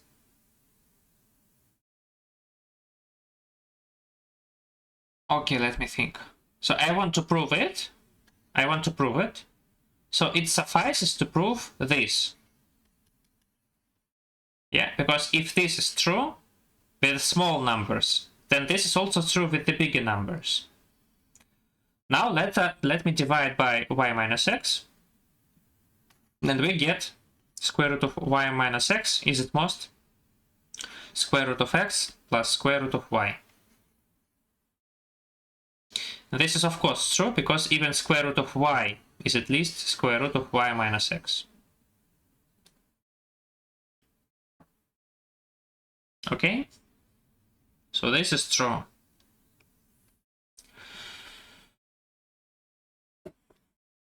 Therefore, actually, when I take these functions, they squeeze very quickly.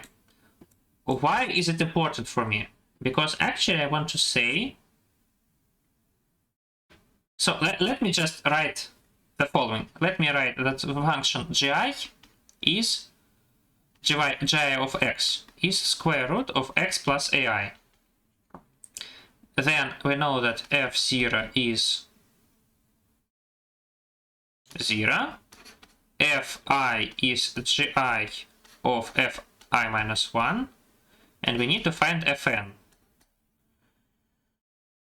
So you can say that fn is simply gn of gn minus 1 of gn minus 2, etc. g1 of 0.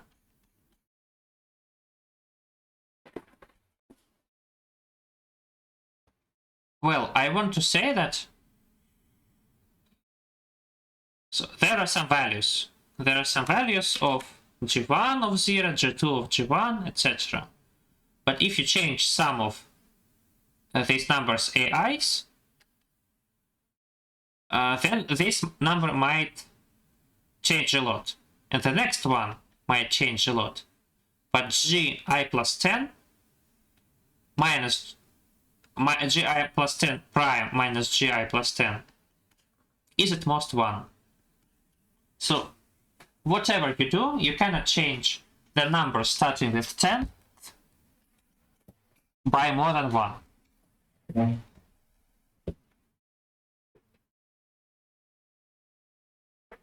Yeah, because of this fact that I proved that each square root really squeezes the segment on which you are working. Because of that,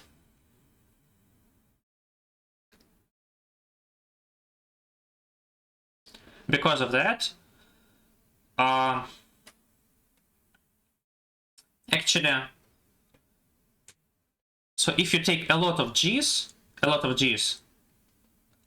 consecutive, they are really a simple function. Yeah, as I said, so if you have a lot of g's, and you can hear some variable. So if you change it, then the value of this thing cannot change a lot. It can change by at most 1. Also note that it is monotonic function. This is a monotonic function because each of these separate gi's is a monotonic function. So you have a monotonic function which can only change by 1. This means that this is the function of the following kind. It is some constant plus an indicator that x is at least some number d. So this is the function. It can be defined by two numbers.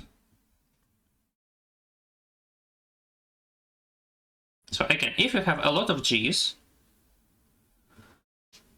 then a lot of this is at least 10. Then their composition is a function of this kind. It is a constant plus some indicator.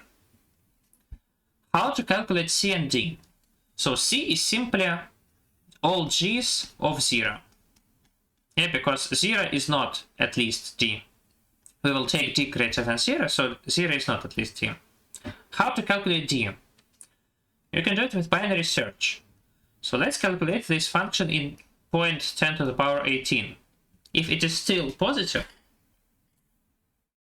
yeah, if it is still positive, if it's still a C, that means that we need to take d equals 10 to the 18 plus 1. This will formally mean that among all possible numbers, for example, okay, let's take 2 times 10 to the power 18. We will formally put here 2 times 10 to the power 18 plus 1. This will mean that on our interesting segment, on our working segment, this function is essentially a constant.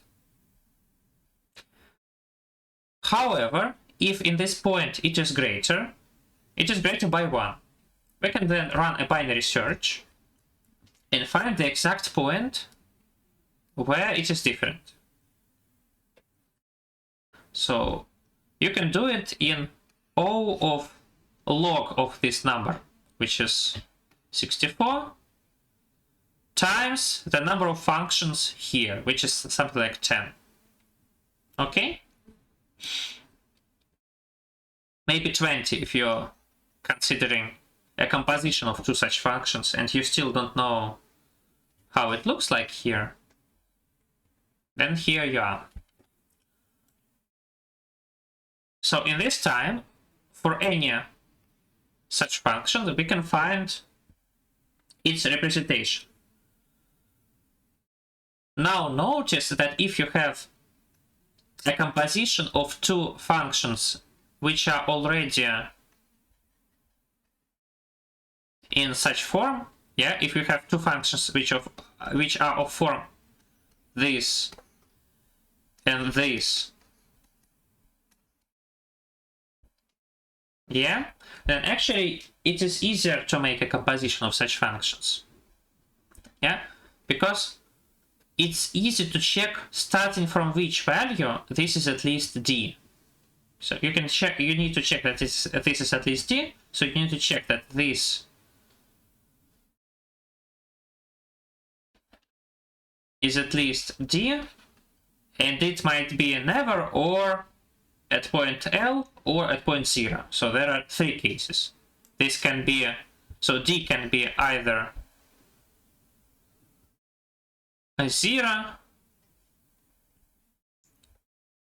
or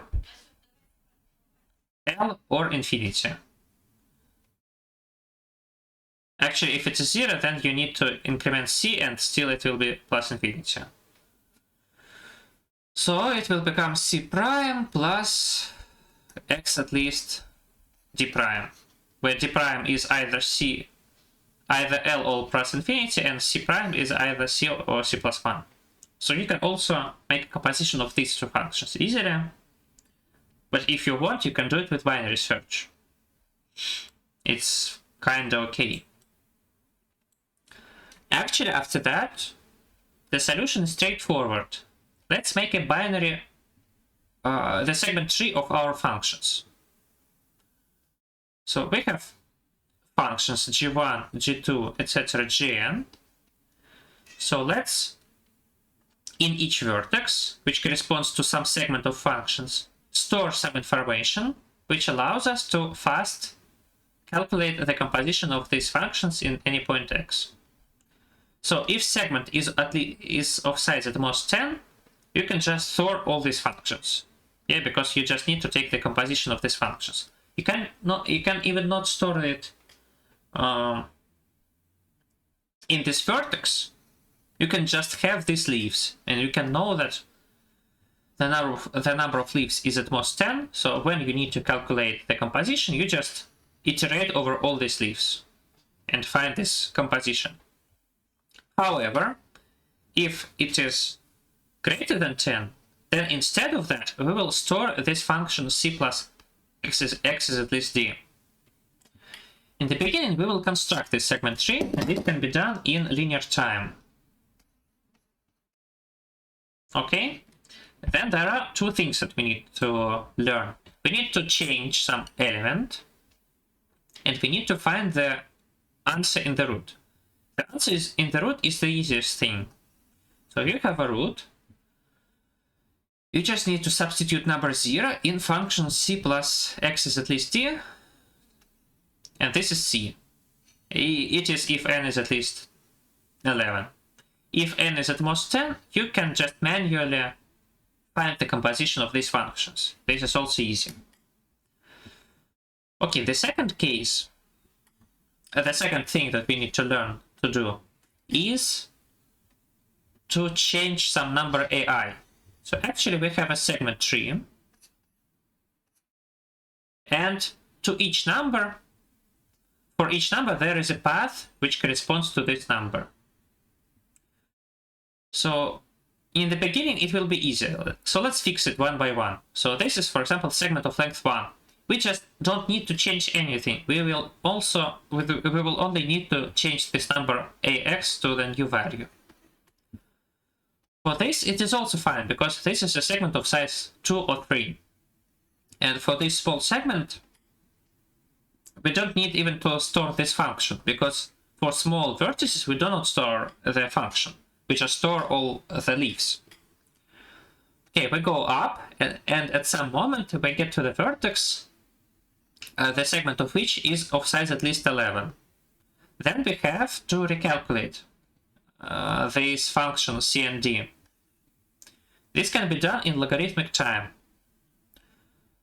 Then there is a tricky part. So I, when continued going along this path from each vertex to its parent, always calculated the function with a binary search. And this resulted in log square time per update. However, you can only spend log time. As I said before, if you have a square root function and another square root function, then you need a binary search to find the point where this d changes. However, if you have two functions of form c plus x is at least d and g plus x is at least h, you don't need logarithm time to find new c prime and d prime. Instead, you just need to consider cases. So actually, you will spend logarithm only once, and after that you will do it, yes, logarithm time, but only O of 1 per update. So in total, it would be logarithm. However, I was too lazy to do it, so my solution was logarithm time. Logarithm squared time.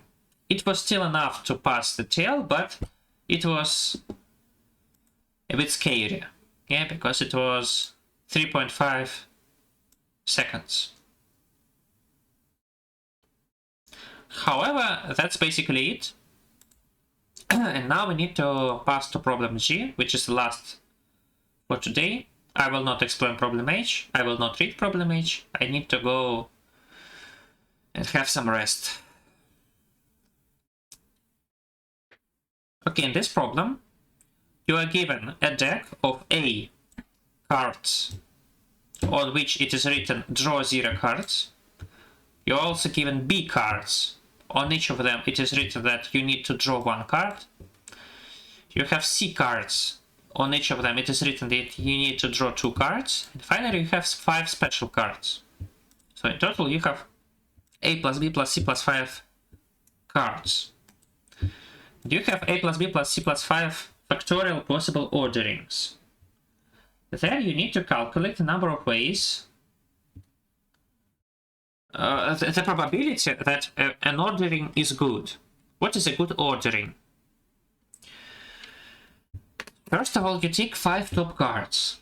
So if on a card it is written draw something, you play this card and draw the number of cards which was written on that card. For example, if you have a card draw 2, you can play it and then draw 2 cards from the deck. If you have drawn too many cards, then you don't do anything after that. So at the moment that you have drawn everything from your deck, you stop drawing. So you're saying that the ordering is good if after this process you have collected all 5 cards, all 5 special cards. So the question is, what is the probability that the ordering is good? Note that this probability is always positive, because in any circumstances there is chance that you drew all 5 special cards in the very beginning. So we need to calculate this probability. Okay, the first thing that you need to understand is that B does not matter. You can assume that B is 0. Because actually, draw one card is a do nothing card. Yeah, you can skip it. Assume that you have taken a card from a deck and you see draw one. You can just immediately draw one more card. You can just pretend that this card never existed, and when you were drawing a card, you skipped this draw one card. So this card could as well never exist. Let's assume that they never existed. There are only cards draw 0, draw 2, and 5 special. So we have eliminated one parameter, B. It is not important for the problem. We have A and C. Now you can notice the following, that this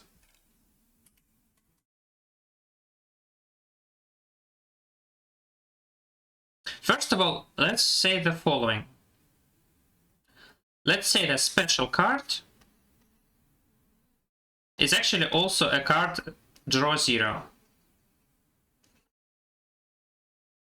Since you have no hand limit, it does not matter if you have this card or you discard it. It only matters if you took it or not. So actually, let's for now pretend that all special cards are just draw 0. Then you can just play and play and play and play, and at some moment you have taken this part of the deck and you have not touched this part of the deck. And assume that there are P draw 0 cards, and here there are Q draw 0 cards. So what is the probability that you won? The probability that you won is the probability that all 5 special cards are among these 5. So how many ways are there to choose 5 special cards from this P plus Q? P plus Q, which is equal to A plus 5. There are choose 5 from A plus 5 ways to choose 5 cards from this set. However, you won only if all these 5 cards were here. So the answer is choose 5 from P over choose A plus 5 from 5 from A plus 5. So this is the probability that conditional that you have drawn P draw 0 cards in total, that you won the game. So the probability that you won the game equals sum over all possible P's from 0 to A.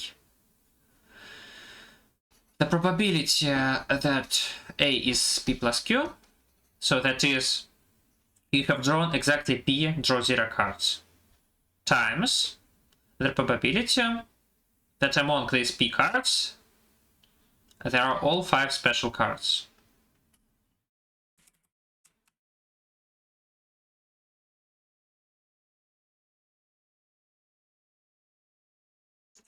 So this is easy to calculate.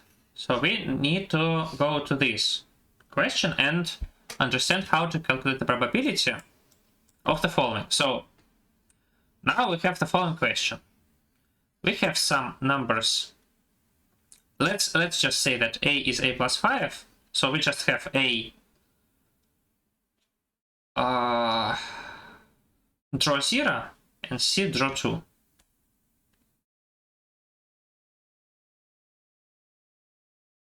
Then firstly we at random take some permutation of these zeros and 2s.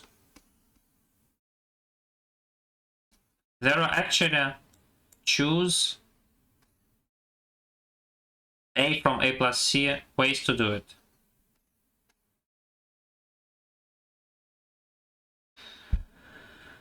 So we need to calculate the number of ways to choose them in such a way that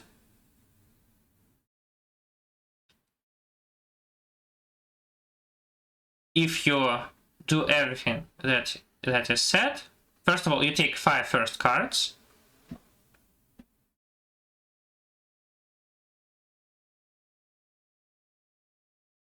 And then you take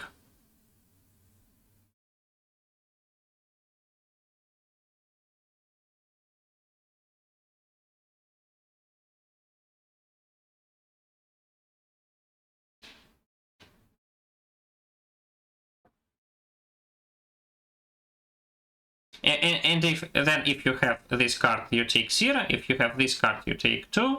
Then you remove this card. And at some moment you run out of cards, or you take all cards. Something of this happens. And you need to find the probability that you run out of cards at some moment here. Actually, you can reformulate this problem as the following. You have plus 1s or minus 1s. Initially, you have a balance of 5. If you see a plus 1, you add 1 to your balance. If you have minus 1, you subtract 1 from your balance. You need to find the probability that you get exactly 0 after some time playing this game. This is also looking very similar to parenthesis sequences. So it looks like the following. Assume that in the beginning you have 5 opening parentheses, and then each draw 2 card is an opening parenthesis, and each draw 0 card is a closing parenthesis. Then you have some sequence, and we need to find the probability that the first time that you get a balanced parenthesis sequence here is at the moment x. So the moment x is the first moment when you have a balanced parenthesis sequence. I will solve this formulation because this is the most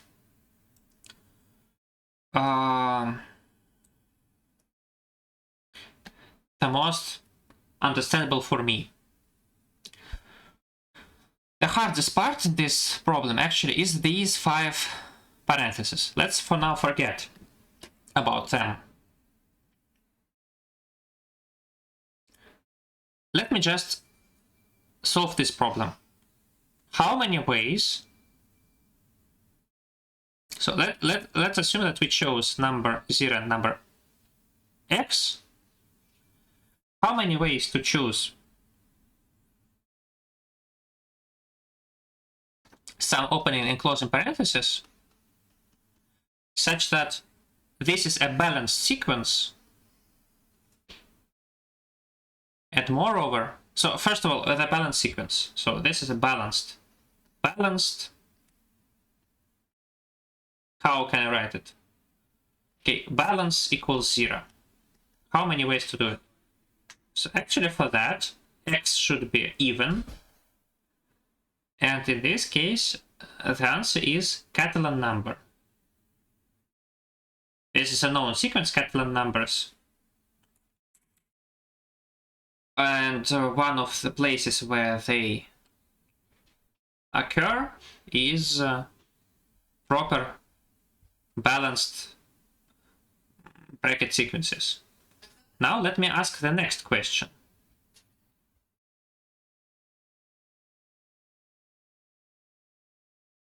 So if you think that this problem is what we meet here, then you're wrong. Actually, we were not interested in the number of ways to get a balanced sequence here. We were interested in the number of ways to get a balanced sequence, the first one of which happened here. For example, it cannot end like this, because this would mean that this is also a balanced sequence. And we are counting the number of ways in which X is the first place where we meet a balanced sequence. In other terms, if you calculate prefix sums and you calculate the balance, then it should be always positive, except the very last moment. How many ways to get the always positive balance?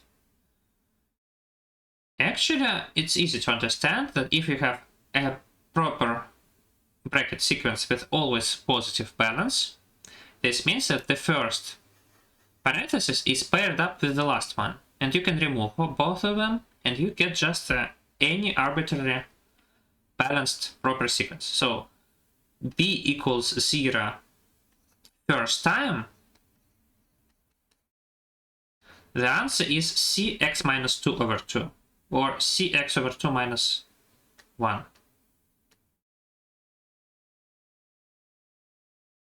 Again, this is because you can just remove the first element and the last element, and after that you have reduced yourself to the previous problem. Okay, now let's continue.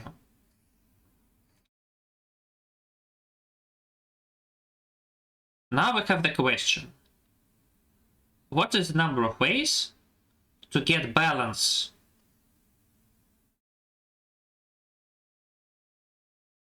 minus 1 here? But it's only the first time minus 1. So how many ways to first time get minus 1 here? So b equals minus 1, but b prefix is at least 0. How many ways? Again, on the array of size x. You might notice that to get minus 1, you need to make this step.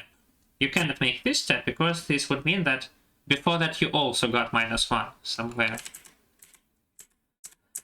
And this is just a balanced sequence. So here the answer that you get is simply cx minus 1 over 2. And that's it, actually. You don't need anything else to calculate this. Again, harder question. What is the number of ways to start in 0 and get to minus 1, but maybe not the first time to get minus 1 here? So b equals minus 1, and b pref is at least minus 1. So how many ways?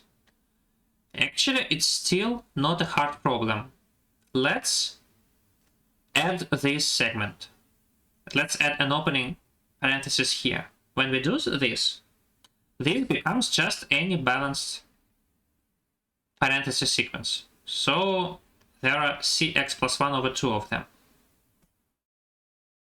And this is a bijection because any proper parenthesis sequence starts with the opening one.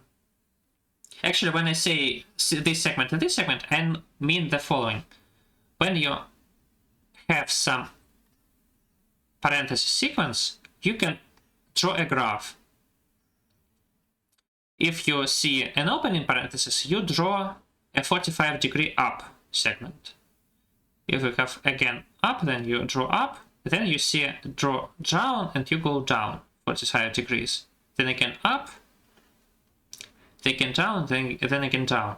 So for each parenthesis sequence, there is such a root, there is such a graph, which starts in 0 and ends in 0, and it is always non-negative in terms of, in the case of proper parenthesis sequences. So when I say that we add such segment, I mean that we add opening parenthesis in the beginning. Okay, let's continue. Now the things are getting complicated.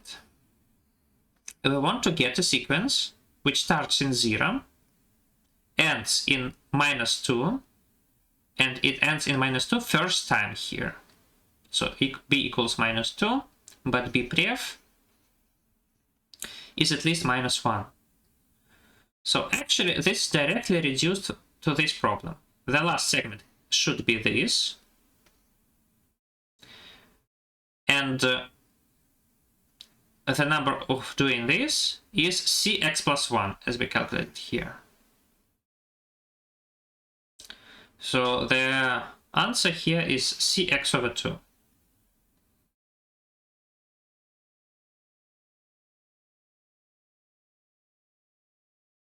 Yes?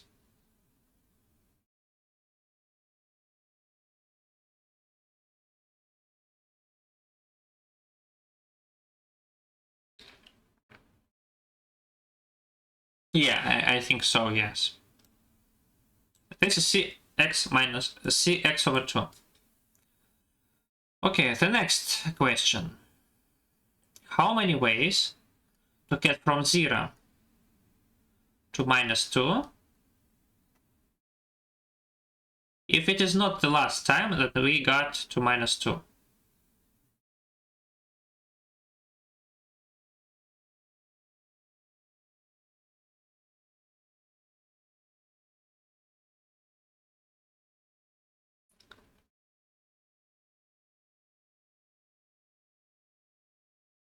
It might be not the first time that we got to -2. Actually, to do that, let's add 2 such segments. So again, let me write the formal definition. B equals -2 and b pref is at least -2. So we need to get from balance -2 to again balance -2 with always non-negative balance, at least -2 balance. So it is almost just cx over 2 plus 1, but actually, usually it is not, we are not restricted to always having 2 segments of going up here. Actually, you are allowed to go here. So here we have S cases when you go both times up, S cases when you go up and then you go down. However, if you go up and then you go down, then this is just the Catalan number of c of x plus 1, c of x over 2. So you can just subtract them directly. So again, to calculate the number of ways to get from 0 to -2, you need to calculate the number of ways to get from 0 to -2 here to -2 here, and always taking first 2 steps up. And actually, instead of taking first 2 steps up, you can take step up and then step down. And you need to subtract from all of ways which there is this number, these ways for which there is this number. So I will not explain it once more, but when we need to get from point 0 to -3, this is still, and this should be the only moment when we got to -3. So b pref is at least -2. Then it is just the repetition of this formula, which is c x -1 over 2 plus 1 minus c x -1 over 2.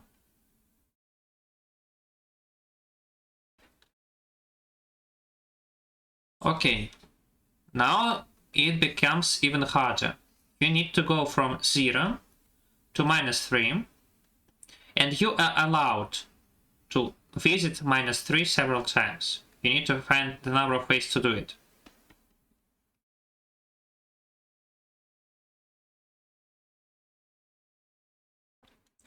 So as usual, let's try and add 3 segments here. Now it is just a Catalan number from 0 to -3, so it becomes cx plus 3 over 2.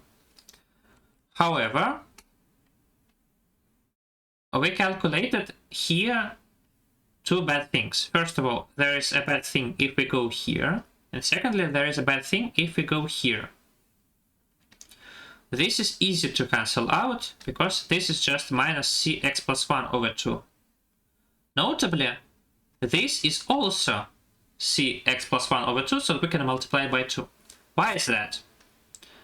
Because each time when you go here, the next step will be like this, and then you continue somehow.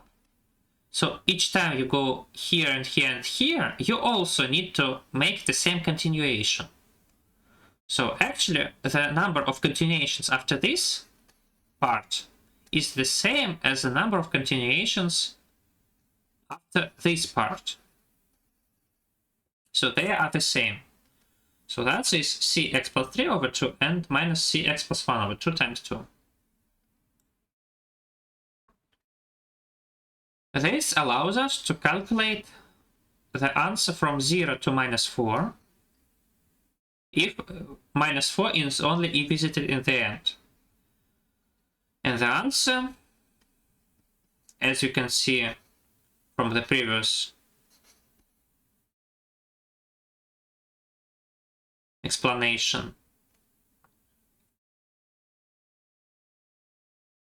is cx over 2 plus 1 minus 2 cx over 2.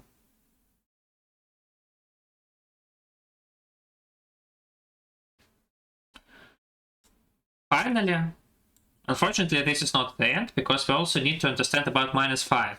Actually, we only need to understand about -5. And I do it because, and I do all the previous steps for you to understand how it happens, because this is what I was doing during the Olympiad. Now we have the following question. We need to find the number of ways, number of bracket sequences, which have a total balance of -4, and which on every prefix also have a balance of at least -4. Let's add 3 opening brackets here. Actually 4, sorry, 4. So this is balance -4, this is also balance -4. We need to get from here to here. So basically it is just cx plus 4 over 2 to get from here to here. It's just a Catalan number. However,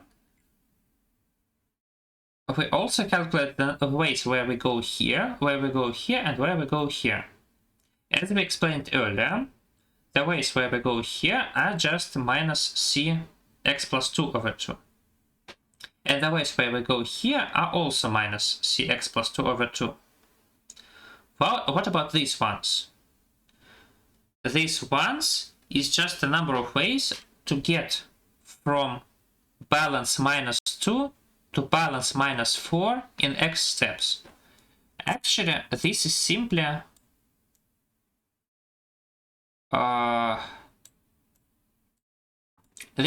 this formula. So if we want to get from 0 to -2, we need this number of steps. The same works here, so we need to subtract it.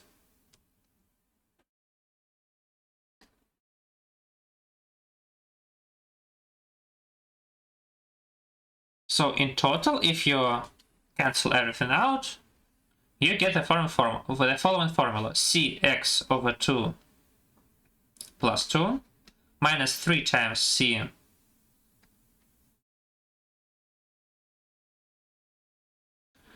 x over 2 plus 1 and plus cx over 2. This is how many ways to get from 0 to -4 with some number of steps, maybe visiting -4. And if you subtract 1 here,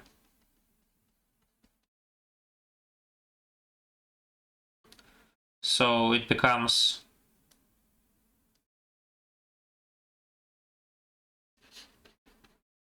something like this.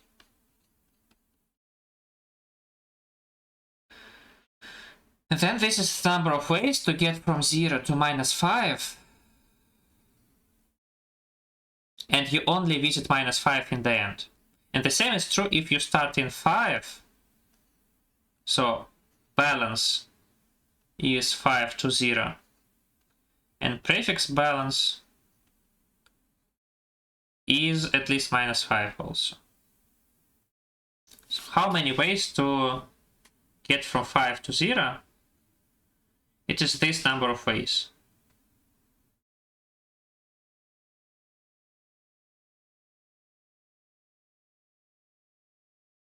Okay, so actually,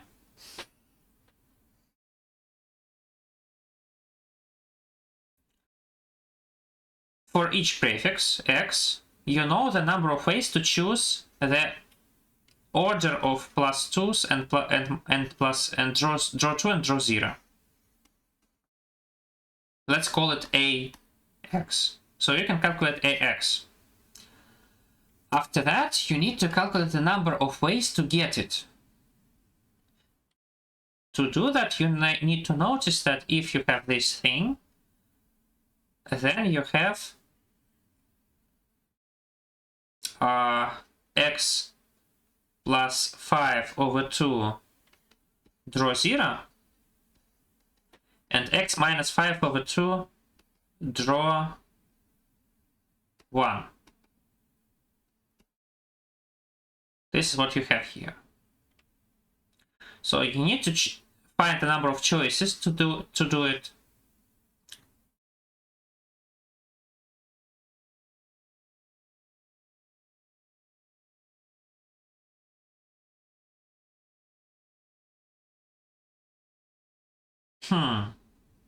You know what?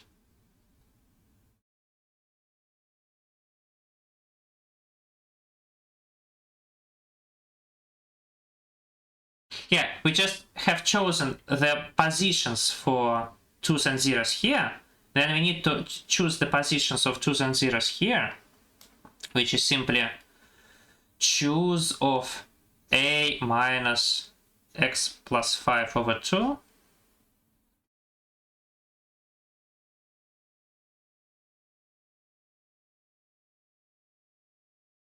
choose this number from the total a plus c minus x. And then we just need to multiply everything by a factorial and c factorial. That's it, I think. That way we can find the number of ways to choose for this given x, to choose these positions, and to put all 0s and 2s on these positions.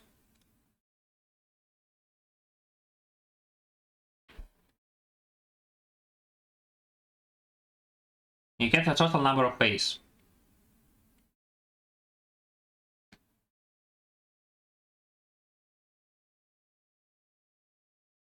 Okay, and after that, this is straightforward. So as I said, you can calculate this value, this amount, and then somewhere above, you can calculate this probability, yeah, because this is simply a number of ways divided by the total number of ways. And you multiply it by this fraction and you get the answer. And luckily, on the last minutes, I was able to do everything of it here. And this was a very happy moment, actually. I think that's it. The contest has finished.